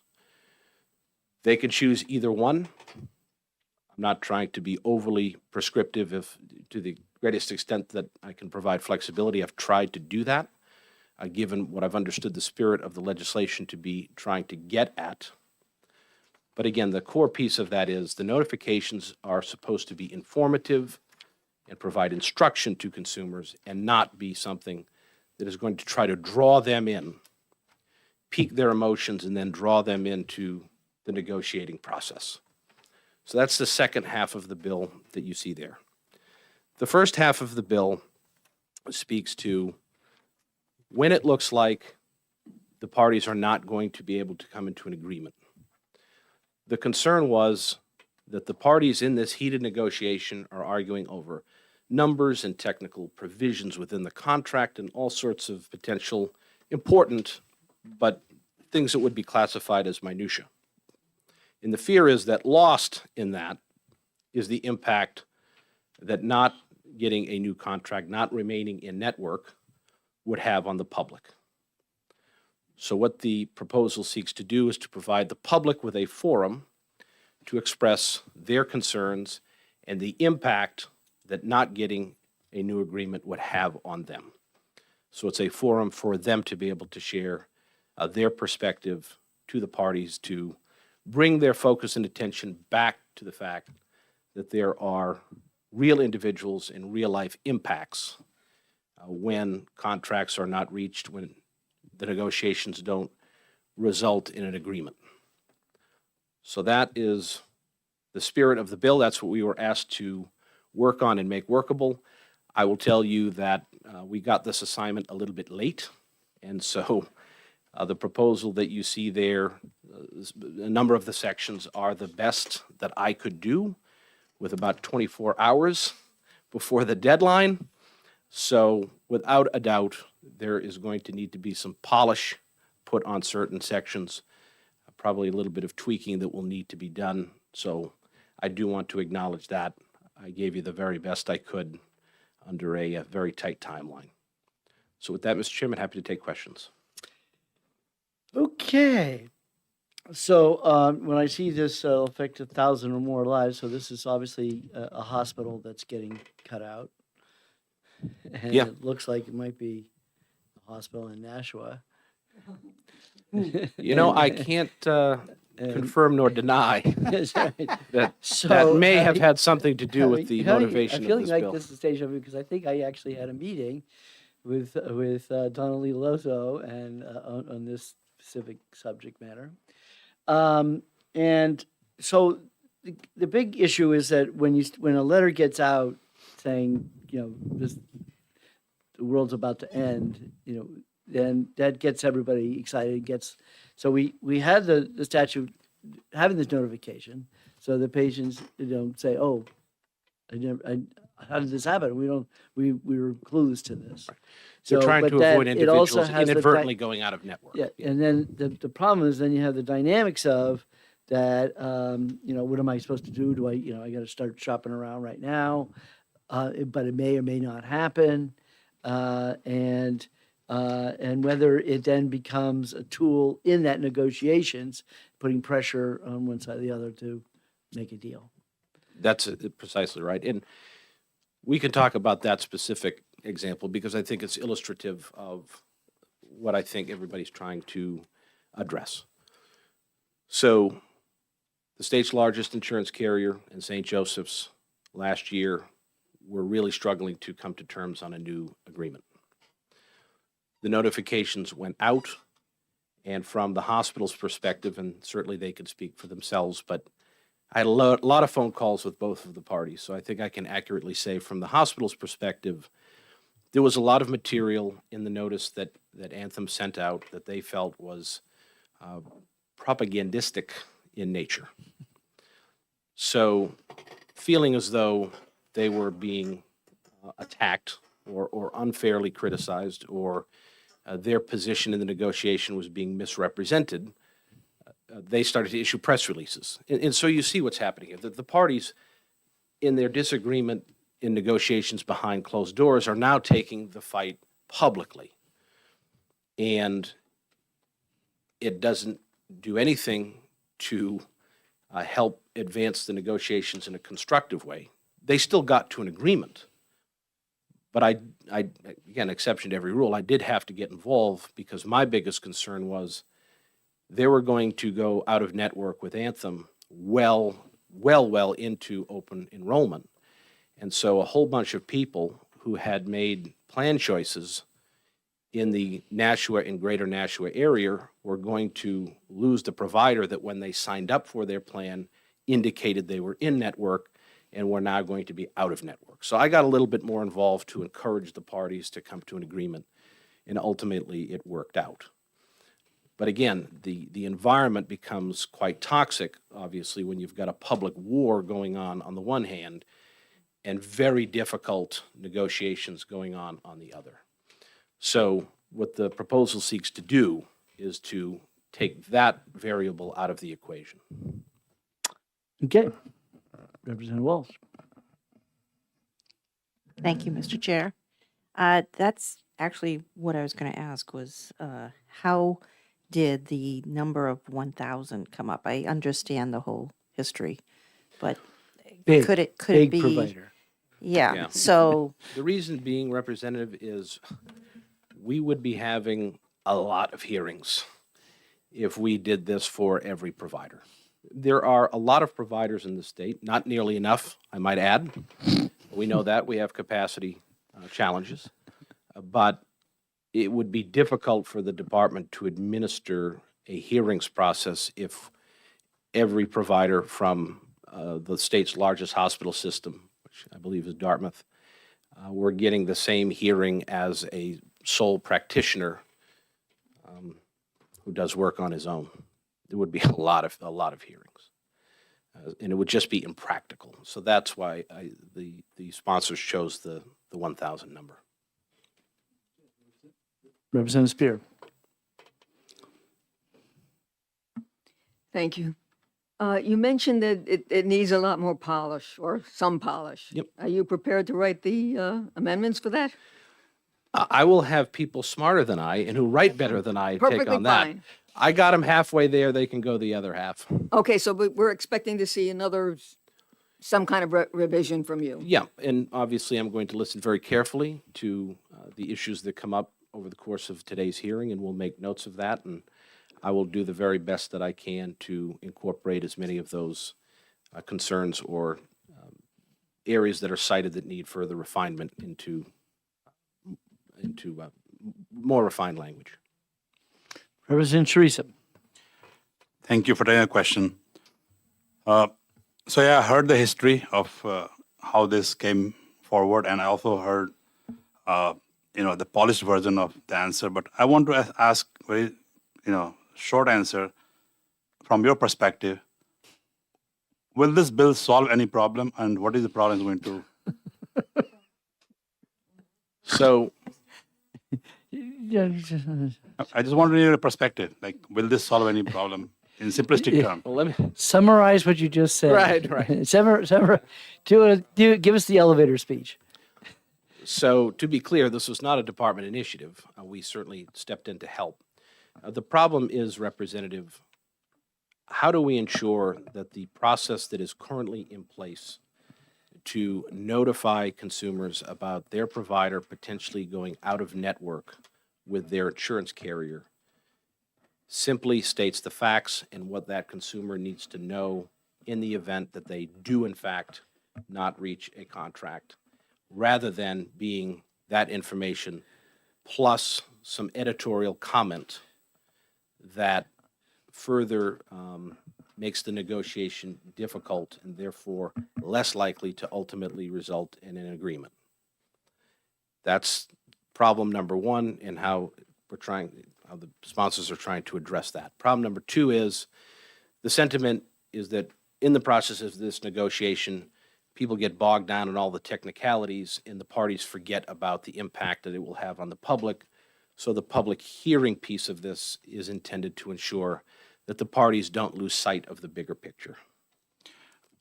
I'm sorry, I probably didn't explain my question to you. I understood what you said the first time, what the sponsor is trying to solve. I was asking your opinion from your perspective. Do you think the problem that is being identified by the sponsor, will that get solved by this legislation from your perspective? I think it will help. Thank you. That's all I wanted to know. Of course.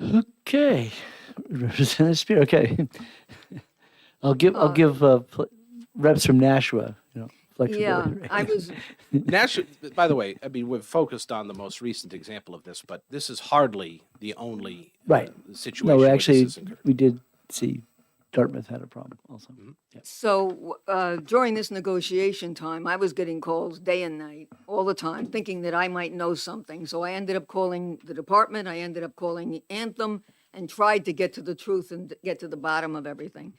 But the one thing I did notice is this might fix it to some extent, but people seem to want to know almost daily that it can't just be one notice, here it is, and then walk away, because the same people were calling all the time. Mhm. So maybe we could put something in there about the notice has to go out once in a while or something, because it was really people were panicked.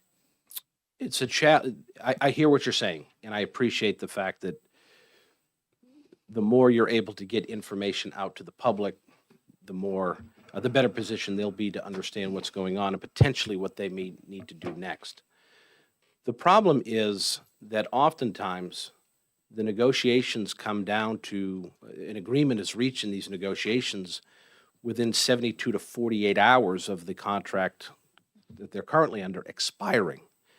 And so you want to strike a balance between getting the public the information that they need to know and not overly freaking out the public, for lack of a better word, or getting them, in a state of high anxiety when it's merely the negotiation process, which, when you're talking about things this technical and involving quite a bit of money, come down to the wire oftentimes in finally getting to an agreement.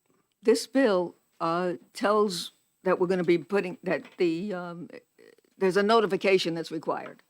That's currently required under law, yes.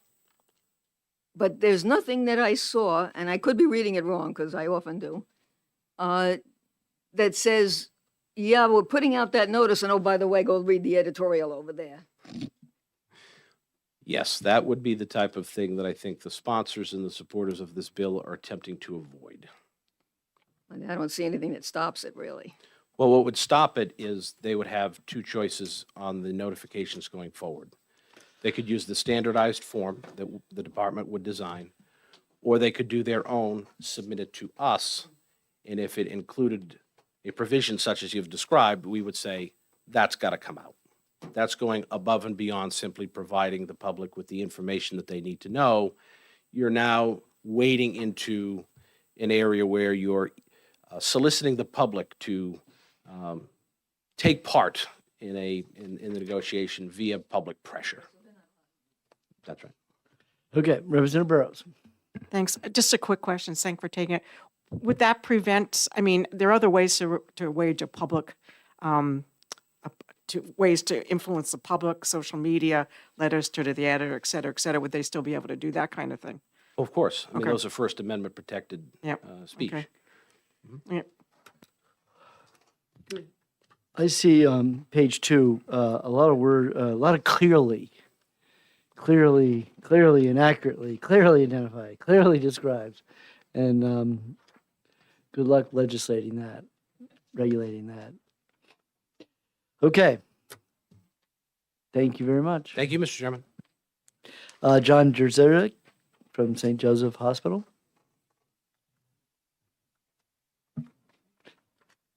And I assume this is Donald Reed? Okay. We like tag team. All right. My name is John Jursick. I am president of St. Joseph Hospital, the said hospital that was mentioned. I've been president for almost 8 years. To my left is Dr. Donald Reap, who is our medical director of our employed physician group. And, you know, while I refer to us as St. Joseph Hospital, we're really a healthcare organization. We employ over 150 providers. Many of our patients, which number in the tens of thousands, in a metropolitan area of about 190,000. Many of our patients have been affiliated with St. Joseph's for decades. And so that relationship between provider, and when I say provider broadly, hospital and the practices, goes very deep. And so we are here in support of Senate Bill 548 because we feel that this is not only something that we need to do to protect patients in a time where two parties cannot or are struggling to come to agreement on a contract, but protect them in making sure that they have unbiased information. And, you know, I presented this bill or spoke on behalf of this bill of the Senate. I want to thank the commissioner for all his work with the Senate to get the bill amended so that it is more kind of in line and balanced. And what it does is it provides a balanced approach that protects patients in terms of making sure they're informed in an unbiased manner, that there's transparency. But what's most important is that it doesn't disrupt the business process of two parties negotiating an agreement. It doesn't compel either party through the hearing process to disclose confidential terms of an agreement. It is not adjudicative. It does protect outcomes in that patients then can self-determine what are they going to do during that notice period.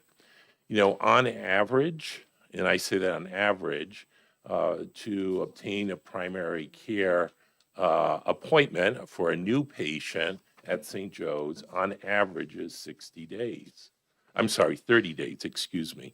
For a specialist, it's a little bit longer.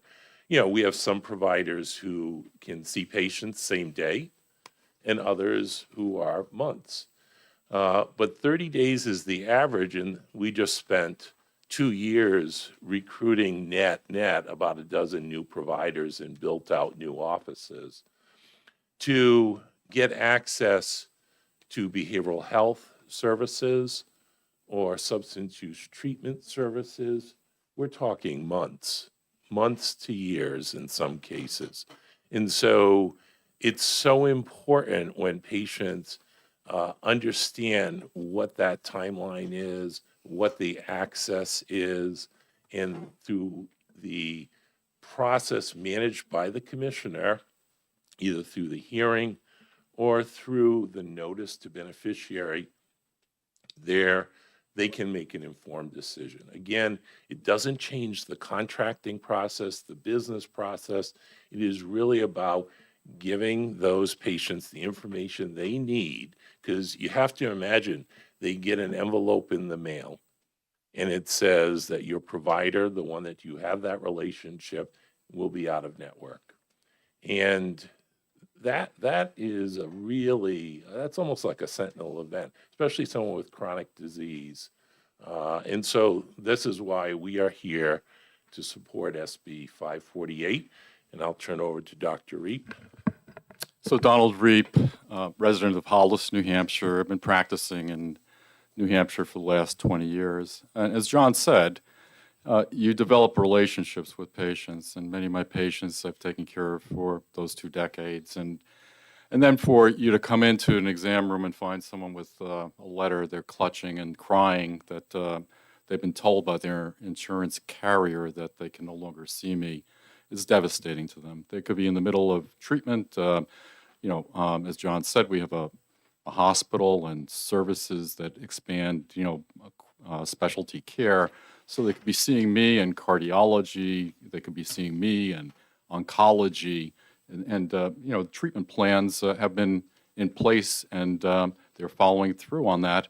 and all of a sudden they get this notification, and they're really devastated. And I heard the word panic from the commissioner earlier.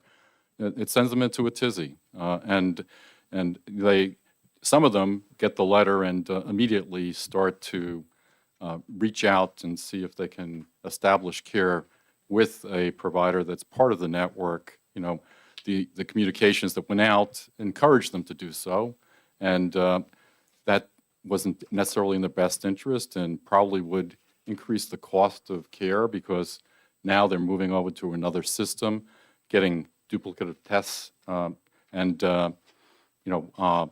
for care that could be rendered at our institutions. So, I support this bill. I spoke in front of the Senate.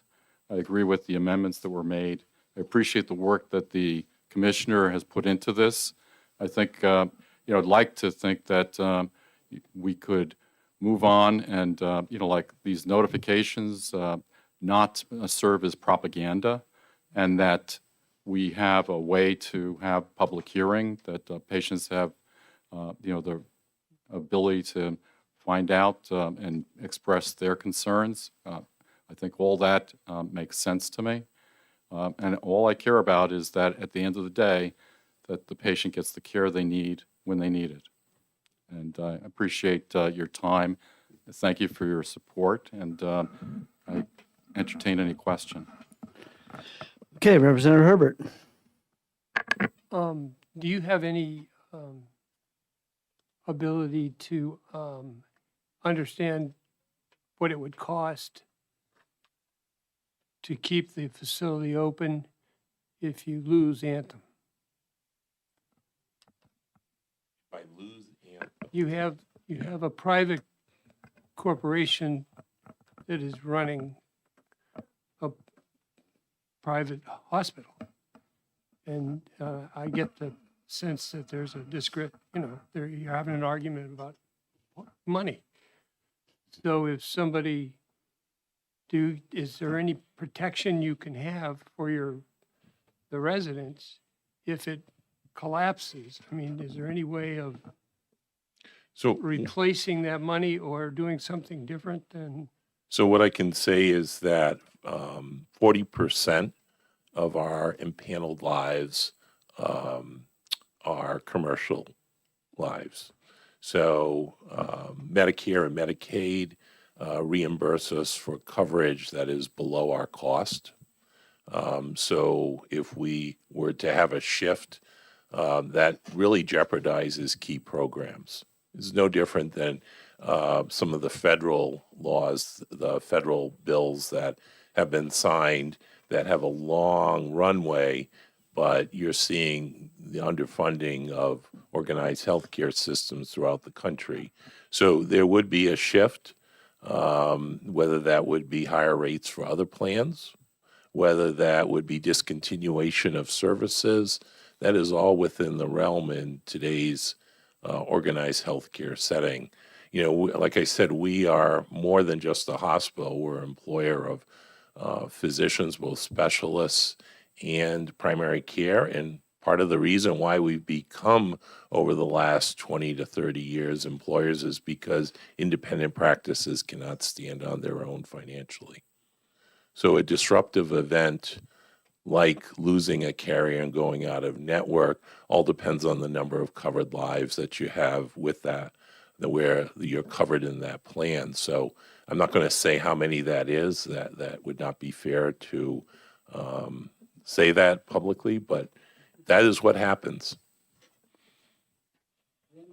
The day, if they do come to agreement, they can still take the patients and still provide the service. It's just that Company X would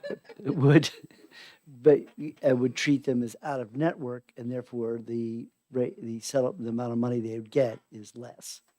So the hospital would probably have to lay off people and cut back to stay afloat. Do we as the state have any options to make things better? No, it's the end of the day, it's the endowment of the hospital and what their reserves are and how long they can survive. But it's not, you could say, well, not all the patients, if they really want to go back to that hospital, then they're going to have to switch healthcare provider. But we have, Commissioner pointed out, there's a limited window in which you can do that in. So it does reflect the timing of when these negotiations occur.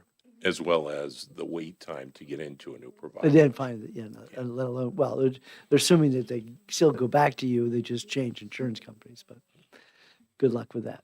Okay, Any other questions? I think that's great. Thank you very Thank you. much. Okay.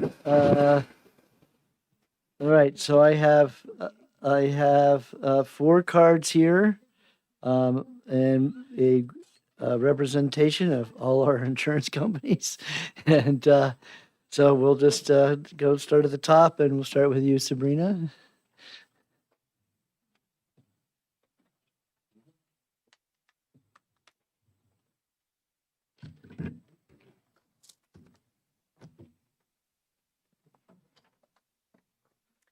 Thank you, Chairman Hunt and members of the committee. My name is Sabrina Dunlap. I'm Senior Director of Government Relations for Anthem. Thank you for the opportunity to testify on this bill. We are opposed to SB 548 as drafted. We raised concerns about the original bill requiring a public hearing at any time there's a termination impacting members, 1,000 members or more. We raised that in the Senate. It was changed from shall to may, which we think is an improvement. But the whole section about notification was added through the amendment. And we think, it's unnecessary. We think it will complicate a pretty straightforward process. And I want to clarify a few things about notification to members. We are required under state law to give notice to members of a contract termination. And so those notices are not intended to confuse or scare patients. Quite the contrary, they're required by law, and we need our members to know how they have access to continuing care and how they can find new providers. And I don't know what's being referred to in terms of notice that might serve as propaganda. I have an example that's redacted of our member notice. I'm happy to share it with you. It's very straightforward and informative. So That'd be great. Just send that to us. Okay, I'm happy to do Email that. that to us. We certainly do not want to draw members into any sort of negotiation or dispute. And we do send out the letter to members. We also create a microsite for our members so that there's access to up-to-date information, how they can find new providers, et cetera. I also want to add that the situation that's being referred to right now is not common. And in fact, our last large termination was in 2011 with a hospital. So anyway, we're happy to work on new language. We think as written, this would be disruptive for the existing process for member notification. And finally, I would just add that this does nothing to provider communication. They are free to send out whatever communication to patients they want, including emails that might contain inflammatory information themselves. This does nothing to address that. So I just want to point that out. So anyway, thank you for the opportunity to testify. I'm happy to take any questions. Representative Cerise. I have a quick question. So you provide notification to the members. Can you tell me how many days or how many weeks or month advance notice do you provide for termination? Under state law, we're required to give notice to, thank you for the question. We're required to give notice within 5 days of the termination date of the contract. Under state law, there's a 60-day period of continuing care. So functionally, that hospital would stay in network in terms of those claims being paid. It's a 60-day window. And so if the parties came to a new agreement during that 60-day window, that's where you get into the sort of back and forth of now they're back in network. But we are required to send that notice to members. Thank you.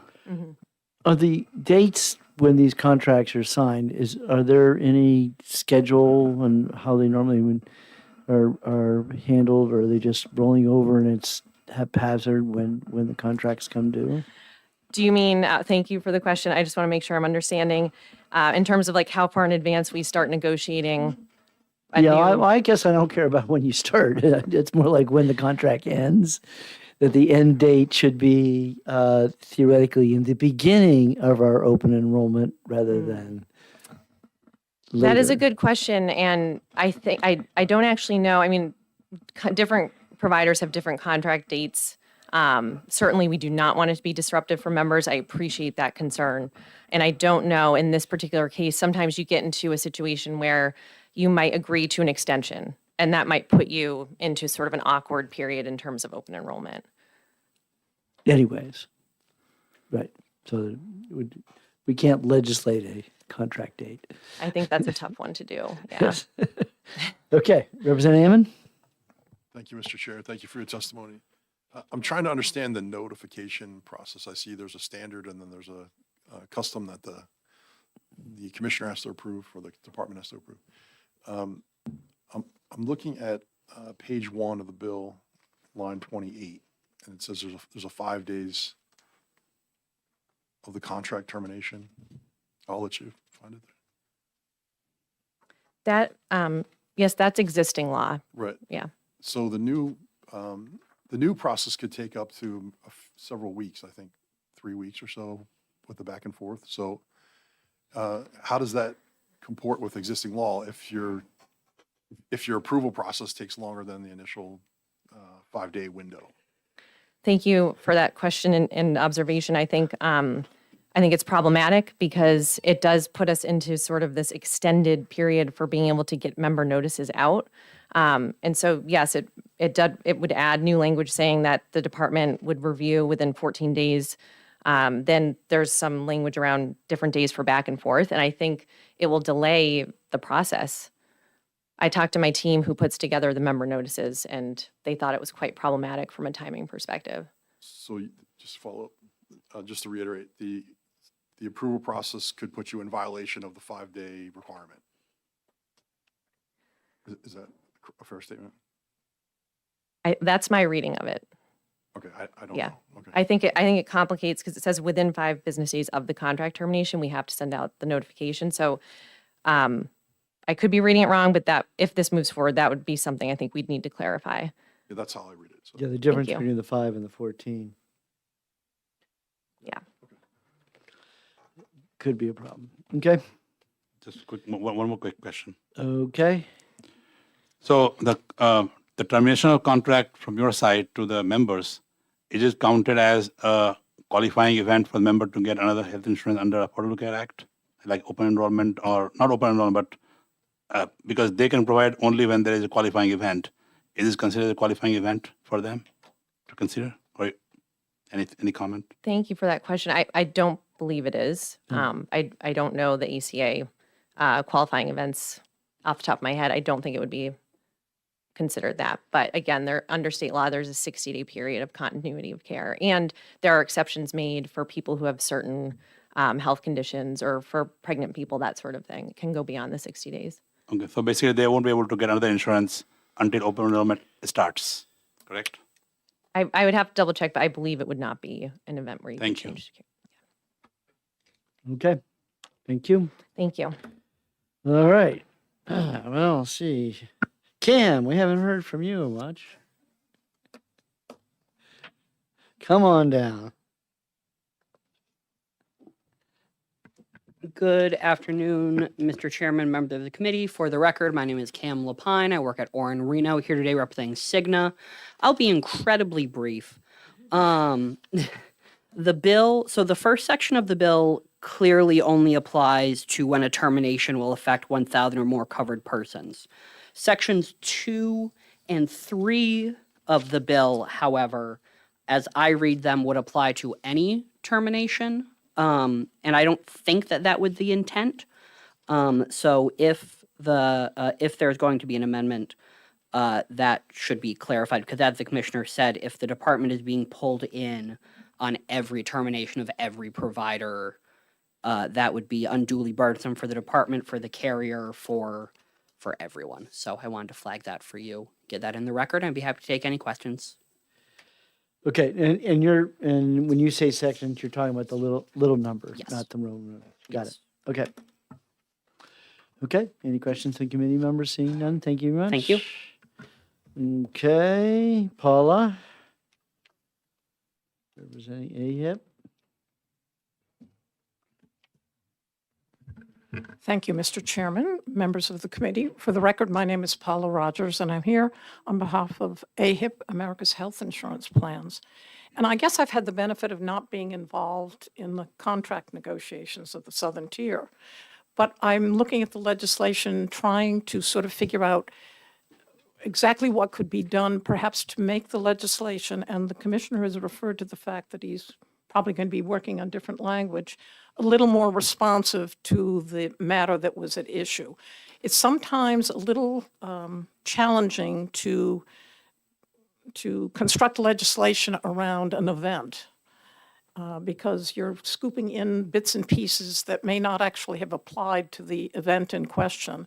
And we seem to have heard a lot about the Anthem St. Joseph's contract dispute. So if you look at this bill, it's got 3 sections. The first section, as Cam pointed out, deals with a hearing. And one could question, I think in the Senate side, it was a shall have a hearing. One could question, it's now may have a hearing, leaving it to the discretion of the commissioner.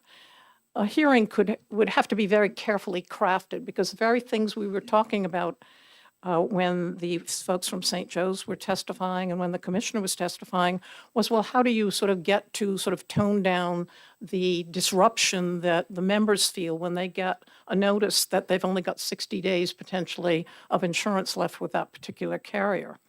So obviously the notice is critical. That notice provision's been in the law, I think since the early 2000s. It's a 60-day notice, which is reasonable. Some might want to extend it, but 60 seems reasonable.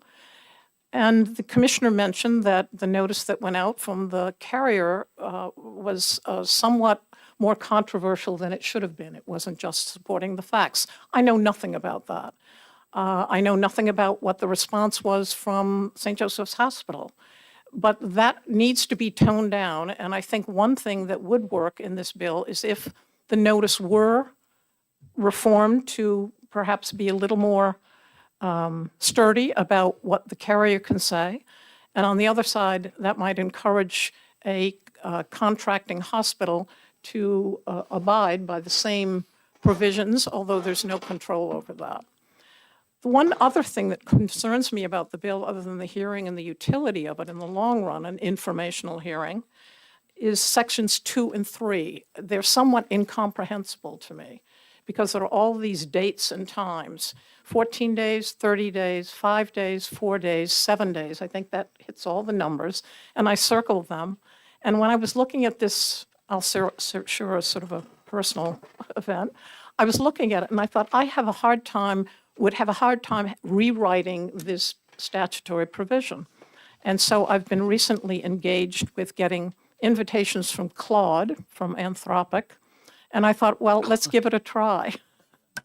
And so I started out, and Claude, whomever that may be, is eagerly ready to pounce on this. And he asked, or she asked, for the statutory provision, and I printed it out and inserted it into my question. And unfortunately, I got back, well, you really will have to update, and you will have to sign on for 3 months for $200 and some odd dollars. But he or she or it was poised to give me the magic statutory provision that would put some order into it, because if you look at 2 and 3, they are problematic. Do we object to the effort to? No, I clearly think the whole No, thing we has don't. to be rewritten. So let's. I don't know how much does Claude want. I'll give Right. it. Because I think the whole thing has to be rewritten, frankly. So, I mean, something needs to be done to make it clearer. Yeah. And maybe. Okay. Yes, Representative Hammond. This is a would you believe? Would you believe? Would you believe you can get the max plan for Claude and you can do it as much as you want? And would you also believe that I don't think the department can use AI? They have to use Copilot. Right, Which is, she's not. But I'm not barred. I know, that's what I'm saying. So you have a She's temporary. retired from the But it was department. really just to make me be more orderly in Yeah. commenting on sections 2 and 3. But would you That's why believe? I gave up, Would you actually. believe that the? But there is a more orderly way to address what the bill's trying to do. I just want to get this one thing out. Yes. would you believe that the lobbyists and the activists in the room have a temporary advantage over the department if you use something like Claude instead of Copilot, which is what they're stuck. Thanks very much. Okay, so speak to AHIP to get it, or Anthem to get an upgrade. Okay. And Peter, do you have anything else you want to tell us about how poorly written this law is? Just a couple of tidbits. Again, for the record, Peter Bragdon, representing Harvard Pilgrim Healthcare. I will not say anything more about how poorly written the bill is. The commissioner has indicated it needs some work, and happy to work with them on that. Paula's story was interesting. She was telling me earlier that she'd asked Claude for a flow chart. And I have a degree in computer science, right? I know how this stuff works. I never think to actually use it for anything. I was like, wow, a flow chart, that would be a great idea. Yeah. So I think, Representative Hunt, you mentioned earlier, the letter goes out and says the world's about to end. We're really talking about a situation where the world has already ended. The contract has been terminated. And so by statute, we have to notify patients, clients, enrollees within 5 days. So yeah, we can't wait weeks for approval of some letter. I think the bigger problem, though, from the carrier perspective, let me step back and say the original bill filed in the Senate was only Section 1 of the bill about the public hearing.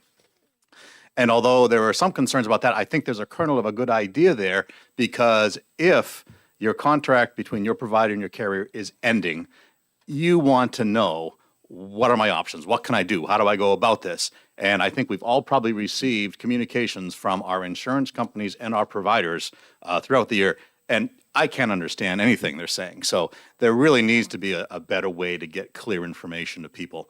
Whether a public hearing is the right idea or not, I don't know. But the kernel of the idea is people need to know, what are my options, especially when you're dealing with a lot of people. Do have some concern that the word public hearing implies a regulatory process. Maybe it can be an information session. And the other thing is, I think the distinction here that's being lost between what happens before the contract ends and what happens after the contract ends. After the contract's end, there's no discussions and stuff going on. And by law, there's certain things we have to do. There's no law that says we have to say things to our enrollees before the contract. And there's no law that says the hospital has to or can't. And so I can see where both sides may start to engage in some back and forth. I had the privilege of serving on the Milford School Board for 18 years, and for 12 of those years I was chair.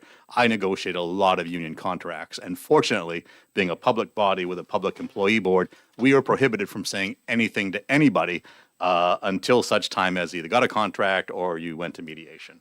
And that made it a lot easier. But I think there's some real First Amendment concerns with having the department say, okay, carriers, you can only say this or this, and meanwhile, nobody's telling the providers what they can or can't say. So I think there's some big issues about the department getting involved with telling us what we can and can't say, especially if we have to respond to something that the other side might have said. So I think that's a whole bad idea. The original Section 1 of the bill, there's a kernel of a good idea there, and maybe that needs some work too.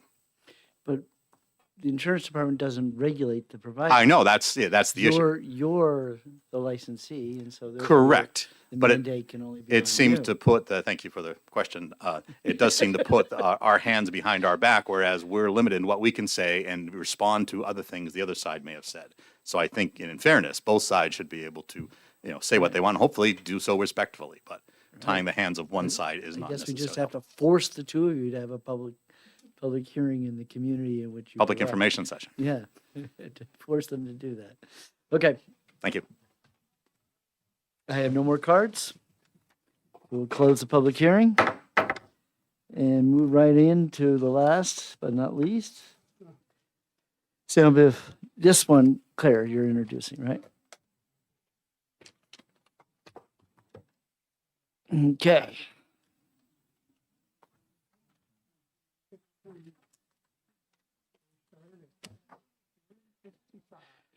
Come on down.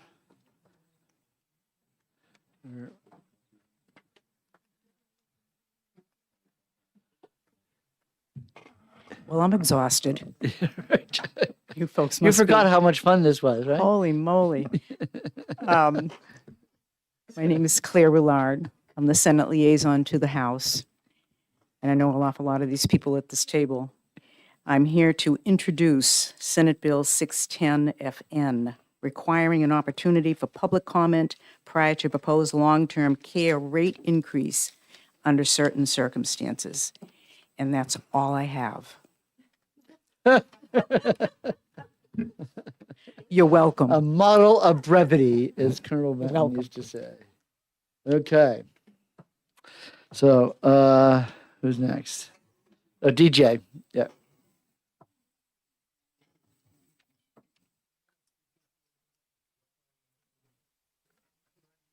Hi. Good. I'm glad you're doing it. The last time you had me do it, I messed it all up. Thank you, Mr. Chairman. Last but not least, the department has done significant work in partnership with Senator Ricciardi on this proposal. I just want to run through it very, very quickly. I suspect you all will have a hearty conversation about the public hearing piece, given how you all just talked about that as it pertained to the last proposal. As originally proposed, it was a may, and the Senate changed it to a shall have a public hearing. That is something that is very important to the stakeholders who are in support of this bill. You will hear from them undoubtedly. Just very briefly, I've spoken with you before about the challenges facing the long-term care insurance market. The bottom line is when these products were quite popular back in the 80s and 90s, they were unfortunately mispriced. There were assumptions that the carriers made that did not bear out. Easiest way to put this, one of the core assumptions they made was that people would treat their long-term care coverage much the same way they do their life insurance coverage, which is to say you'll get to a certain point in your life where you no longer, or you feel you no longer need your life insurance policy because your kids are grown, your retirement is secure, your spouse is going to be okay financially if you should pass. So they were able to ascertain what the lapse rate of life insurance would be. Again, they applied that same assumption to long-term care, and as it turned out, the exact opposite turned out to be the case, which is the older people got, the more tightly they held on to their long-term care policy because they could see getting closer and closer to them the day they potentially might need to use that benefit. And so the result of that is that the carriers who offered these long-term care policies and had very, very large books of this particular business began to encounter significant financial challenges as the time came when a whole bunch of the beneficiaries were aging to the point, and again, it was a pretty defined period of time when these were selling very, very rapidly. A big chunk of that population all aged at the same time into needing the benefit and caused significant financial challenges. So the result of that has been these long-term care carriers coming into states asking for significant rate increases. And there's been a history in New Hampshire of this issue, including an episode that made its way all the way to the New Hampshire Supreme Court, which we can dive into at the subcommittee if you'd like that bit of the story of this bigger book. But in any event, from my perspective, you've got the hearing piece in there. That's going to be for you all to decide. The section that is critically important to the department is the section that allows the commissioner to approve innovative, new, short-term or long-term care policies. A lot of carriers are understanding that the need for this coverage still very, very much exists. However, they're trying to learn from the mistakes of the past, and they are trying to design these products in a much different way. We as a department want to ensure that from a regulatory perspective, we have the flexibility that we need to review and ultimately approve those products that, again, may have innovated outside of what was contemplated when the initial regulations were adopted and put in place. A lot of the other things that are included in the bill, by and large, which simply codify what is currently in our administrative rules into statute. I can provide you with copies of my written testimony if you'd like to get into the details of that, but I'm going to stop here for now. You all look hot and tired, so we can get right into your questions. So, notwithstanding this section here about this long-term You could be taking this anyways, right? You don't really need this in a statute. Under a current statute, you can have new policies being brought to you at any time. So they can be submitted, Yeah, but there's a criteria by which we are to review them, and if they fit that criteria, then they'll be approved. right. What I want to make sure is that products that are not trying to sidestep the consumer protections that are inherent in that statutory structure, but simply are different products than what was contemplated. Well, that's what when- I would assume. That's the only thing they can do is change the product. They can't change the product that's already out there. They can't. All they can do is raise the premium or lower it, but they can't change. When you say innovative, they can't go being innovative unless the both parties agree to it. Both sides, right? I mean, apologize. because anybody can submit any long-term policy can be a new policy out over the transom can be given to you guys. No, I guess I'm not sure what I'm understanding. Sure, what I'm this getting paragraph at does. is, when a carrier wants to offer a new product in New Hampshire, that product has to be reviewed and ultimately approved by the Correct. department. Got it. We have a current statutory structure that we analyze that product up against.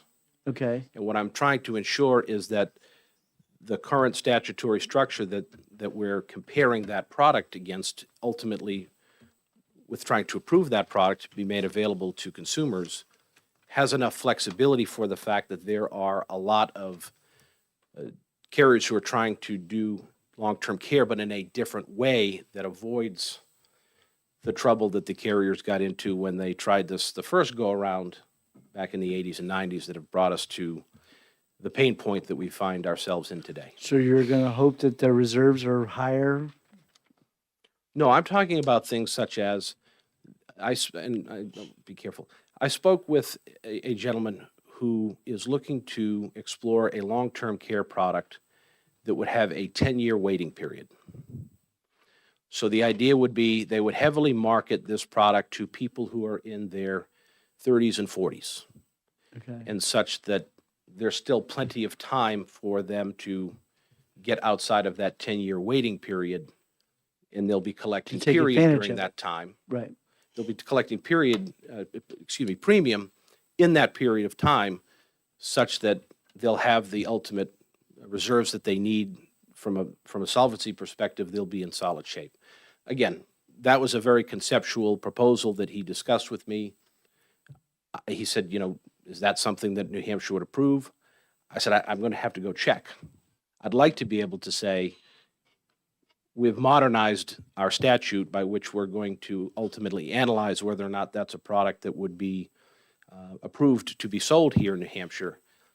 But again, I want to make sure that we have that flexibility. Okay. Any other questions? Seeing, it's in the bill. The boldface stuff. Thank you very Thank you, much. Mr. Chairman. Okay, Harold Sullivan. I don't think I've called that name in a very long time. When was the last time you were here, Harold? Thank you, Mr. Chairman, members of the committee. For the record, my name is Harold Sullivan. I am the Government Relations Chair for the National Association of Insurance and Financial Advisors, our New Hampshire chapter. I am a certified financial planner. I also am certified in long-term care. I've been in the financial service industry for over 50 years. So from the historical standpoint on long-term care, I've been there since the beginning to today and the issues that we're discussing. As the commissioner said, these products were really developed in the 70s and 80s. They were marketed heavily by a lot of the carriers. The initial carriers that came into the industry, one of the big carriers was GE Capital. They underpriced the product and did end up having financial difficulties that resulted in the legal suit that the commissioner discussed. The rest of the carriers, though, all came in, made their pitch to advisors, and spoke about the deep pockets that they had to cover losses and why you should be doing business with some of these major carriers. They trained advisors, they began seminars, they did a lot of work to sell the product. In addition, they promoted what was called the partnership program. So the partnership program was developed in different states. It was endorsed by the federal government, and it took us a while in New Hampshire, but we did adopt the partnership program. What it said is if you bought a policy that had adequate benefits, there would be no recapture of your assets. The state, the Health and Human Services Department, and the Insurance Department heavily promoted this partnership program. They went out to speaker groups, to Rotary clubs, and endorsed the fact that people should take the responsibility for their own future care by buying these long-term care policies.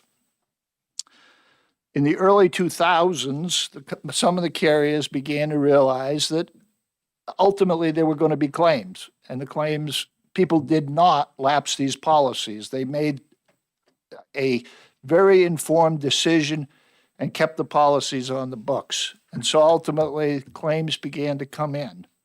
When the claims began to come in, some of the companies were not meeting their projected revenues and profits. So a number of the carriers decided in about 2010, 2011, we're leaving this market. We're not going to sell these products anymore. They've developed other hybrid products that are a mix of life insurance, annuities, other things like that. But these products, like the chairman said, once they sold these products, they were on the hook for these products. So what was the answer? They decided that they would have substantial rate increases. And the way they justified these rate increases were by looking at loss ratios. Let me just briefly take my policy. My policy, the way the companies do it, they break it up in small groups. So my policy right now in New Hampshire is one of 69 policies in that group with MetLife. The average premium on a policy, about $3,000. If I have 69 policies on the books and one person in my block is in a facility, at the average cost in New Hampshire now about between 12 and 13,000. You can see the loss ratios very quickly. So one loss in my block equates to about an 80% loss ratio. And that is what I received last year as a notice from MetLife. The notice came in, it was dated May the 8th. That was the date they prepared it. They mailed it, and of course, the mailrooms and insurance companies sometimes take time. I received the notice on May 15th. On May 15th in the letter, it says they want my decision whether I want to change coverages in my policy.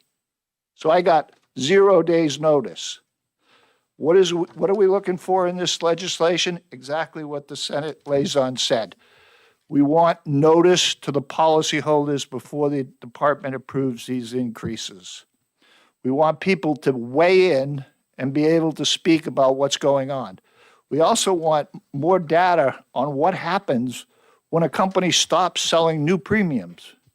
If you understand insurance, you understand that the premiums on new policies always cover the costs and the claims on the older policies. So when they stopped selling these policies, big companies, Met, Pru, John Hancock, they began to see the claims, but no new premiums come in. So obviously, high loss ratios.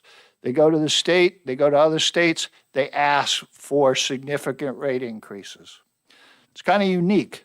There are 12 states that elect a insurance commission. Now, I'm not endorsing it, so... but those 12 states have had the lowest premium increases. Why? Because they have to go out to the public. And that's what you could say we're subsidizing other products if we don't approve these increases. That's not really the issue. You're not subsidizing other products because that's not how insurance companies work. They have reserves, and these reserves are significant. So why are we worried about the financial stability of these carriers? When the came down with the lawsuit against GE Capital, in the last paragraph, they said two things. The insurance department had the responsibility of making sure of the financial stability of the carrier. Second part is they had a responsibility to the consumer who purchased these products. Well, yeah, we worry about the financial stability of the carriers, but what about the consumer who's now being driven out of these products? So when they get driven out with an 87% increase like I got, and a number of people cancel them, what do? All right, they get partial benefits. But the second thing they do is they go and see an elder law attorney. They go to an elder law attorney. The attorney sets up what's called a Medicaid annuity, and I've set them up with many clients. Okay, it's a last resort, but it preserves the assets by essentially turning it into income for one of the spouses. Well, who pays Medicaid? You do, I do, the state does, and the federal government. So who are we subsidizing and who are we trying to protect? Why would we subsidize carriers that have the kind of assets under management that we're talking about with these carriers? And you have copies of this, so you'll see. MetLife has assets under management of $632 billion. John Hancock, which is now owned by Manulife, has assets of $1.2 trillion as of the end of last year. Prudential has assets under management of $1.47 trillion. So who are we protecting? I mean, all we're asking is that policyholders be notified, be given the opportunity to comment, and that the insurance department consider the impact of things like companies stopping the sale of these new products. What they've done is they've gravitated over to products where they have better control on the loss ratios and the profits that they would generate. They're tied to life insurance. They're a business. We understand that. But really, when you say we don't want any kind of hearing about this, what you're saying is we want the insurance company just to forget that they made all these mistakes and we'll just rubber stamp these increases. Thank you for your time, and I'd be happy to take any questions. Representative Herbert. I'm a little confused that somebody has $1.4 trillion. Red light. You lost me when you said that, I forget which one it was, the $1.4 trillion Prudential has. in assets, and suddenly refuses to continue a sole project. Are they just basically stopping it? No, they don't stop the product because, like the chairman said, they have an obligation. It's a contract. Right. But what they do is because the contract says they have the right to raise premiums. But when you raise premiums by 87%, like this last letter to me and my clients did, a lot of those people are stopping paying. I mean, if you think about who these policyholders were in the 70s and 80s, they're now in their 70s and 80s. These type of rate increases are substantial. And so if they can't afford them anymore, the insurance company can close the book on their liability. They still have partial liability to the extent of the premiums paid, but they definitely limit their liability by doing that. I've had senior management at MetLife tell me that one of the incentives is to generate the lapses that the original assumptions didn't. So I know the chairman is a great believer in caveat emptor, but I mean, you got to know the facts. And when they start shifting the facts, it's no longer caveat emptor. So what is the hearing going to get you? The hearing will get us, hopefully, 60 days for the public to weigh in. Okay. So that the insurance department has to hear what the impact of this will be, but also to ask deeper questions about what those loss ratios represent. The insurance department, when they looked at the loss ratios, the insurance companies gave them the raw data. They didn't give them the data about what the impact of stopping the sale of those products impacted.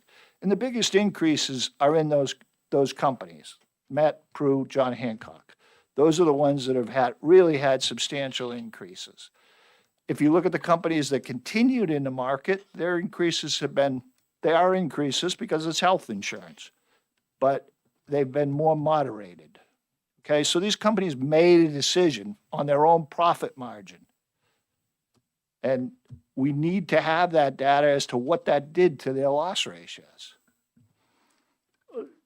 So that you can sue them, or what would you No, do? so if that you the got data? commissioner has full data and can say, no, we're not approving 87%, we're going to approve 20%. But that's not under their responsibilities is to not approve. Their responsibilities is to ensure solvency. And to protect the consumer. Two things, Mr. Chairman. Okay, the solvency of these carriers is not a question. I don't know how you can question the solvency of a carrier with $1.4 trillion in No, I assets. thought it was the solvency of the plan that's being offered, not the company, the underwriting company.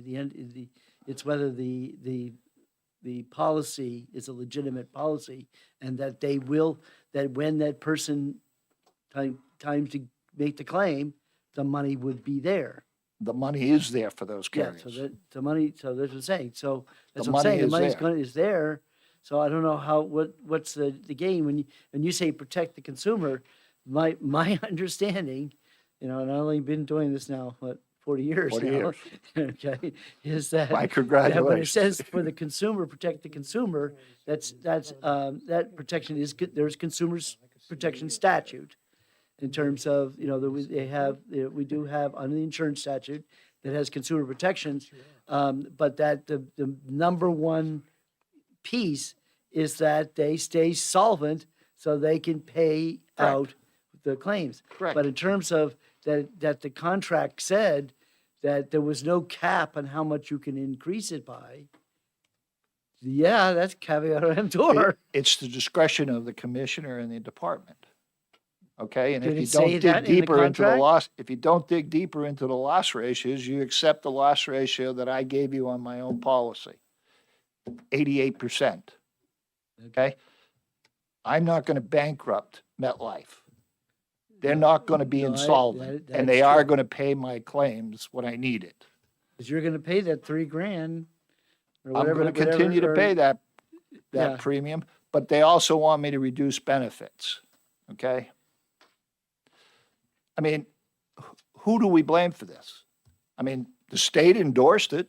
Should we blame the state? Who was the commissioner that was out there promoting this?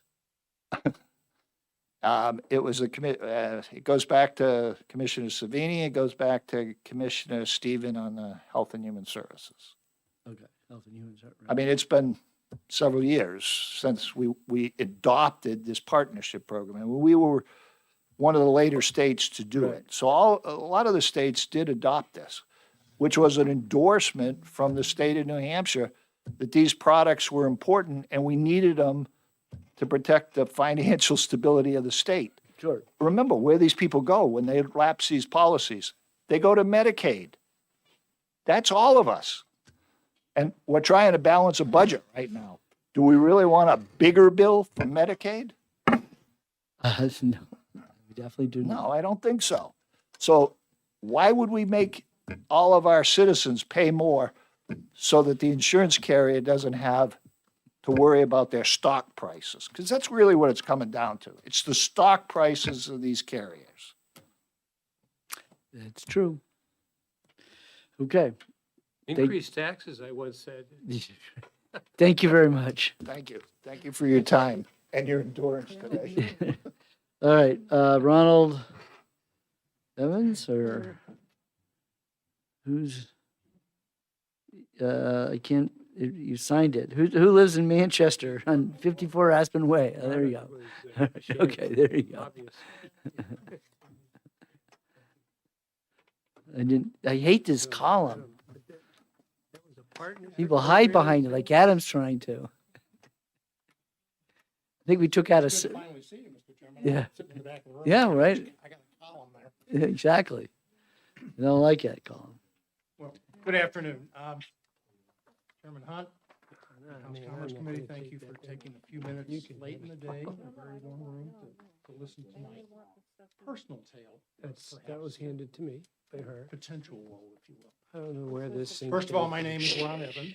I live in Manchester. My wife and I and our family have lived in this great state since 1987.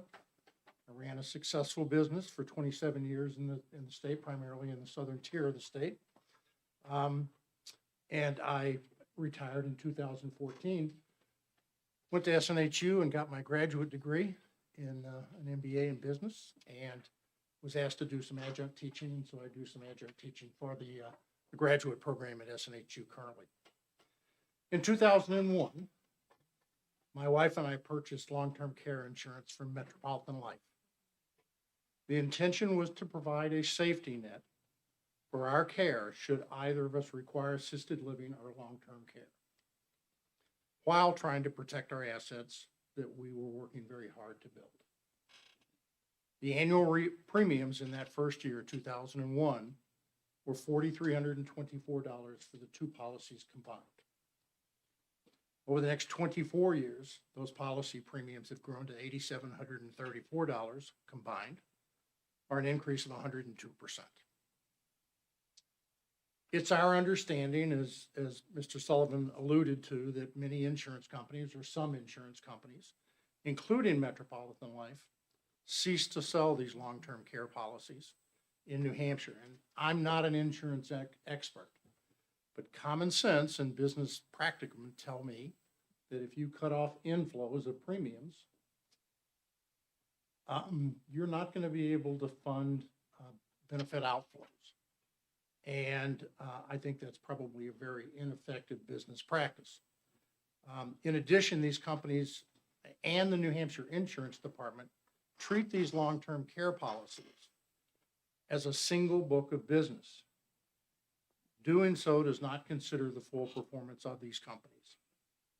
And the result is that policy holders, the insurance department, should be able to share information with you. They're going to begin driving policyholders out of their policies, or greatly reduce the benefits that those policyholders have paid for so many years. MetLife, as an example, had revenues of approximately $77 billion in 2025 and net income of $3.2 billion for the full year of 2024.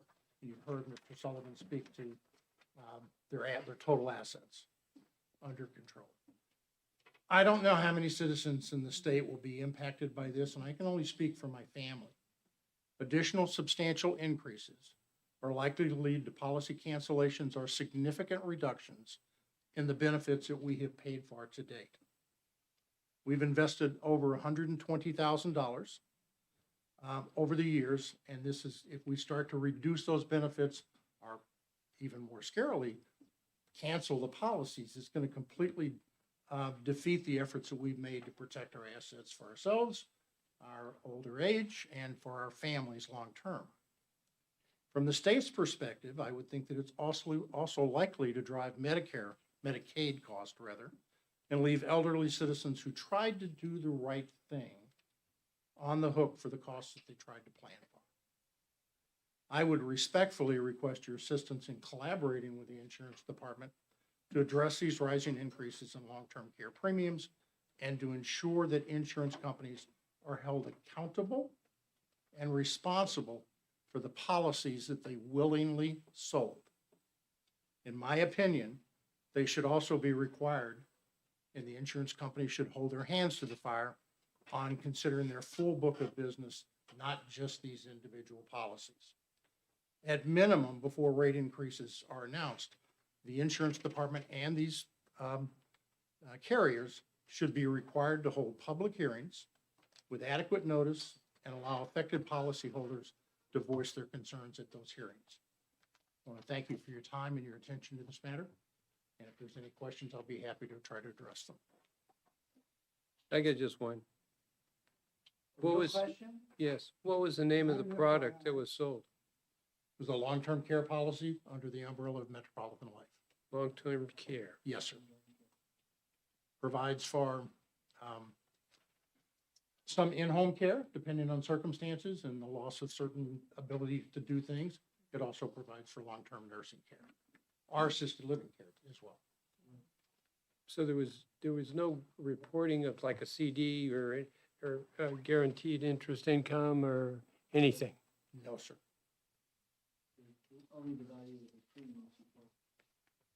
Yes, sir. Well, Well, he was paying and I'm not premium. even sure that the $120,000 plus that we've invested is something that I can even fall back on. I think that's just premiums that are gone. Now, fortunately, we're in good health and we want to stay that way. I hope I never have to use these policies. But I certainly want that safety net if I need to. Okay, well, thank you for listening. Gary Grant?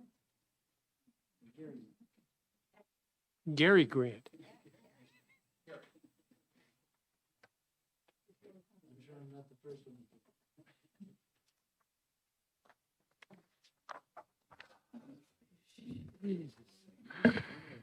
Hi, Mr. Chairman and members of this committee. Thank you for being here as long as you have been and listening to me.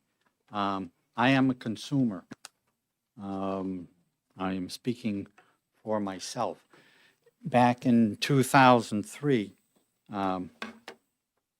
we did a lot of research on this long-term care and under the advice of legal counselors as well as a number of financial planners. They said, you got to have this. If you want protection later in life that will help you possibly stay out of nursing home and have care at home, you need this.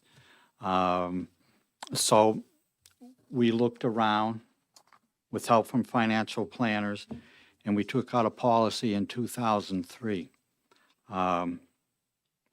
Our policy for my wife and I at that time was a little over $4,900.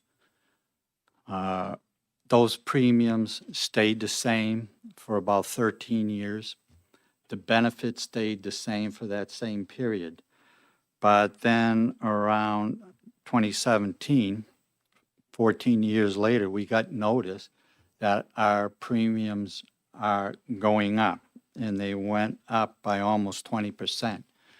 But even beyond the premium, it was like, if you want to keep your increase of premium at that almost 20%, your benefits are going to be reduced. Both your benefits for how long they would pay for services when I needed them, but also the individual benefits of the plan.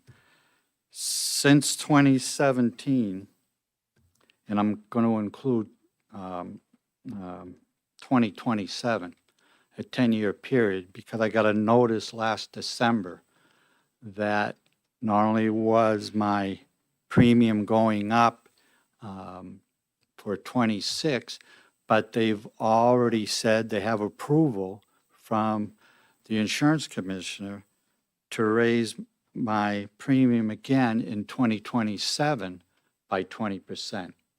So the aggregate over those years, when I'm going to have to pay a premium next February, is going to be more than $6,000, or for me, 147% increase. Unbelievable.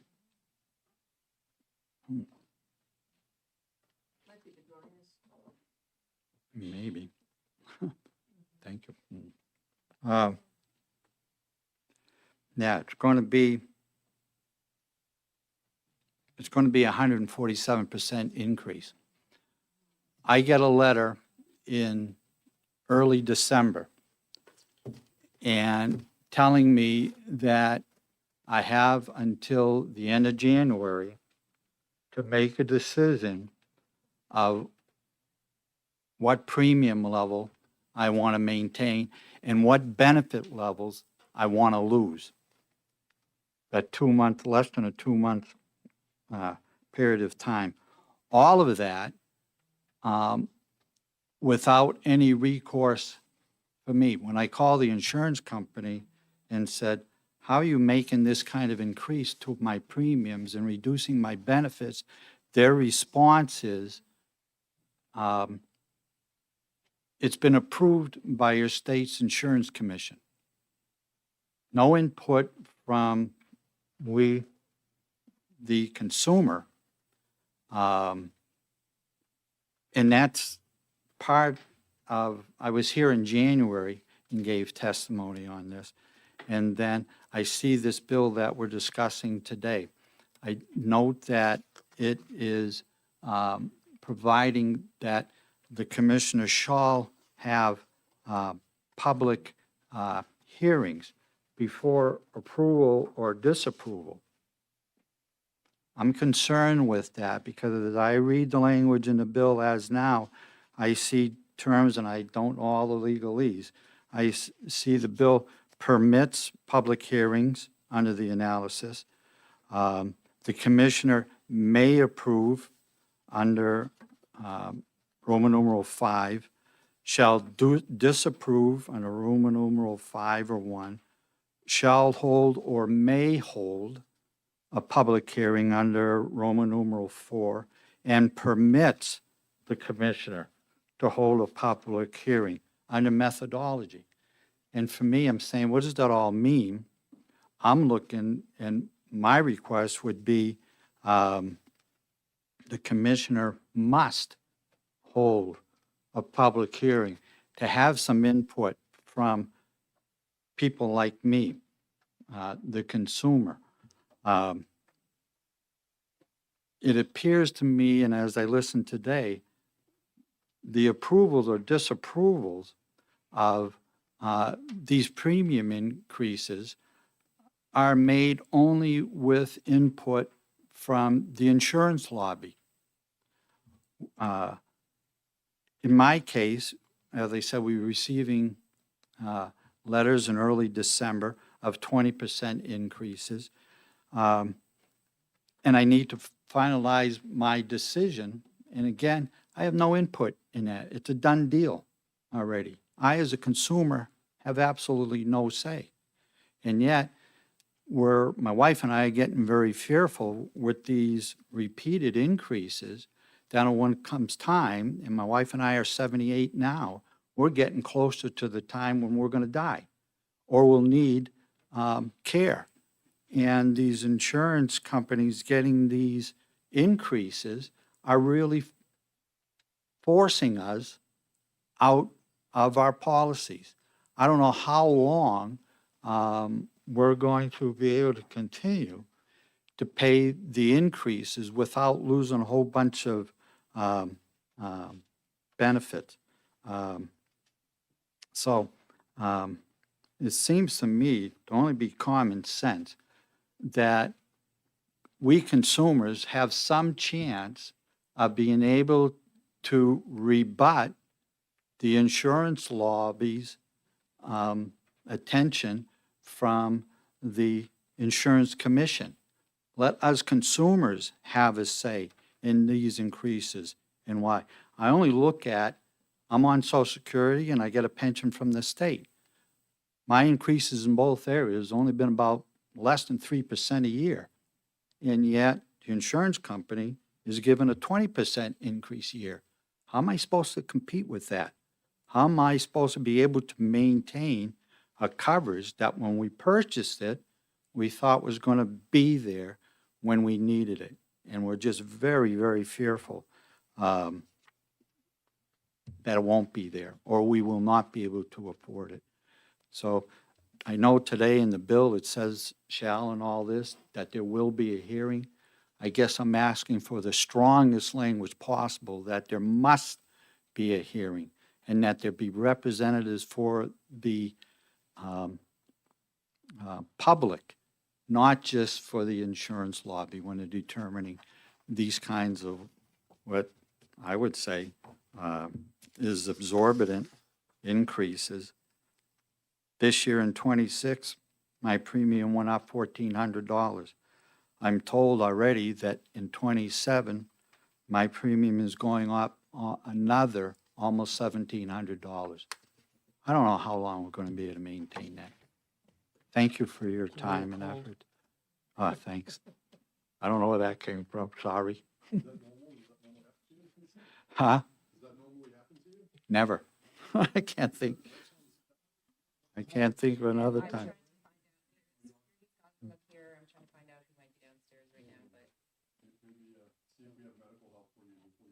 Oh, okay, thank you.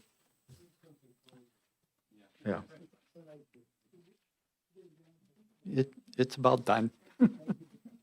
All right, thank you for your time. Okay, so we heard all the reasons why we want to pay, now we will have the insurance company, so, we don't want to. Henry? 2 minutes. 2 minutes. 2 minutes. 2, I'll keep it to 1.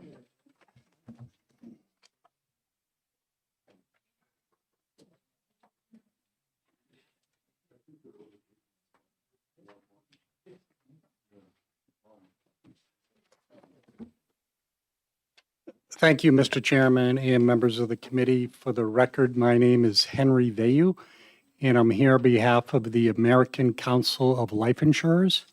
And ACLI supports the provision in the bill that the commissioner referred to, enabling the department to approve innovative short or long-term care policies. So we're supportive of that aspect of the bill. The other aspect of mandating public hearings for every filing, we don't support. If you look at the very last section of the bill, that's where it's put in. Section 4 says, after a public comment period, the commissioner shall hold a public hearing prior to approving or denying any form or rate filing for long-term care insurance. So it just identifies long-term care insurance as those filings which are going to require mandatory public hearings. And then it says the commissioner may hold public hearings prior to approving, denying any form or rate filing of other forms of insurance. So we'd be basically just identifying this particular kind of insurance that we're going to have mandatory public hearings on. And I think maybe the reason why we have may for all the others is that I guess you question the value of requiring a public hearing in every filing. And these filings, which are governed by rule and request a lot of information, some of which is proprietary, which is information that people coming to the public hearing won't have. You question the value of having a hearing every single filing. Are we fine with the commissioner may have a public hearing if he deems there to be value? Certainly.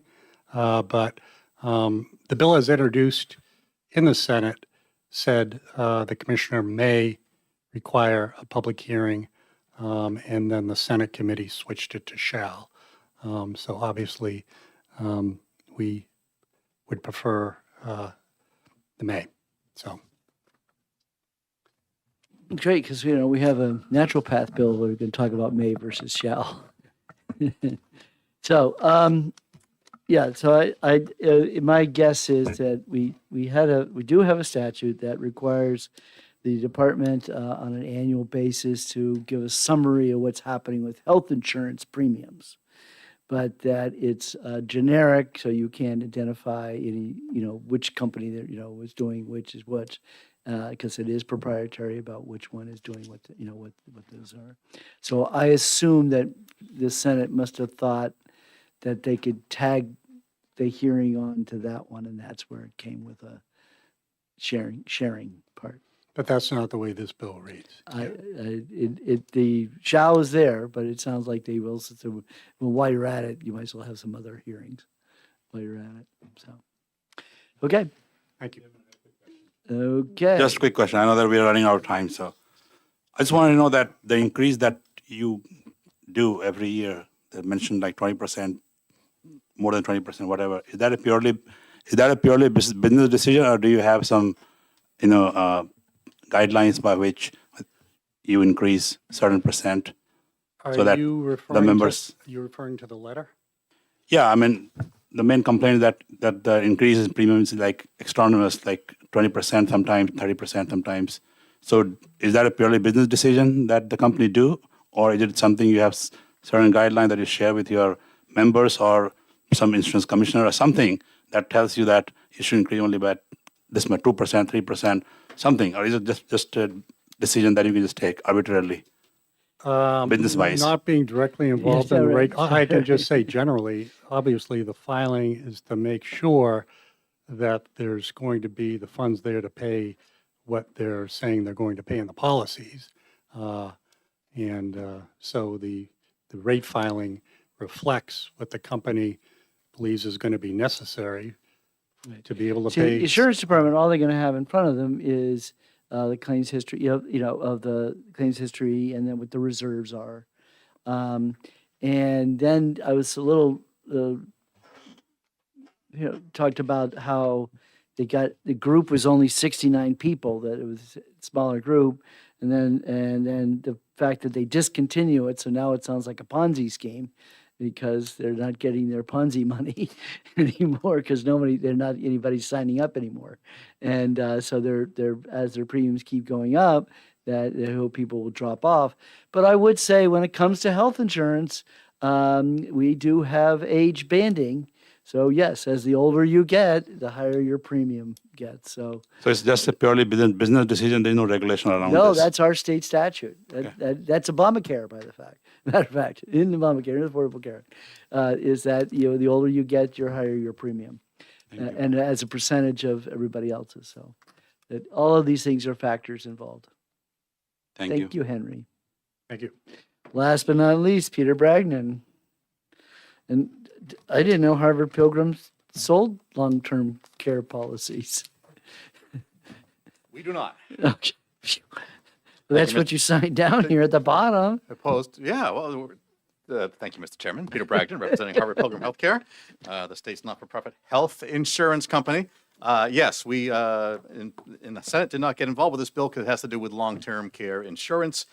From the testimony, it seems like there's a number of problems there to be addressed. But our big concern is on the second page of the bill, line 29 through 31, that talks about the insurance commissioner may hold a public hearing prior to approving or denying any form or rate filing for other forms of insurance. So we read That's that what to I mean just health discussed. insurance, life insurance, Right, property and that's what I casualty was just insurance. discussing. They'll be full-time at the department having public hearings on all these rates.